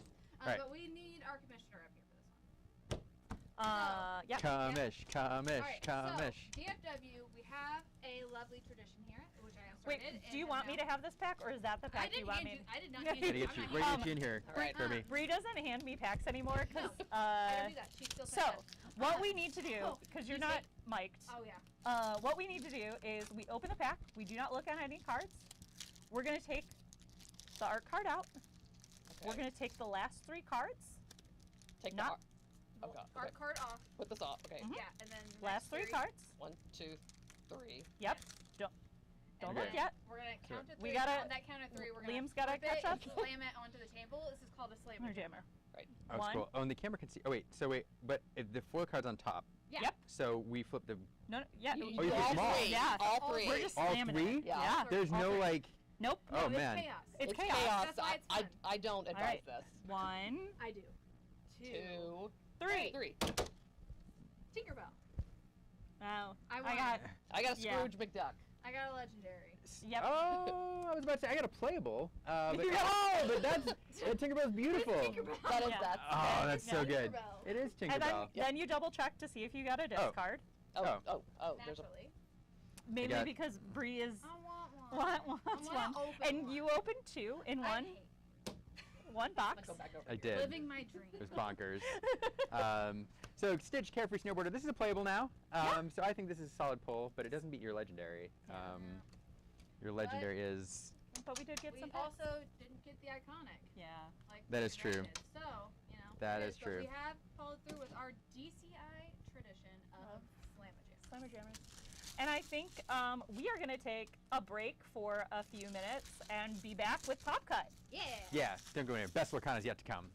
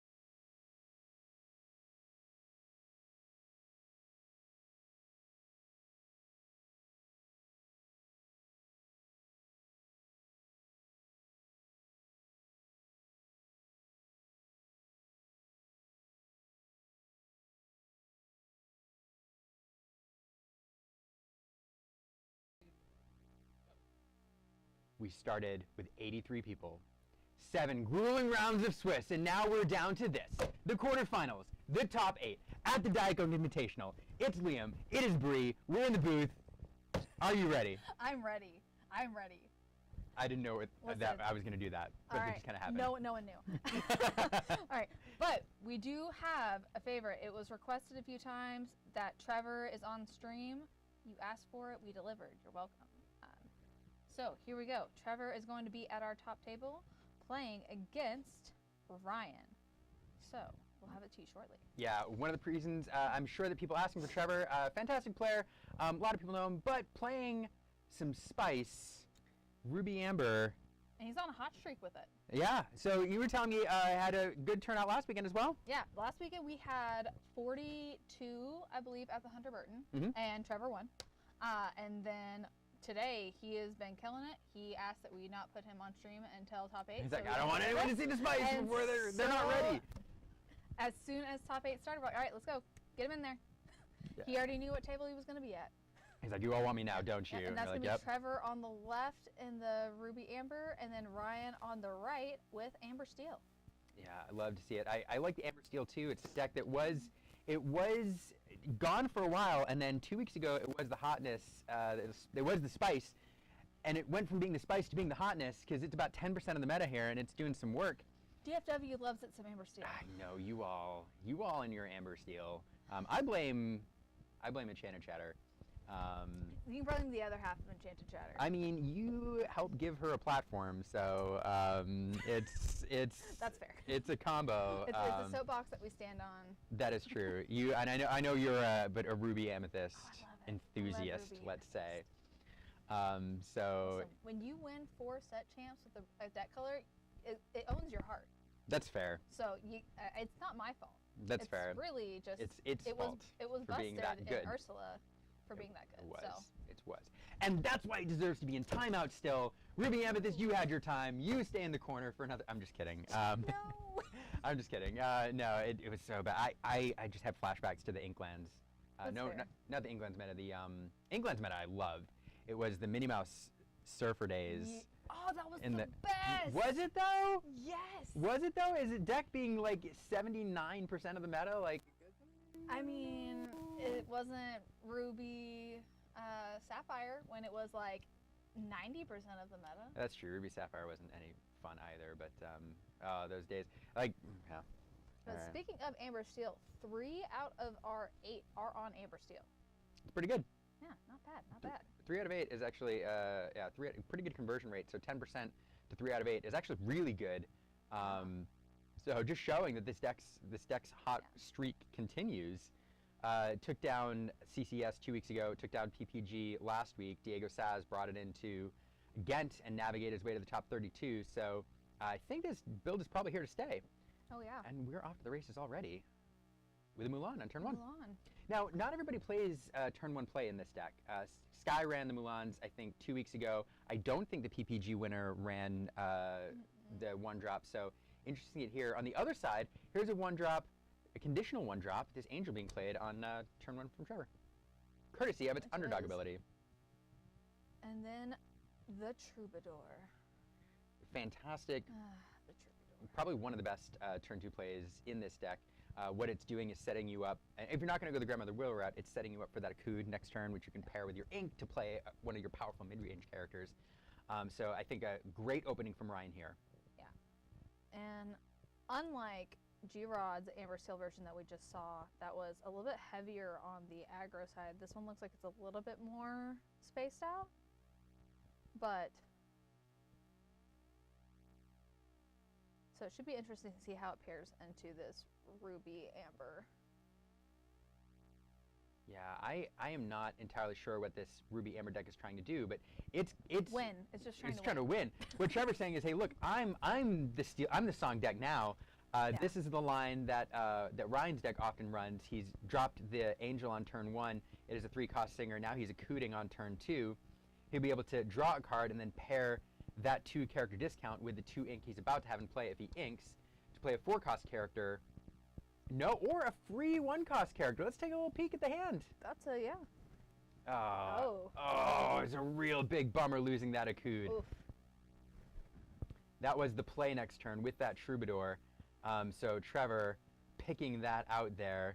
Now we're going to ink and get the turn started. Yeah, there we go. And Scrooge coming down. Going to make him nice and big and beefy at some point. Yeah, we saw a Scrooge in a previous round get all the way up to like 6-6 or 7-7 or something nuts. Boost for 1 every turn. It gets 1 bigger. Kind of innocuous when he first comes out, but you also have to be careful playing him against other Amber decks, because if you do get him too big, you're kind of setting him up for that World's Greatest. That's true. That's a fair point. World's Greatest Control Mine always lurking out there. But, you know, they do have open deck list, and Ryan is not running that, so there we go. Never mind. He's not going to worry about that. That's not going to be a problem. Also, not going to worry about that Angel anymore. She's heading to this card pile, courtesy of that Mulan. One of the things the Steel Song deck does need to do, though, is find this conditional draw in the mid-game. Otherwise, it runs out of gas real quick, and that Nani is one way to do it. Seeing a lot of play now, and Ryan did find a Troubadour off of that. So another one in hand. But back over to Trevor's side, and we're going to have the opportunity to boost that Scrooge and continue to develop the board. Boost and build. Boost and build. Boost and build. Boost and build. It should be the name of the deck. But we've named it. We've coined it. You're That's welcome, what it Trevor. is. We did it for you. Boost and build. And the Sisu. We saw the Sisu do such work this tournament. God. Sisu partnered with those Sarabis. Oh, the Sarabi is The mean. Sarabis. This deck, we saw it earlier, it does have a lot of conditional character removal with cards like Sisu or Headless Horseman, which require a character to have relatively low strength in order to banish it. But so many strength modifiers in this deck. You can run the Sarabi. Is Trevor running the Sarabi? Trevor is running 4 Sarabis. Trevor's running 4 Sarabis. Also, Della's Moon Lullaby and other cards that reduce strength means that Trevor can do some really powerful removal with these annoying characters. Yeah. Ryan, maybe... Oh, we're going to strength. Get rid of the Sisu. Get that out of here. 1 less character now to deal with. Huh, all right. And now back over to Trevor. But one thing I do hope we're going to get to see is that Elsa Ice Artisan that's in Trevor's build. I want to see it in action. I gotta remember. I haven't seen that played. She is shift 4. Okay, so Endless Winter. When you play this character and whenever you play a location, you may exert chosen character with 3 strength or less. Distant Call. While this character is at a location, she gets +3 lore, 6 cost, uninkable, 5 strength, 5 willpower. That is willpower. Pretty beefy. She big. She big, and that that location ability is also super interesting. I have seen other versions of this deck run Scrooge's Counting House in there. So he's got a one. There's a one of. There's a one of. So fun synergy there. I'd love to see those 2 cards together. Now we are seeing that Sarabi. We highlighted that earlier. This character, when it first came out, I was like, okay, that's interesting. But more than interesting, she's brutal. Absolutely she can brutal. be brutal. Absolutely brutal. Because not only does she reduce the strength to leverage your conditional removal characters, but she says until the start of your turn, of your next turn, which means it can protect your board. And we saw it do a lot of work earlier. Speaking of doing work, Angel coming in here, flinging Lilo across the board into a character to remove it. I forget what it was, and I can't see it. Mowgli. Mowgli, flinging Mowgli to the discard pile, and but importantly, getting that Lilo Escape Artist into the discard pile, where she likes to be. She sure doesn't hate it. Well, maybe she does, because she's always escaping. I don't know. Sarabi here not using her reduction ability, but using a Kuj to cheat out this Maui. Oof. Well, now, can Scrooge sing? Is there anything in hand that Scrooge could sing? 2 cost? No. Be our guest? Della's Moon Lullaby is a card. There we go, those 2. If we could see sung here. Now we're going to see Ariel inked, and we're going to boost that Scrooge, make it a little beefier. And now it seems, well, so now boosted 1, it'd be a 4/4. 1 more boost next turn would get it over Angel's Resist if there are any shenanigans happening over there. And that Maui represents a pretty big threat. Ryan's going to want to get it off the board if he can. Yeah. Otherwise, it's going to shut down questing singing because you hate to give an action back to Trevor. Yeah, you're not going to want to turn anything that shark out. Getting that Stitch Snowboarder feels pretty good. That's one of the cards you use to refill your hand in the mid-game here.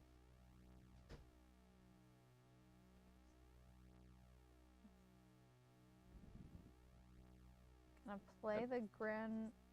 Do what? You're gonna throw the Grandmother Willow at the Sarabi. Just gonna throw it. And 2 characters being, and it really communicates. 2 for 1. 2 for 1. And it really highlights how big of a threat the Sarabi is in this deck. Ryan saying you have to get it off the board. Yeah, it's like she's, not only does she has a crazy ability, but she's not small. Like, it's not that easy to deal with her. It's gonna take, especially if you can get them out on curve, it's gonna be difficult to deal with her. Not impossible, but difficult. Yeah.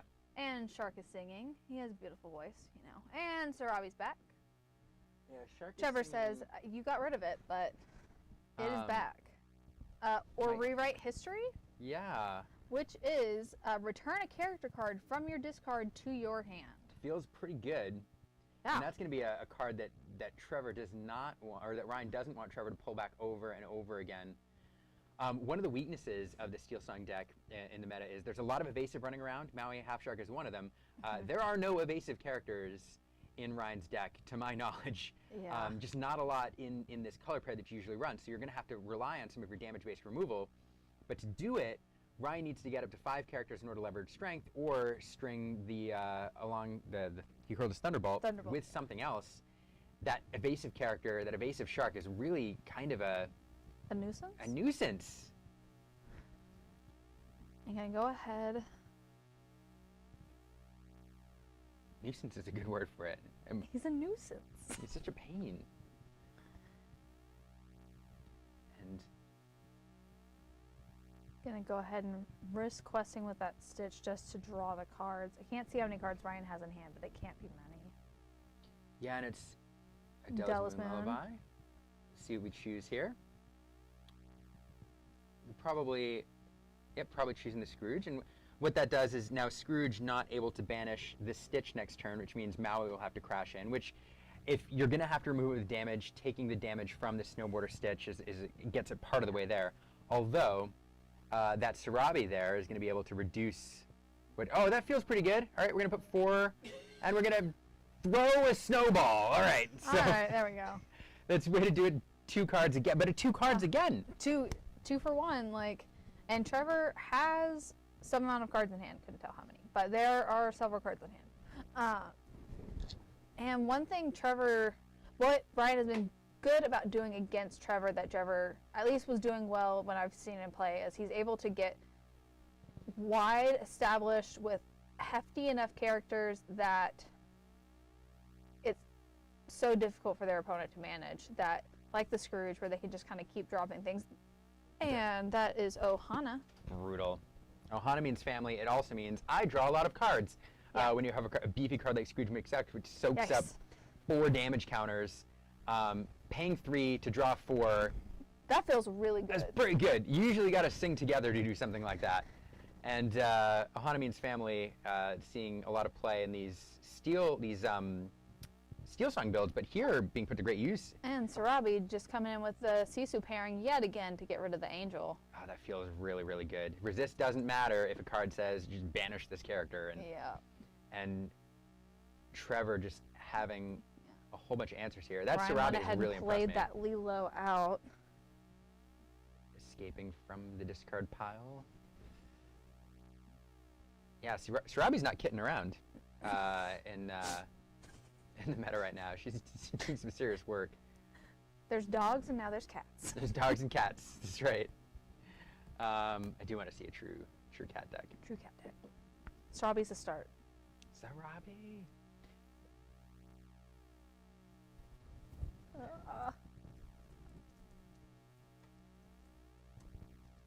Again, going to quest with that Stitch. Getting that card draw. Playing Nani. Getting another card draw. And these Nani, again, these Steel Song decks, to Ryan's credit, you have to find at least a couple Nanis or a Snowboarder or an Aerial. The card draw in this deck, or a dock. I mean, at some point, the dock insurance As policy he flipped the dock. is always available in Steel. But if you don't have that, and now I see 2 docks out there.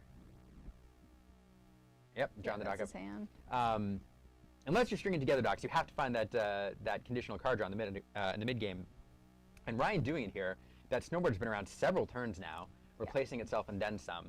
So clearly doing what he wants to do as well. And both players here, it just feels like this is anybody's game at this point. Both players back and forth.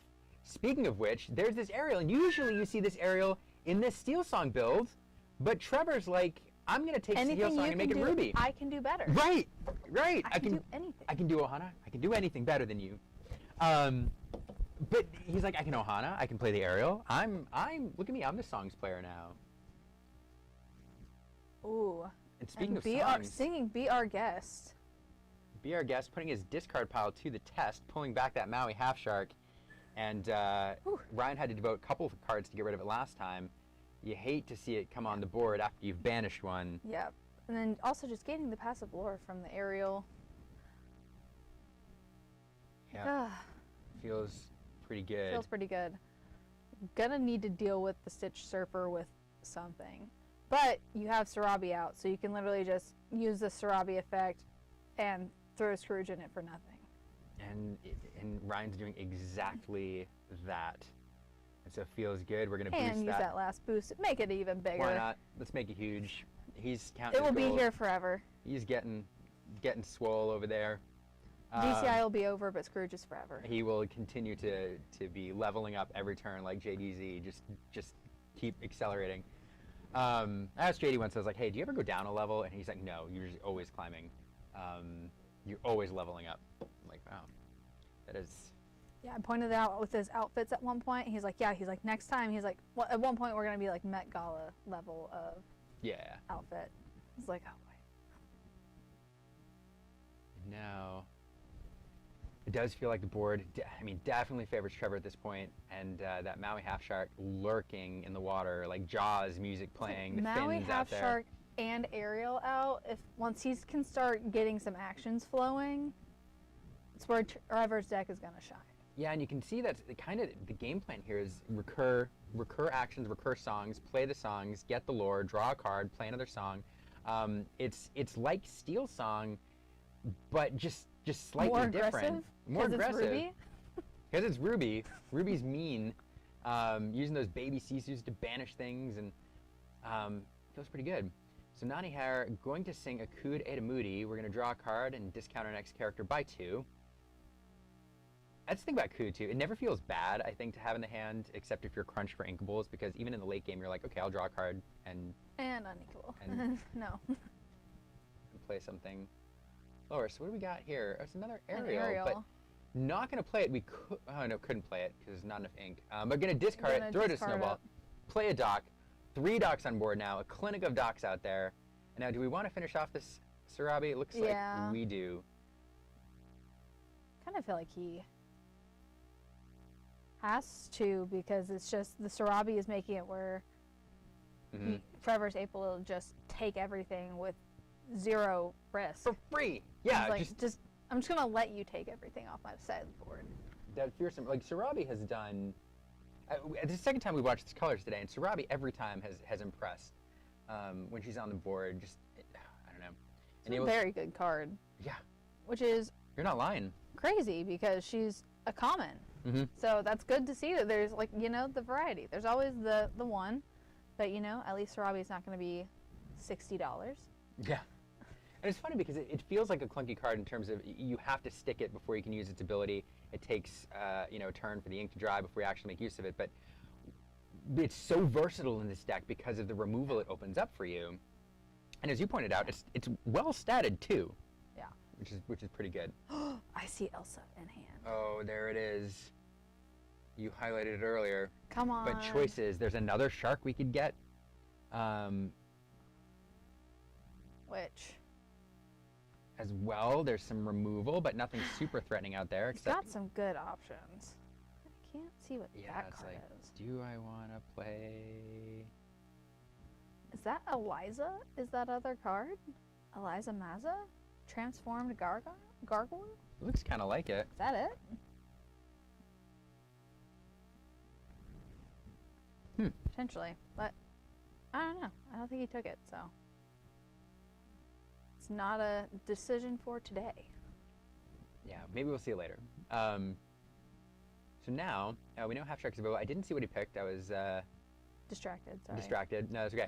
So it's either another shark or the Elsa? Elsa, I think, are the two options. As BP Scrooge challenging in, we're going to stack up 3 damage counters, but it doesn't feel bad to have damage counters kicking around when you have Ohana Means Family, again, drawing 3 cards off this card. It's like we lost Rapunzel, but we can keep her effect around. Scrooge and Ohana. Yeah. That's why this deck is so low. Means family. Family means no one gets left behind. Where's Stitch? Or forgotten. Yeah. Ohana means I draw 3 cards. Delamundo by coming down now, shrinking that angel down. It does make it susceptible to Baby Sisu, which we have in hand, and there she goes. And just like that. And just like that, we are down to Doc and Doc. And it just feels like, with all of that card draw, And just boost him for good measure. because Seems like Trevor's just like, I have the extra ink. I'm just going to use it. Boost it. Yep. Better than just letting it sit there. boost it, just boost it, boost it, boost it. When you have the ink, use it. The theater kids coming in strong. There it is. Oh man.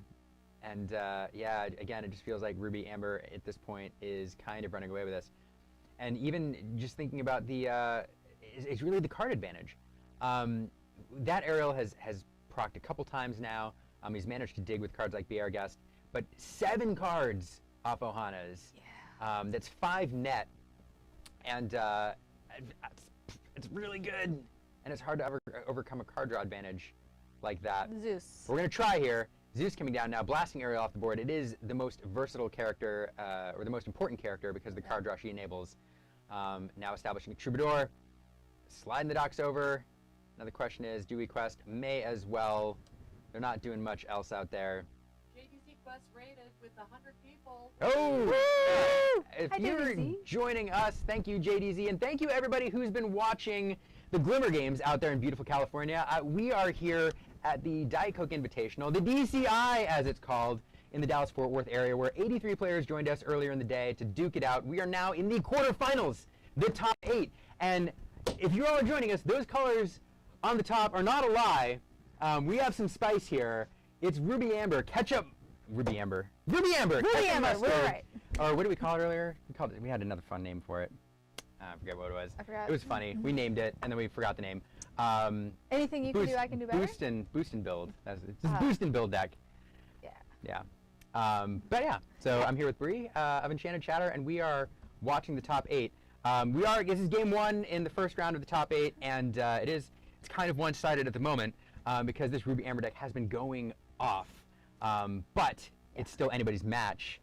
Also, yes, that is like a 8/8 Scrooge over there. I can't even count it anymore at this point. Yeah, there's a whole amount There's of a cards. thick stack of cards. There's a mound of cards. So if you're joining us, I do hope that I know the Glimmer Games was a fantastic watch, fantastic team out there. Kudos to that team, and kudos to all of you for hanging out watching Lorcana, and welcome to the stream. Bonus Lorcana today. Bonus, even more Lorcana. It's what we all need. It's just more Lorcana. So now Ryan, trying desperately to stay in this game, is at 8. Does drop a Chief Powhatan down, not in Bodyguard because there ain't nothing to guard right now, and then another dock there, but it's been tough. If you all haven't seen this Ruby Amber deck, actually before for you 100 people join us, Trevor, you've been saying, has been doing work with this deck. Won a tournament last weekend with it. Yes, we love Trevor's in the DFW area. Last weekend we had the Hunter Burton Memorial Open. Which, for those of you who don't know, it's to bring awareness for mental health. Is in honor of a Magic player, Hunter Burton. His family puts it on. It's wonderful. 20 Lore sponsored and helped host a Lorcana event for the 3rd year this year. And this past weekend, Trevor won it with, I'm pretty sure, this exact same 60. Yeah, so taking it down, and there's a lot of good players in the DFW area. It's not an easy tournament. So taking it down with this, I didn't realize that until I came here, and you were like, hey, he's been cooking with this. And now cooking again here today, taking it to the top 8, and you can kind of see why. Because it has a lot of great cards, and He's gotten wide enough, we're going to have to zoom out. yeah, the board's too big. Zoom it out. It's because of Scrooge. That's right. Scrooge is just too massive. This giant mound of cards under him. Scrooge is not just lying on top of his library, guys. Those are actually boosted cards underneath him. But here, Ryan, again, trying to stay in this, he did manage to hit that dock, draw a couple cards, and getting that snowboarder out there as one of the cards that fuels the Steel Song in the mid-game. Ryan had one out earlier, drew a bunch of cards of it, it went away, and now hoping to do the same thing here again to keep him fueled. Trevor has drawn 7 cards off Ohana's this game, so the card draw advantage solidly on his side right now. Yeah. Scrooge is already building up some damage for the next time he gets an Ohana. Yeah, right. And when you have like a 9/9 duck out there, it feels pretty good. And Sarabi's back. And Sarabi is a card which we have watched all day do work in these colors. Not only does it protect your characters or allow you to challenge in with little resistance, but it pairs very, very well with the Sisus and the other strength or the condition-based removal cards that we see in this deck. Sarabi and Sisu is like a match made in heaven in this deck, like ketchup and mustard, and it's been doing really well. She's been putting in all of the work. Yeah. All of the work. Yeah. This is. Since we got new people, can I use all my cat puns again? Sure, go for it. And Trevor here questing out all the way up to 15. Okay, that was his discard. I thought for a second that was his hand. I was like, what happened? That he drew like 15 cards. I was like, wait. And this is. And Shuffle, would you guys tell the new viewers what the Diet Coke Invitational is? what is the Diet Coke Invitational, you might ask? Bree, what is the Diet Coke Invitational? Well, it is put on as a local event here. So we have our lovely commissioner, Miss Kirby Crow, and her husband, Jonathan Crow, who is her other half. She is his better half. And we were going through a phase of Lorcana. This is the 3rd one. So last year, when there were no events really happening, nothing was going on. And they were like, you know what? We know how to host events. We are great at that. And so they started doing it. And the entry into the Diet Coke Invitational is a 12-pack of Diet Coke. Yeah. Not Coke Zero, not regular Coke. Diet Coke. I did ask this question. I was like, what happens if somebody brings Coke Zero to the event to try to get in? And the look I got, out. Out. So it is a 12-pack of Diet Coke. What this means, and I've gotten to come, I missed the first one. I followed it on social media very closely because it was a ton of fun. Unfortunate. I forget where I was. It was a year ago. But I did come to the last one, and now I'm here at this one. Aaron wasn't able to join me this time. And what I appreciate about it is there's some great prizing. There's Enchanted at the top. There's raffles all day. You also get a pack per win. And with the entry fee being so low, there's a lot of people who can come out and play this event for whom perhaps a $50 or $60 entry for some of these big, larger tournaments is too much. And so you do have, there's Golden Mickey winners out there playing today. There's some fantastic players in the DFW area. Bobby Brake is a Kaijudo world champion, always fun seeing him out. But then you also have players for whom this is the biggest tournament they've ever played. And the barrier to entry is so low, it allows them to come to experience this competitive event for the first time. And it's really a gateway tournament. Yeah, people, a lot of them, it's like their intro into DLCs. They're like, I'm not sure if I would like it as something like that. So they're like, I'll dip my toe in the water at the DCI and see how it goes. And it's pack per win. And on top of that, with all of the raffles where they're giving out iconics, playmats, enchanteds, you name it, anything and everything they can either have themselves or get donated from our local game stores like the Card Haven. They are just giving it all away. So, I mean, we had one of our favorite people come in from Enchanted Chatter and the Illumineers, Ink Tink. Yeah, Fairy Queen Tink. Yeah, Fairy Queen Tink came in and from she Little Rock, came 5 hours away. 5 hours away. Drove in, crossed state lines, didn't perform well in the tournament, but I went up there to check on her and she was like, I'm having the best time. I've won so many raffles. My friend has come, she's won raffles. We've opened Enchanteds, like, because you're still getting to open packs, you're still doing stuff, so there's so much happening on top of just playing in a tournament that it's just so much fun and enjoyable for everyone around you. Absolutely. I mean, yeah, it's just a great vibe, and I enjoy it very much. Yeah. as we were off to the races, and a cheap pow hat and hitting the inkwell there for Ryan on his Steel Song build. No turn 1 play. No turn 1 play. Which is not. It's only Mulan. It's the only 1-cost character, so it's not the worst. And some decks don't even run a 1-cost, so usually okay. It's turn 2 that's the big turn here. You want to establish either a Singer with the Troubadour, or perhaps the Willow to start discarding your cards. This Steel Song deck is one that likes to do, like all Steel Song decks of old, way more ink's worth of things in a turn than the resources available, than the ink available, through singing, through things like Akud Edemudi now. So establishing a Singer like this, incredibly important. But here's the fun thing about Trevor's deck. It's also doing like it's so similar things. that it's like, yeah. I'm going to sing songs too. And now, so a really interesting play here. It is turn 2. That Singer's on board. There's a Mowgli in Trevor's Yeah, I was hand. like, that Mowgli's coming down. Absolutely. Snap. I'm going to take a look. Let's see if there's more than one song. There's one. You do get to take, Two. oh, there's 2. Shout out to Ryan, having to play in a cast, and is very much making it work with the majority of his hand immobile. Absolutely. Now, the downside to Mowgli is, of course, Ryan gets to pick which card he gets rid of. Yeah. And so it looks like taking that strength, I think preserving that Akud is good. Yeah. There's some, he can ramp into a Chief Pot in this turn. Hopefully draws perhaps an Aerial or a Snowboarder off the top deck. Yeah. But that Akud is kind of key to the opening in this deck usually, if you have it. Yeah. So now drawing a card. Next card reduced by 2. Did you draw? I love to string it. Okay, so Chief Pow Hatton here coming down. Big 5/5 bodyguard. Camp challenge. That's okay. You don't need to when it's sitting there guarding your stuff. And that's what Chief does so well. But it can't get around Sisu. That's true. Sisu sees the bodyguard, says, I don't care about you, sneaks right around, daring visitor, and picks off that Troubadour, which feels pretty good. All sorts of songs that Troubadour can leverage in this deck, including that he hurled his Thunderbolt, which is in hand. Nani coming down here. We'll look at the top cards. Find 2 cost. Yeah. Chief can also sing. He can sing. That's true. But. And finding, sorry, did we grab a Willow there? Willow? Yeah. Yeah. Not a terrible card to find. And Nani, Nani, a card which I don't think people realized how good she was during reveal season.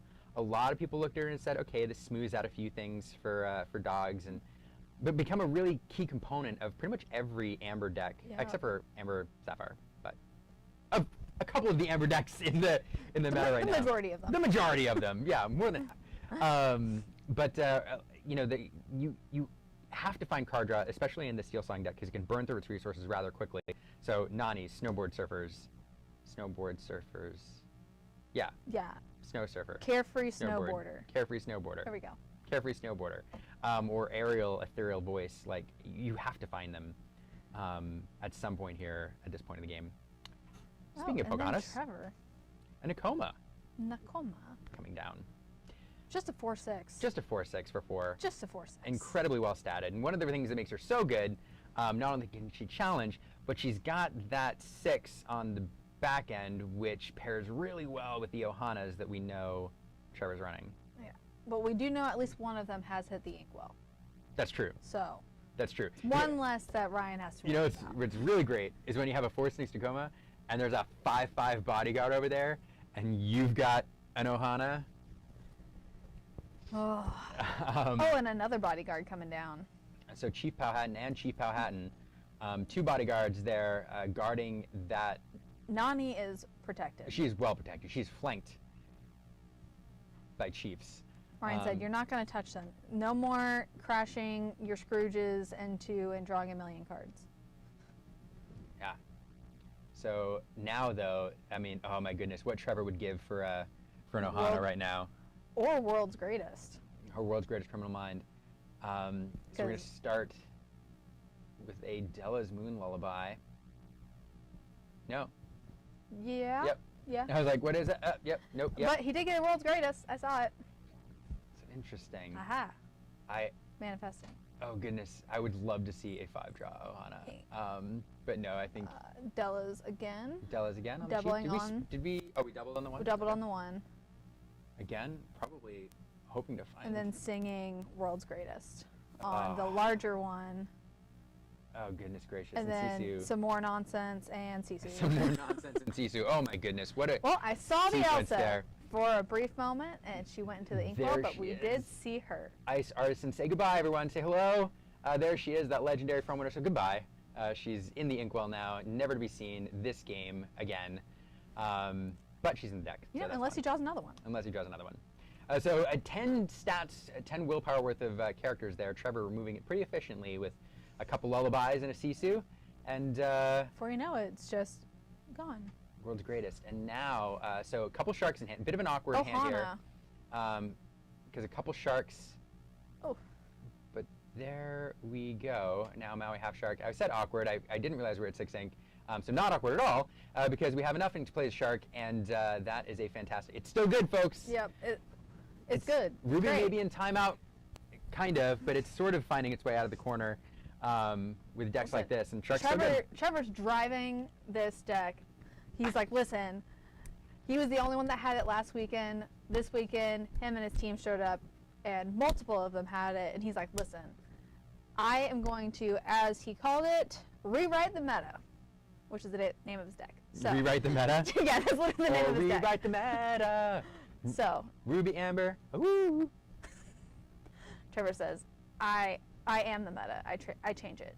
Look at me. Look at me. I'm the meta now. But that shark's still good. And, you can see kind of the plan with this deck. There are a lot of actions, there's a lot of songs, and there's cards And like now there's an Ariel. Ariel, Ethereal Voice, which benefits from playing songs. And Bree, what's better than one shark? Two. 2 sharks. A whole pack of sharks. I don't know if they're social creatures, but here are those Mauis hanging out together.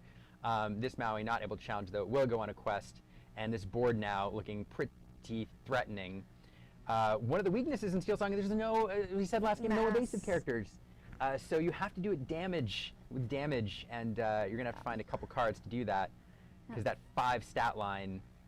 And again, There's a lot. Trevor can sit pretty nicely because this is an open deck list. He knows that Ryan is not going to have that Raging Storm, so he knows he can just keep going. And there's really no risk to the wider he gets. He can... There is going to be some things, but he's not going to be able... Ryan's not going to be able to deal with all of it at once. No. So we do have that one bolt. One Let's Thunderbolt. see. Can we get rid of... What do we got here? An Angel, perhaps? Be nice. We do have the 1 discount off that Willow. Ryan thinking this through. It's top 8. I believe it's untimed, so plenty of time to think things through. Yeah. Lilo heading in. A Into dock. a dock. Okay, Okay. so just getting rid of the hand, drawing 2 cards. Did we find something else? There are options here. There are options. We've got 4 ink available still, right? And a Troubadour to sing, I think, if you find another Thunderbolt or the Strength of Raging Fire. So plenty of options. Or an Akud. But you got a lot to deal with over there. Also, imagine Trevor having that Did find a Thunderbolt. Ohana. Oh, yeah. And I'm just going to draw a million, thank you. And finding a Thunderbolt, and now a Nani. Nani is going to look for a 2-cost. Ryan flashing something there. But it looks like decisions to be made here. Or no. Nothing. Nothing. Oh. Completely whiffing on the Nani. That feels pretty bad. That's not good. That feels worse than whipping on set 1 Ariel. Yeah, it feels pretty bad. There's so many characters in this deck, so many options. But no, nothing found, and it'll go back over to Trevor. So Ryan doing a little bit of control, getting 1 shark off the board, finishing it off, if you will.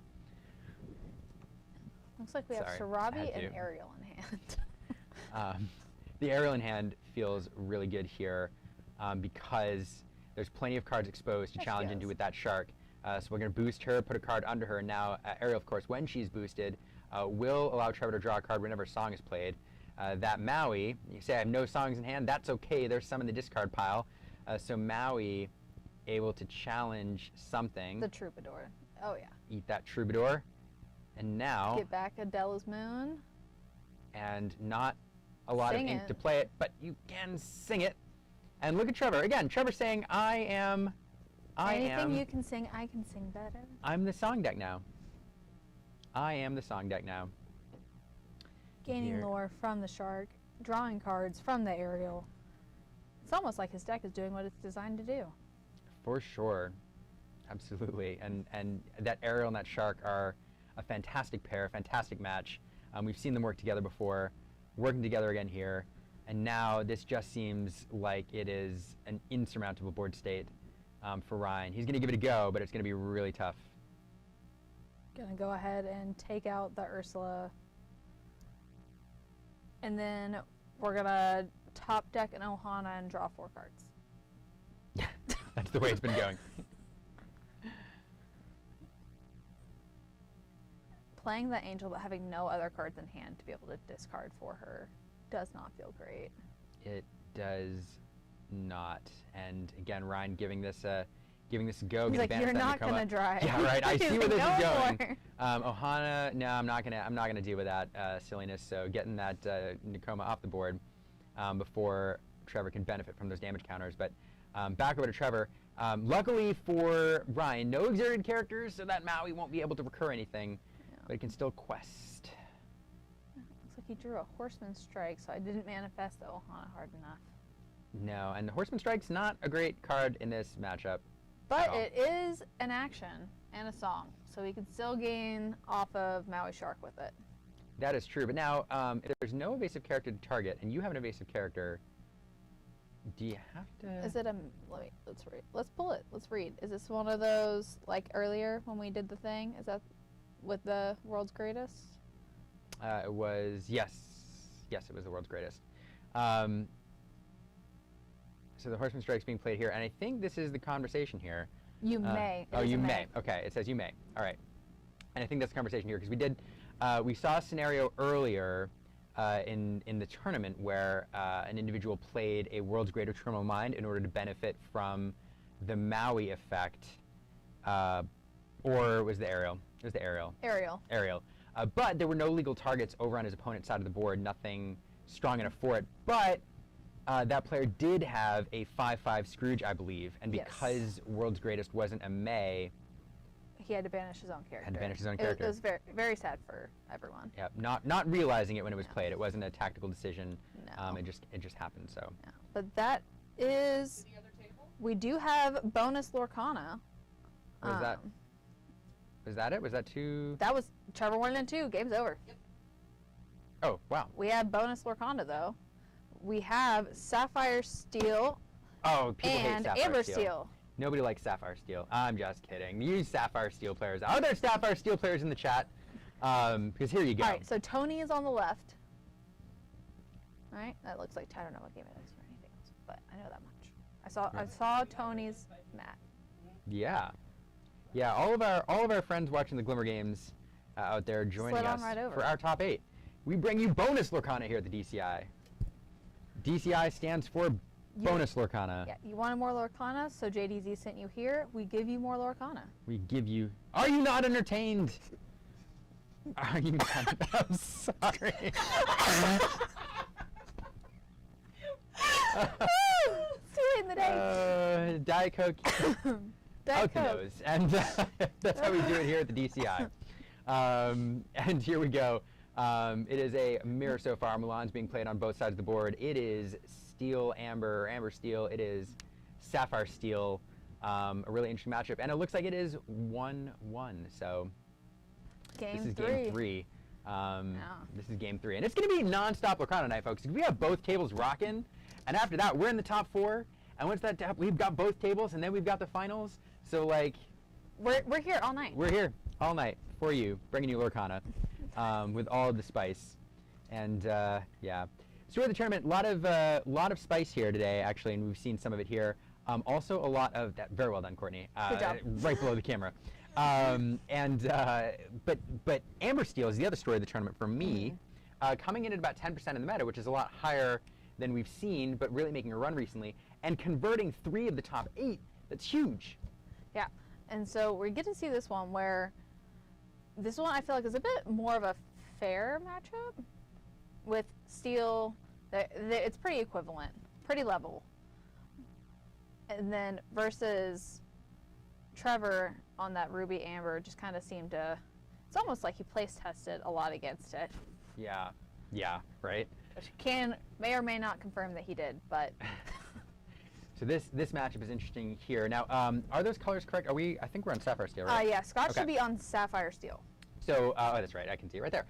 So Sapphire Steel, game plan here. Sapphire Steel is one of those double ramp depths that kind of wants to go 2, 4, 6 if it can to get into its big-bodied, powerful endgame characters.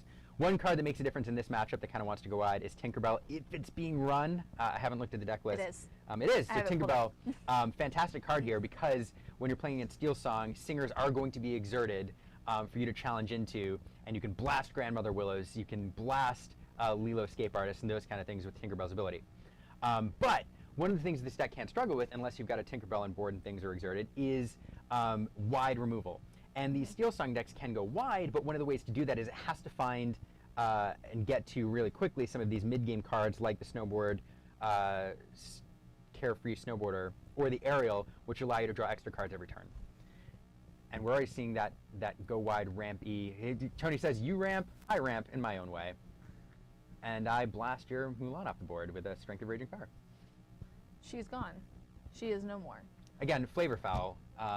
You shouldn't be able to banish a character with its own song. I feel like that should be a rule. I'm just kidding. Or make it a rule where if you do it with your own song, you actually gain lore also. That's right. That's right. Careful there. So here we go. It's back over to Scott. Now this is the turn where you like to double ramp if you can. There's other things you can do, but clearly trying to power to the end game. Cindy. There's that Cindy. That's how you do it. That will do it for you. Cinderella card that allow you to ink an extra card, to draw an extra card, filtering through your hand. Those white sleeves are bright. Very bright. And yeah, so up to 5 ink here, and that's the thing about these Sapphire Steel decks have always had an incredibly powerful top end with cards like Vicenza, the Tinkerbell, and that's where it wants to get to. And here we have that Aerial, super important. Gonna, boost immediately. Sing a song. Oh, so good. Draw a card. Oh, that's so good. Tony says, you have no characters? I'm just going to banish. And go a question. That's so good. I mean, this is a Steel Song, an evolution of the old Steel Song. It's singing songs, it's benefiting songs, song synergy, and we see it here where the Aerial Plate immediately boosted, sing the song, blast your character, draw a card. It's all clicking. A little engine there, especially with that Grandmother Willow to discount your character. So it's literally checking just all the boxes. It's like, okay, we do this. Okay, this turn we do this. Yeah. I do this, I do this, I do this. And now Scott, he has managed to ramp quite a bit, but bit of a decision here, because you want to establish a board, but you also don't want to leave that Aerial unchecked. Scott can get rid of the Aerial, but the cost to do it is spending the whole turn and giving Tony 2 ink. So just a tough spot. If you had a Tinkerbell here, it would be really good. Yeah. But which it doesn't look like we have it. I feel like you'd see that come down pretty quick if you did. Yeah, I was like, well, it looks like he does have 2 Thunderbolts and a Let It Go. Oh man, so much removal. And what's on the? And there's. I don't know, maybe 2 Thunderbolts, Let It Go, Strength. If that's what that is, it feels Just really bad. Only removal in hand.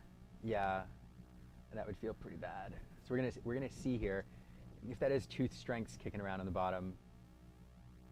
Sorry, Blue Steel players. I know you want to see it do its thing, but bit of an awkward spot. Scott really. Oh no, it's not thinking. Strength. He's not running Strength. Okay, so there's a Jasmine and into a Goliath. Oh my goodness. That's a card. That is a card. So this isn't run in all Steel decks that I'm aware of. It run in probably a minority of them, I think. Let me know, Steel Song players. But fun card here. It gives you some card draw every single turn. It does have that Stone by Day ability, but it's one of those that one of those weird hand manipulation cards where at the end of your turn you draw up to 2 if you have to. If you have more, you discard down. Yeah, fascinating card to see in this build. But you did have to discard a Thunderbolt because of that. And that's probably where the decision is. It's like I don't want to discard these cards, but you have to. But wanted to get a big body on the board, and Tony answers with probably one of the best answers he has in this deck: a Chief Powhatan and a 5/5 bodyguard, which is going to guard all the rest of his stuff against those Goliath challenges. Yep, but he does have answers for that in hand. Oh, that's true. That's all he has in hand is 2 answers for that. But he's gonna opt to get rid of the aerial first, and then sing 1, hard cast 1, and say go. That's a pretty impactful turn. He had the removal, he leveraged it, and then immediately drawing 2 cards. So that Goliath paying dividends already. And Scott kind of turning a corner here. All of a sudden, that board state looks a lot less oppressive over there. Yeah. We have Nani, which Tony already has at least 1 dock in hand. That Nani feels good, though. It's one thing, I mean, you love having 1 dock. You don't like having 2. Yeah. But we are going to keep another one here. Maybe just not a lot of... I didn't see what the other options are. Maybe no other options. Is a Grandmother Willow here going to discount 1? Play 1 for free, play the other one. 1 no effect, 1 with effect. Oh, That looks like that's what we're doing. Is it a... Yeah, Oh, yep. dock. Oh, 3 docks. 3 docks! in A whole hand. deck! I guess at that point you're just like, Just- just give me yeah, the just- 3rd yeah, dock, just take whatever. it. Why not? Yeah, just give me all of them, just for Just funsies. get it out of here. And talking about the importance of the card draw in the mid game for the Steel Song deck, about getting the Snowboarder and the Nanis and the Aerial Ethereal Voice online, but you could also just string together docks. Of course, Tony not stringing them together here, just Yeah, but all still, clumped together. dock into a dock and Discard a dock just feels it's too many docks. It's too many docks. Although to be frank, 2 docks is too many. So, but now this big old Goliath left over there. that's a able big to- boy. Yeah, a little beefy. Able to do some work cleaning up Tony's side of the board, but Scott's going to want to do more than just 1. Does have a Hades in hand. Which a card Tony does not have in his deck, but would be wonderful if he drew, miraculously, would be World's Greatest. Right? It's like, oh, where did this come from? And where did this come from? World's Greatest come to mind. Radigan taking down the Goliath, but not running this build, sadly. No, It is open deck list here in the top 8. Yeah, top 8 they know. So But we do there we go. have a Hades in hand. Hades Inferno, Say- Schemer. Goodbye to something. To a card. Let's see. So the strongest card out there is the Nani, but the most effective, you do have that Grandmother Willow and that Troubadour. Troubadour able to sing 4 cost cards, a little bit bigger than Nani's 3. And it looks like The Troubadour. that's going to be the choice. Now that Grandmother Willow looks mighty tempting. This looks very chomp. Goliath might be swooping down to crunch something. And so now a little bit of a change here. Takes okay. you backsies. Takes you back. Which Now we're is gonna- allowed in Disney Lorcana. It is allowed in Disney Lorcana. And perhaps here, okay, just gonna sing Thunderbolt, that's Blast, Thunderbolt that off. So Yeah. now no damage on... Why get rid of just 1 thing if I can get rid of if I can 2? get rid of 2. And importantly, not putting any damage on that Goliath because that 5 stat line is, it will require more than just a Thunderbolt to get rid of. And so now Tony forced to challenge in if he does draw a Thunderbolt. He's going to say, hey, you do the work. I'm not going to put the damage counter on it for you. You can run in and do it yourself if you have that Thunderbolt to remove the Goliath. And an Angel. Angel. Okay. Nothing to discard. And just questing out here, that's another 4, up to 15. So game on board all of a sudden. And importantly, both those Angels have resist 2. Yeah. So cards like Thunderbolt or Vicenza, which is in hand right now, can't get those ready characters off the board. I think, yeah, that's not his hand over there, right? That is his hand because the Goliath has them both draw up That to 2. is right. Never mind. So those he had Angels, dumped no resist. with the Angels and then draws 2 immediately with that Goliath out. Oh, that Goliath is mean when your opponent's running Angels out there. Yeah. So now... And no resist. They resist nothing. That's true. They resist... It's like Kirby and Diet Coke. Isn't that? Courtney is very impressed by this. Isn't that nice? Yeah, so shutting down. I mean, Tony very good about emptying his hand, and the Goliath says, no. Here's a couple cards. You're welcome. And now there's now of course Another Angels susceptible Hades to being banished by the Hades anyway. But Hades coming down, banishing that, and now we're gonna have some challenging here. Couple cards that these characters can the munch Willow, on. yeah. And then anything. And then anything. Just get Just something off anything. here. Getting rid of that dock there, and so Tony now. And then 2 Vincenzo's in Scott's hand. Oh, there are 2. Oh my There's goodness. 2. I mean, great cards. Angel is not long for this world, though. If We are at 7 ink. We've already played Hades. Oh. So here's the problem though with that Goliath. I mean, the Goliath, really fun there to get rid of those angels, but every turn each player now has 3 cards to deal with. 2 from the previous end turn off the Goliath and 1 off the draw. 3 cards. Tony can probably play all 3 of those cards. Yeah. Scott probably cannot, because this Sapphire Steel deck is meant to go top heavy. So the Goliath, really fun, but probably at this point doing more damage than good. And it looks like there's the handshake. Tony got it. The Vicenza coming down, sticking around, game over. Vicenza making an appearance, but that's it. And Scott can't quite pull it out against this Amber Steel deck, which has been running rampant in this tournament. But that means 1 Amber Steel's out, another one's still in there, and still don't know about the 3rd one. But Amber's still hanging in, still coming through strong. 3 out of the 8, and it's still there. It's been doing work here today.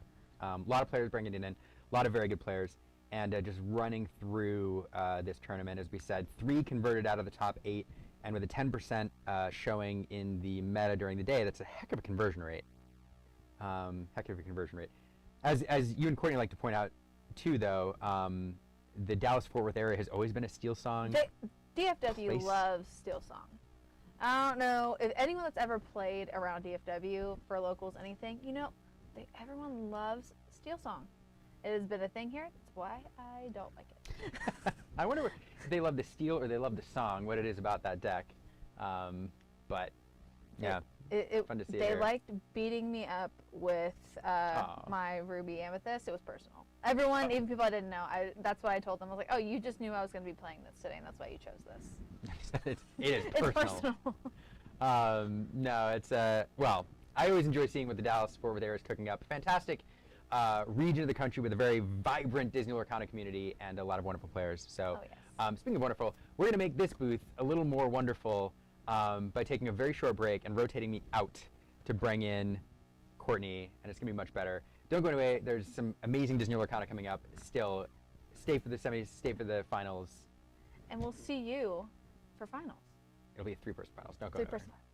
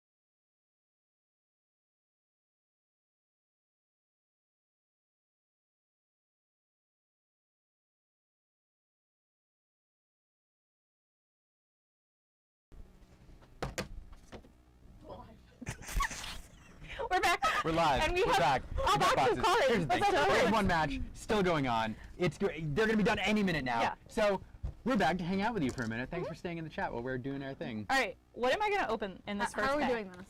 Well, so okay. So if you were here earlier, they do this thing in Dallas. It's really crazy. It's called Slam-A-Jam, where you just open the pack and you show all the cards and And somebody just wins, slap. and it's crazy. It's chaos. I'm gonna. You know what? I'm actually gonna dig down a little here because Oh, the you're gonna- Enchanted is right here. Okay, okay. Yeah, I I'm gonna respect check. it. Go middle all You- the way. It smells like an It Enchanted. smells like Yep. an Enchanted. It smells like an Enchanted. So this, so we all know the commons, the non-commons are not great. So let's keep it hidden. Let's do this your style, like Slam-A-Jamma, but instead, let's do one rare slot at a time. Okay, all right, With okay. a foil slot last. Foil and then slot each time, last. you All can right. see who's winning. And I'm gonna I'm move setting- this box here. I win. I have a legendary. I'm calling it. You're calling it? I'm calling it. You're just on the back of the card. I mean, technically, yeah, you can tell a little bit. This one's a foil card, I can tell. Oh, really? Yeah, the Nice. foil. All right, It's so foil. now, so get rid of the token, and we get Okay. 1, 2, 3. So we just Yeah. have the 3 cards, right? And technically, I set my third one off to the side. Okay. But we'll. That actually does look like a legendary. See? Yeah. see, it was not legendary. Oh my god, mine does look like a legendary. Haha, see, you said you smelled So, the Enchanted. I- You I challenge did. Enchanted Chatter on pulling it in. I did challenge. That's a terrible move. What a foolish decision on my part. All right, so the bottom card. one first. Bottom card's gonna be the rarest. All right, Okay. ready? 1, 2, 3, go. Container. Oh, yeah, I got super rare. Okay, so- Tamatoa. All right. So I already know that I have Tomato. a Another super rare sour. better here. Yep. Another super rare or better. Okay. So I'm clearly All right. In the in the lead. lead here. Ready? 1, 2, 3. Oh, Super rare. I got a legendary. Oh, Legendary. it's done. Ah. Oh, so you But you got got super rare too. Pocahontas, And I got so- Pocahontas. That's pretty good. This is actually Playable. playable too. Yeah. Oh, that top is beautiful. So now, I think that does mean you're winning, Yeah. even Yes. though Yeah. that sees no play, this sees play, and that sees Some some play. I thought that But was still. going to see way more play than I it. did. It has I wanted it potential. for the art. All right. All So right, what? so I'm- Now onto the foil. So let's do this one at a time. All right. You're winning, so you have to go last. All right, So okay, we can all get right. to I'm in you. last, so I'll go first. All right. Do we count to 3? You just go. you go. just flip it. Terrible. That That was not an That was Enchanted. that was a terrible attempt to beat the Todd. A common foil. All right. Ready? Definitely not. Oh, definitely not. Definitely not. On Uh, Enchanted. It's Not probably worse. Enchanted. No, I mean, Also not an Enchanted. Also not an Enchanted. Prince Naveen. That's all right. Now we gotta go again. No. We gotta try again. Okay. We gotta redo I it. think I was one off on the Enchanted. It got One off. Okay. It got Enchanted odor on it from the pack next to it. Oh, It rubbed probably. off. Yeah. I think Okay. that's It the- was the one that you were supposed to grab that you were like, actually, I don't want that one. It's gonna be that one. That is so. That was the Tinkerbell. Okay, so. So now you're taking you're the taking it. Oh my goodness! If that's the one, it's gonna be. I'm gonna be embarrassed. It's gonna be All right. beautiful. Okay. All right. You go next. Well, I think it is down. Down there. Okay. Down the bottom We here. gotta. We're digging. We're towards digging the again. bottom. Yeah, it is. It is in a The dark very- pack. I very think. last. It's in a Darkwing. I'm gonna stick to. I think Angel packs are the best packs. Oh, Tinkerbell. Okay. Tinkerbell's where it's at. Oh. We'll see. We'll All right. see. So same way. Same Same way. I like it. We'll Maybe the camera, that'd be great. Okay, camera so people can actually see Yeah. it. Slammy. That's Slammy fine. They jammy. can't Okay, see my I'm sorry. slams. All right. So 3 cards. 3 cards. Three cards. We'll set our commons and uncommons. We'll There. double check that we Over have there. no All right. discards or anything. No I discards. just tossed it. Okay. immediately. Okay. All right. So bottom card. We'll pop it up. Pop it The up. way you did it. All right. 1, 2, 3, go. I can't see what I have. I can't either. I have a Kristoff. Widow Tweed. Copper. Copper. Oh, there's a puppy. Yeah. He's. Okay. All right. All right. Ready? Number 2. Number 2. 1, 2, 3. 3. What do I have? It's so Genie. funny. Oh, Genie. Playable. playable. Is that a super rare? No, it's a It's rare, just but a it's rare. playable. It's Yeah, we've got a graveyard still Eliza not Yeah. of playable. Christmas Not- future. not- so not- we're not doing too great. Graveyard of terrible cards. Good, all right. because we're gonna have the iconic. 3. I feel like I have the lowest, so I'll go first. Not in No. charge, Nope. I'll tell you that. There's What the is- border. You win. Don't miss the Gone 2 Challenge next weekend. Coming to a stream near you. Tell you more about that later if you want. But the Gone 2 Challenge is the thing. All right. I think you're winning. I think I have to go Yeah. next. Oh. Oh. Oh. Oh no. Todd. Big glare. I got Todd. I got Todd and Copper. Oh. Um, You got my shift target though. That's fair. Tav, you're right. Terrible It's pack. okay. See, that it was the Gantu pack calling me, apparently. That's right, because we're manifesting, and this is going to be The Enchanted? iconic. Iconic? Okay, we're going big. We're going big? We're going big. Go big or go home? No. But Raging Storm is A foil. full I'll Raging take Storm ain't too I'll bad. take Ain't it. too bad. I'll no. take it. Especially given how Ooh, and we played this weekend. we are setting up for Trevor's our back. top 4. We've got Trevor Trevor again. again. We And- love it. I think we can still we do might have another time pack. for one more. Oh, one more. Are we doing it? We're doing it. All right. You're about to start, guys. Never mind. Okay. No, we're not. Production says no. We got Sad. Production We're says just gonna leave these right no, here AKA and the stare at commissioner. them sadly while we wait. They can go that in is the middle. true. Winter Spell, don't miss Winter Spell getting your we don't need to advertise Winter Spell. There you go. All right. I'm going to leave you two to this round. Yeah. All right. And then we're Thank going to you. make the finals extra cool. All right. We Thanks love for beating me up in pack opening. Thank Terrible you at opening to our packs. commissioners for coming and getting all of our trash out of the way. All right, here we go, here we go. So Trevor, we know, is on Amber Ruby. Tony is going to be on Amber Steel. And we're going to see if Trevor can just do what he did last time. And just kind of sing songs, but better than Steel Song. All right. So we're getting a stream set up right now. All And right, getting Tony everything in place. And Trevor? Trevor and Robert. All right. And then we have our second match is going to be Tony and Adam.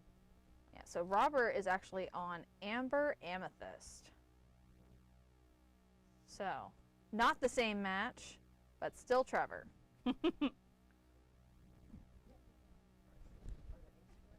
All right, Trevor is on Amber Ruby, and then we have Robert on Amber Ruby. No, No. on Amber Amethyst. So we got yellow purple on the right. There you go. There we go. And we are good. And we're good. We got this. This is an all Amber top cut? Yeah. Yes, all Amber top cut. What are y'all doing up here in Dallas? Amber. Amber all day. No, actually not all Amber. We lied. Adam is on Sapphire Amethyst. And he is in top 4.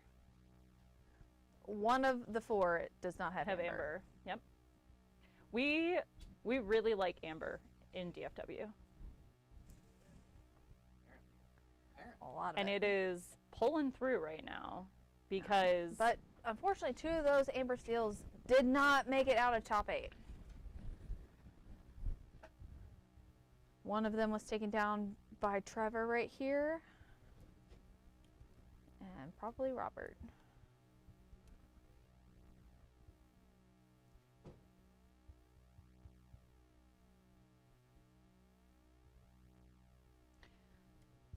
so we are Getting shuffling ready. up, Staring at checking. packs.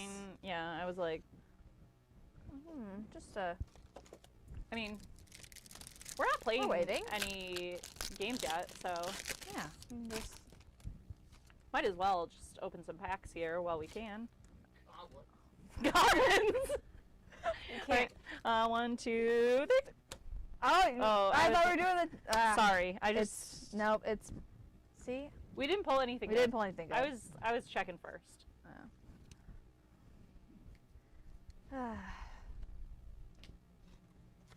Looks like we are So checking deck we're lists checking still. deck lists right now. So let's see So, if we can pull something good on We can stream. keep pack battling until This time I'll be Heart good desires. and show it. show it to the Okay. the squad, the All right. peeps. 1, 2, 3. No.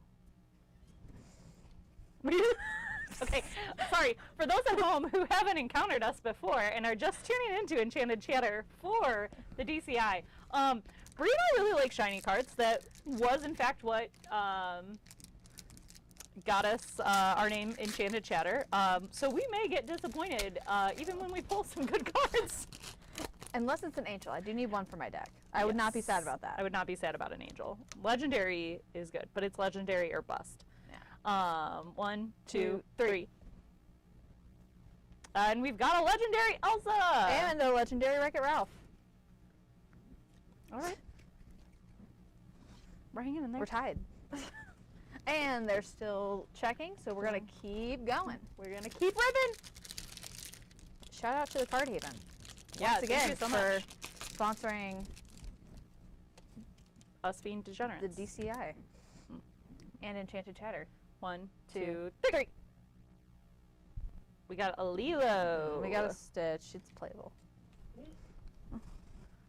I like this Lilo. It's really cute. The Lilo Rockstar. Yeah, we are. This is how you know. Where's the Enchanted? We opened too many packs because we're just like, oh. Still looking at deck lists, so we're going to keep opening. ripping. 1, I have another legendary. 2, Calling it. 3. I see a border. Oh, it's a super rare. Right. Did we? We also check through the comments and uncommons in case we are to open the ever elusive discard. Which, you know, Which could I be feel like today. is It would be new for the DCI. it would. All right. 1, 2, 3. Oh. Oh.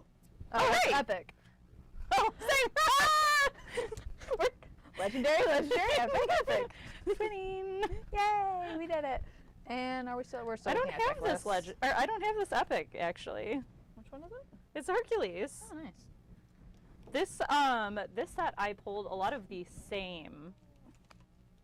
I've pulled so Epics. far pretty different ones, but So oh, are we?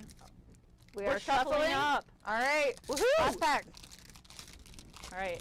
Last pack. Let's open that iconic and get on to the semis. All right. 1, 2, 2. 3. Nope. No, it was a glare. I got foil Space Cows. I love that card. I don't.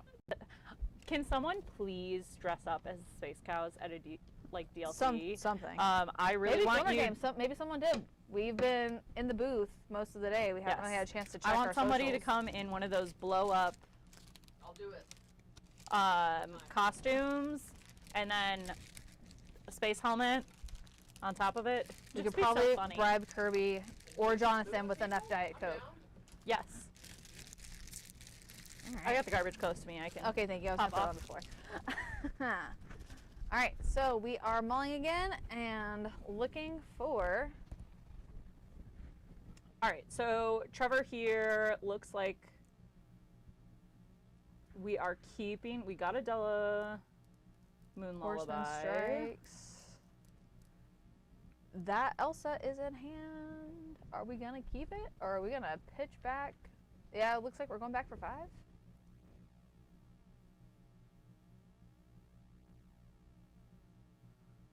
Deciding?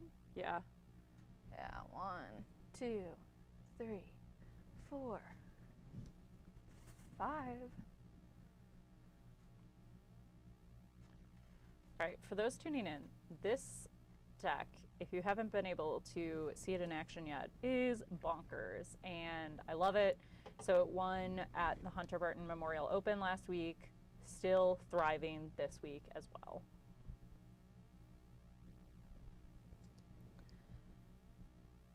I'm pretty sure Trevor is running I love the it. exact same. I love it.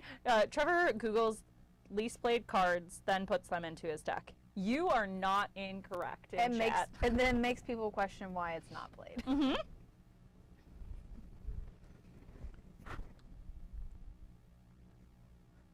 I love that Liam's gonna come back in here and be like, "What happened?"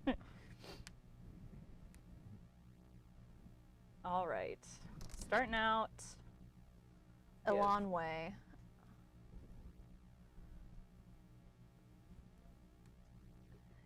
Which is EILONWY.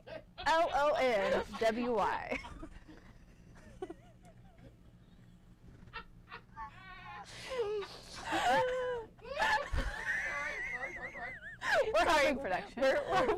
We're broken here. In top 4, we've hit that time of day where we just And we're playing an Angel on Trevor's side and Yep. going over. and using that underdog ability, which is really strong in this deck, because this deck, fun fact, no 1-drops. None. None. Doesn't need them. as he has shown time and time again today, he doesn't need it. And Double a long way with that Grandmother Willow coming out. Being able to play that second one for free. Because what's the best way to pay for cards? To not have to. correct.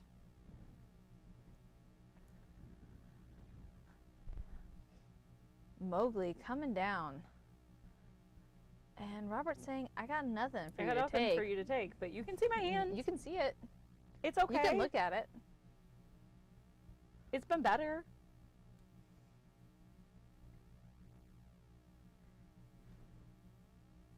What is that? In the middle. It is going to be. That's Nakoma. Yep. There we go. I was like, I've seen it several times today. Can't remember what the card is though.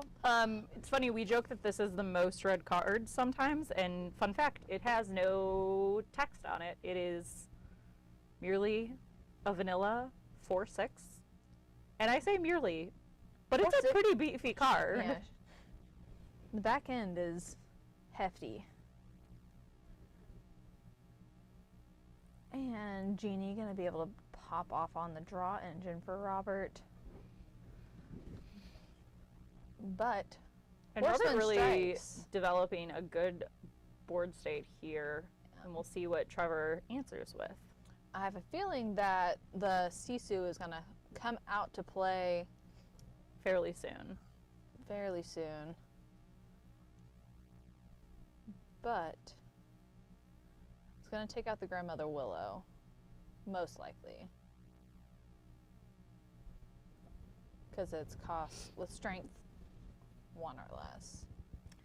Yes, but as we recall, he has lots of cards that can lower the strength True. in this build. But nope, just gonna play it and get rid of the Grandmother Willow. And then say, I'm gonna have a Horseman Strikes to deal with the Genie, which is gonna come out at some point.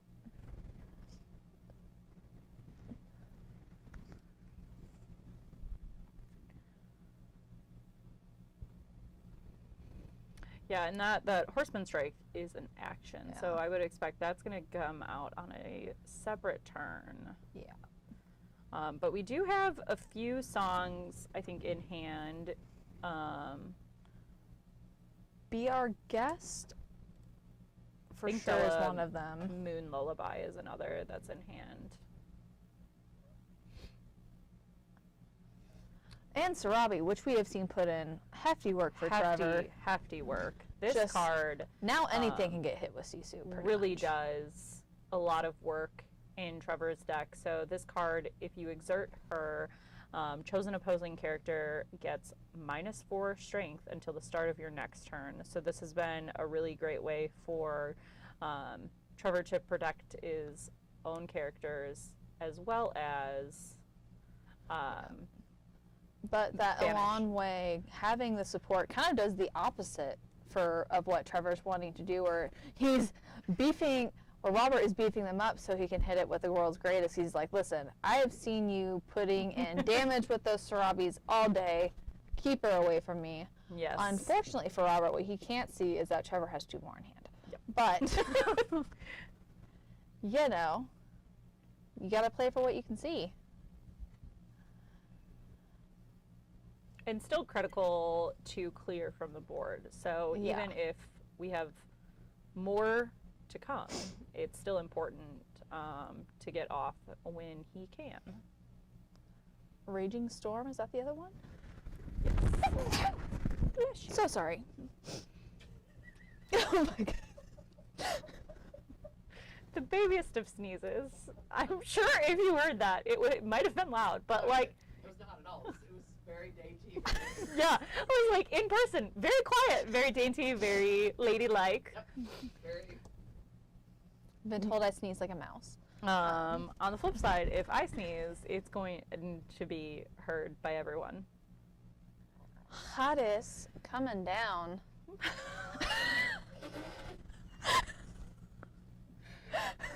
So for don't know what she just said. Hades Everyone coming knows what I into just play. said. The emphasis wrong syllable.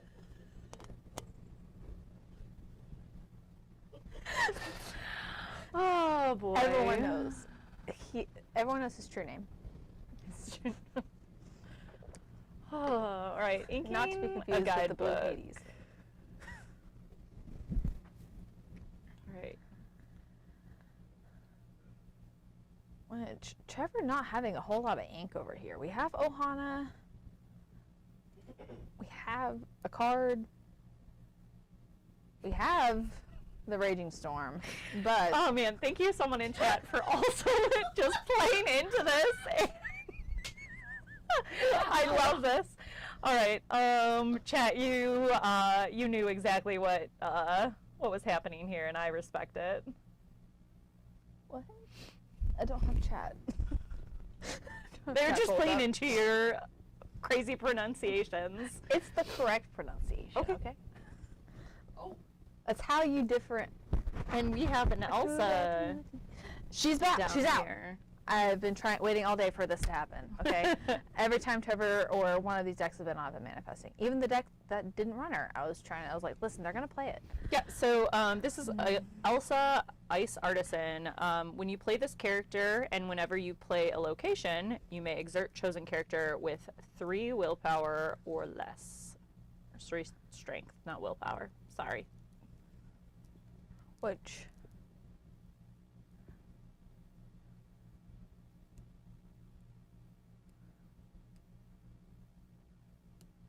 And then when this character is at a location, she quests, she gets 3 lore, so she quests for 4, yes.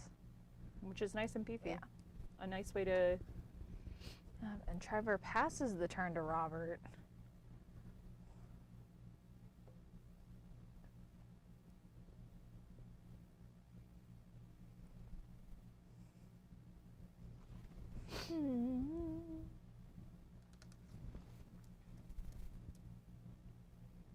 Is that a honey marin?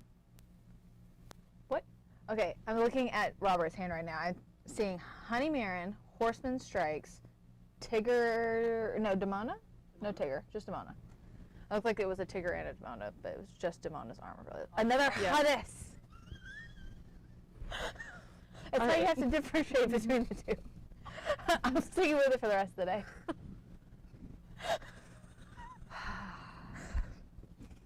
oh, we all break. Bree is breaking me. This is my hill, and I will die on it. Leave me here.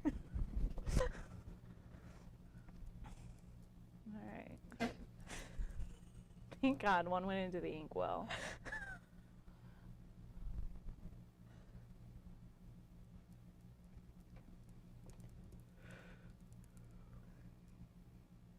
Genie's going a questing.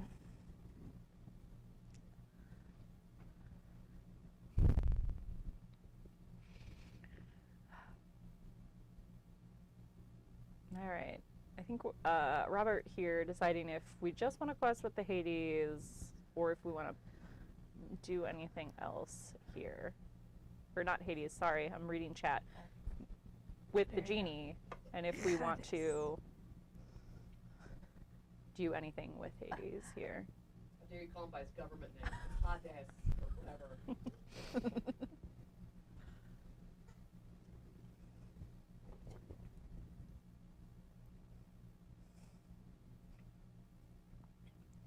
Things are not looking so hot for Trevor over here, but he's only at 5 ink. So It's we're also not just in storm. Sorry, go ahead. So hard to count him out because his deck can do so many things. I mean, he's come back from less, Right. from more of an advantage. Yeah, and with that Ohana, might be the Yeah, the what he Ohana, needed. Ohana means family to get the card draw here. Feels very, very good. And we're going to sing, Be our be our guest. guest. Draw some more cards. Draw some more cards. So for those at home who haven't seen Be Our Guest in quite some time, it's look at the top 4 cards of your deck. You may reveal a character card and put it into your hand. Put the rest on the bottom of your deck in any order.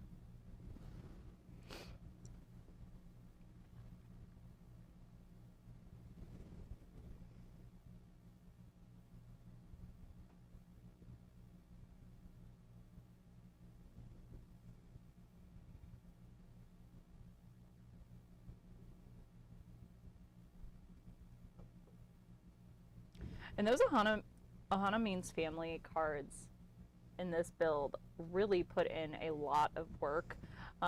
When you think about the Elsa being a 5/5, as well as when you have the Scrooge McDuck, yeah, which you drew 7 off of last round. Yes. With Ohana and Scrooge. So really good, some good combos there, and resource gathering.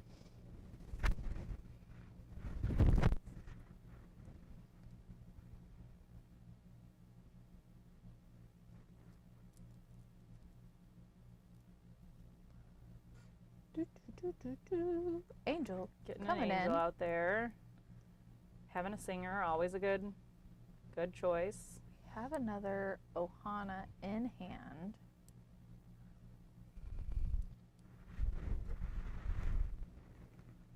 And we're going to ink Be Our Guest.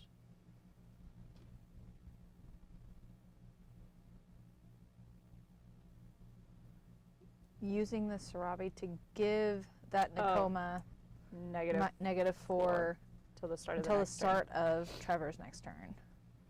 You know, we talked about how powerful that Sarabi is, but I think just a simple play like that where, yeah, Trevor could quest and gain a lore there, but instead he uses it to kind of control the board state, so that he can take damage on his characters when he wants to be able to get that card draw. And I think just really showing how talented of a player Trevor is.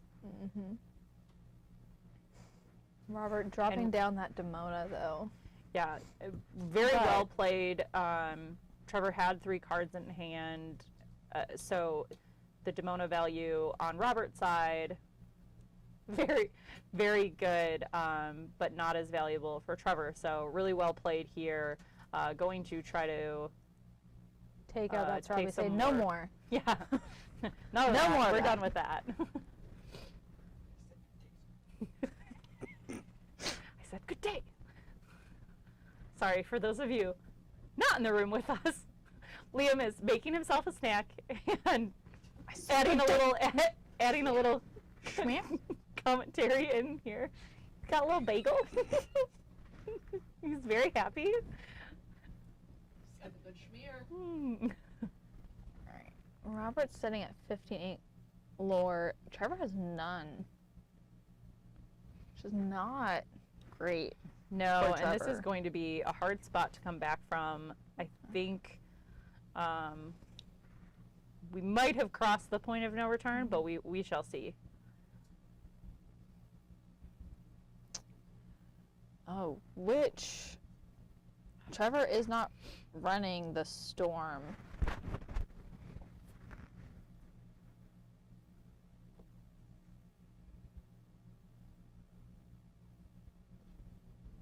So much card draw. He's like, oh, Hannah, I'm going to draw all the cards. All right. And there we go.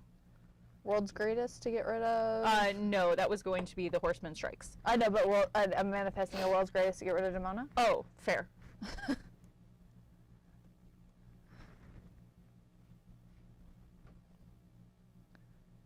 Which you could sing with Sisu, but he doesn't have it, so it's not happening.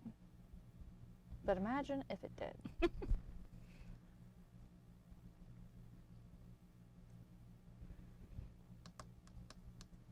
Because, I mean, he is sitting at lethal on Robert's side. He's going to have to take and that's something where out. he's, Trevor is deciding if his best play is to do that with his Sisu. take out the Elan Way.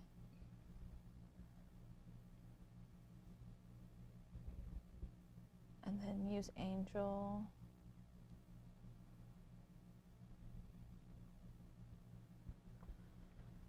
Whew. Trevor has a few cards. One or two to make some make some choices. Trevor coming back from this, which is not unheard of. It's gonna be crazy. Play it, pop it, draw it, twist it. Pop it. Yeah. That is exactly the energy that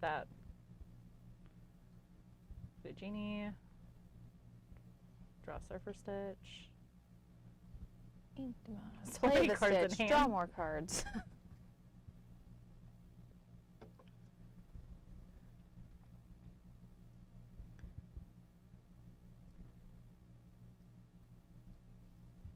Wonder if in Trevor's build, in this Amber or Ruby list, finding go up to somewhere to 18 here. fit in at least 2 Raging Storms.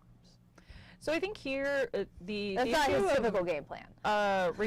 Raging Storm is going to be that it's going to clear Trevor's board as well, and he has enough songs and actions that remove cards that I think the goal on his side is also to get that Maui out and be able to recur some of those songs and actions, and not need to have his board wiped with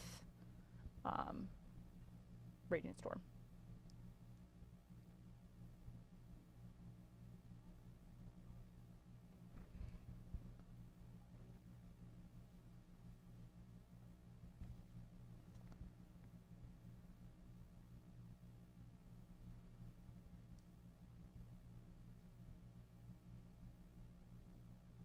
Not Playing as another big, Ohana yeah, and drawing not even as, more cards, yeah, but drawing 2 cards there, but not quite. I'm not sure if we were getting the answers we were hoping for there, as we keep drawing a little bit deeper, but Robert does have 3 cards in hand, so the Demona is stuck. So you really just need to deal with Olaf and Genie. Or Genie. And we got rid of Olaf with our Sisu. I think we've passed back now. Got rid of Genie.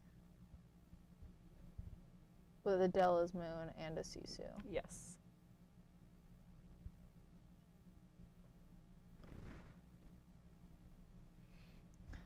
Horseman strikes. Robert says, only I can play evasives, not you. Yes. No evasives for you. And Robert just dumps his hand and says go. Yeah. Quest with That the doesn't Olaf feel go to incorrect. 19. Deal with my board. Yeah. So now, I think if the it goes answer back to me, is Demona is going to we ready. cannot.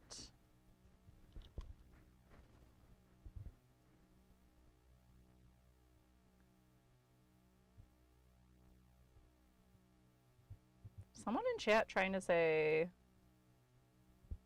Pepsi? No. No, Pepsi, no. We only got Diet No, Coke this in this house. is Diet Coke. This is the DCI. Diet Coke Invitational. You only get invited if you can bring a 12-pack of Diet Coke.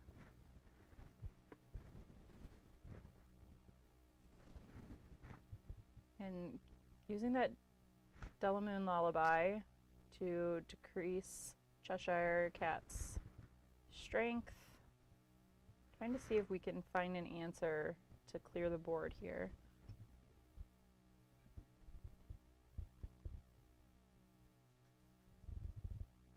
I mean, you...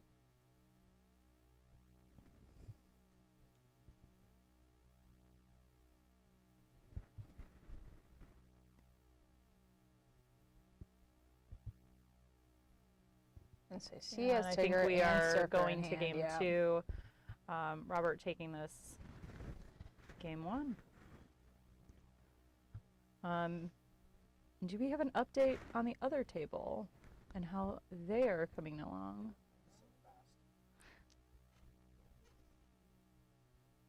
Just checking in. I believe they're going to game 3. All right.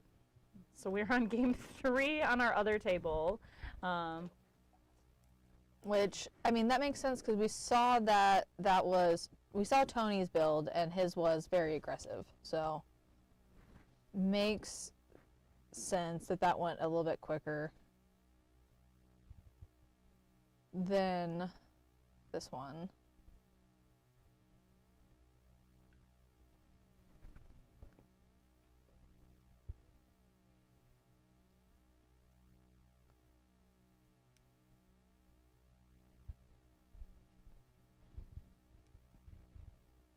Which it's Not not in there. Okay.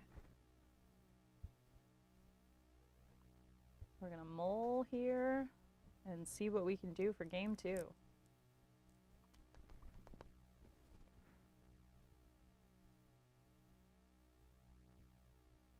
Going for 3 on Trevor's.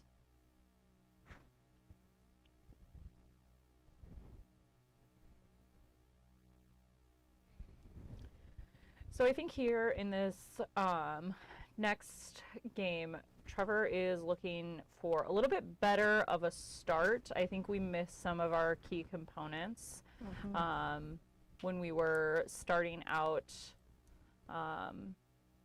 just missing a few pieces of the puzzle for those first few turns. We had to start out with a little bit more of a wonky start than Trevor really wanted to, and we saw Robert was able to go a little bit wider at the start of the game, and that is something that Trevor will want to think about a little bit differently in this match, and we'll see what we get. We're going to ink a shark and pass, which, as we talked about in the last game, there is no 2-drop. There's no 1-drop. Or 1-drop.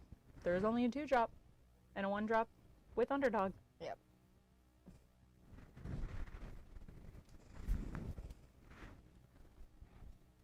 Which Trevor also missed a turn too.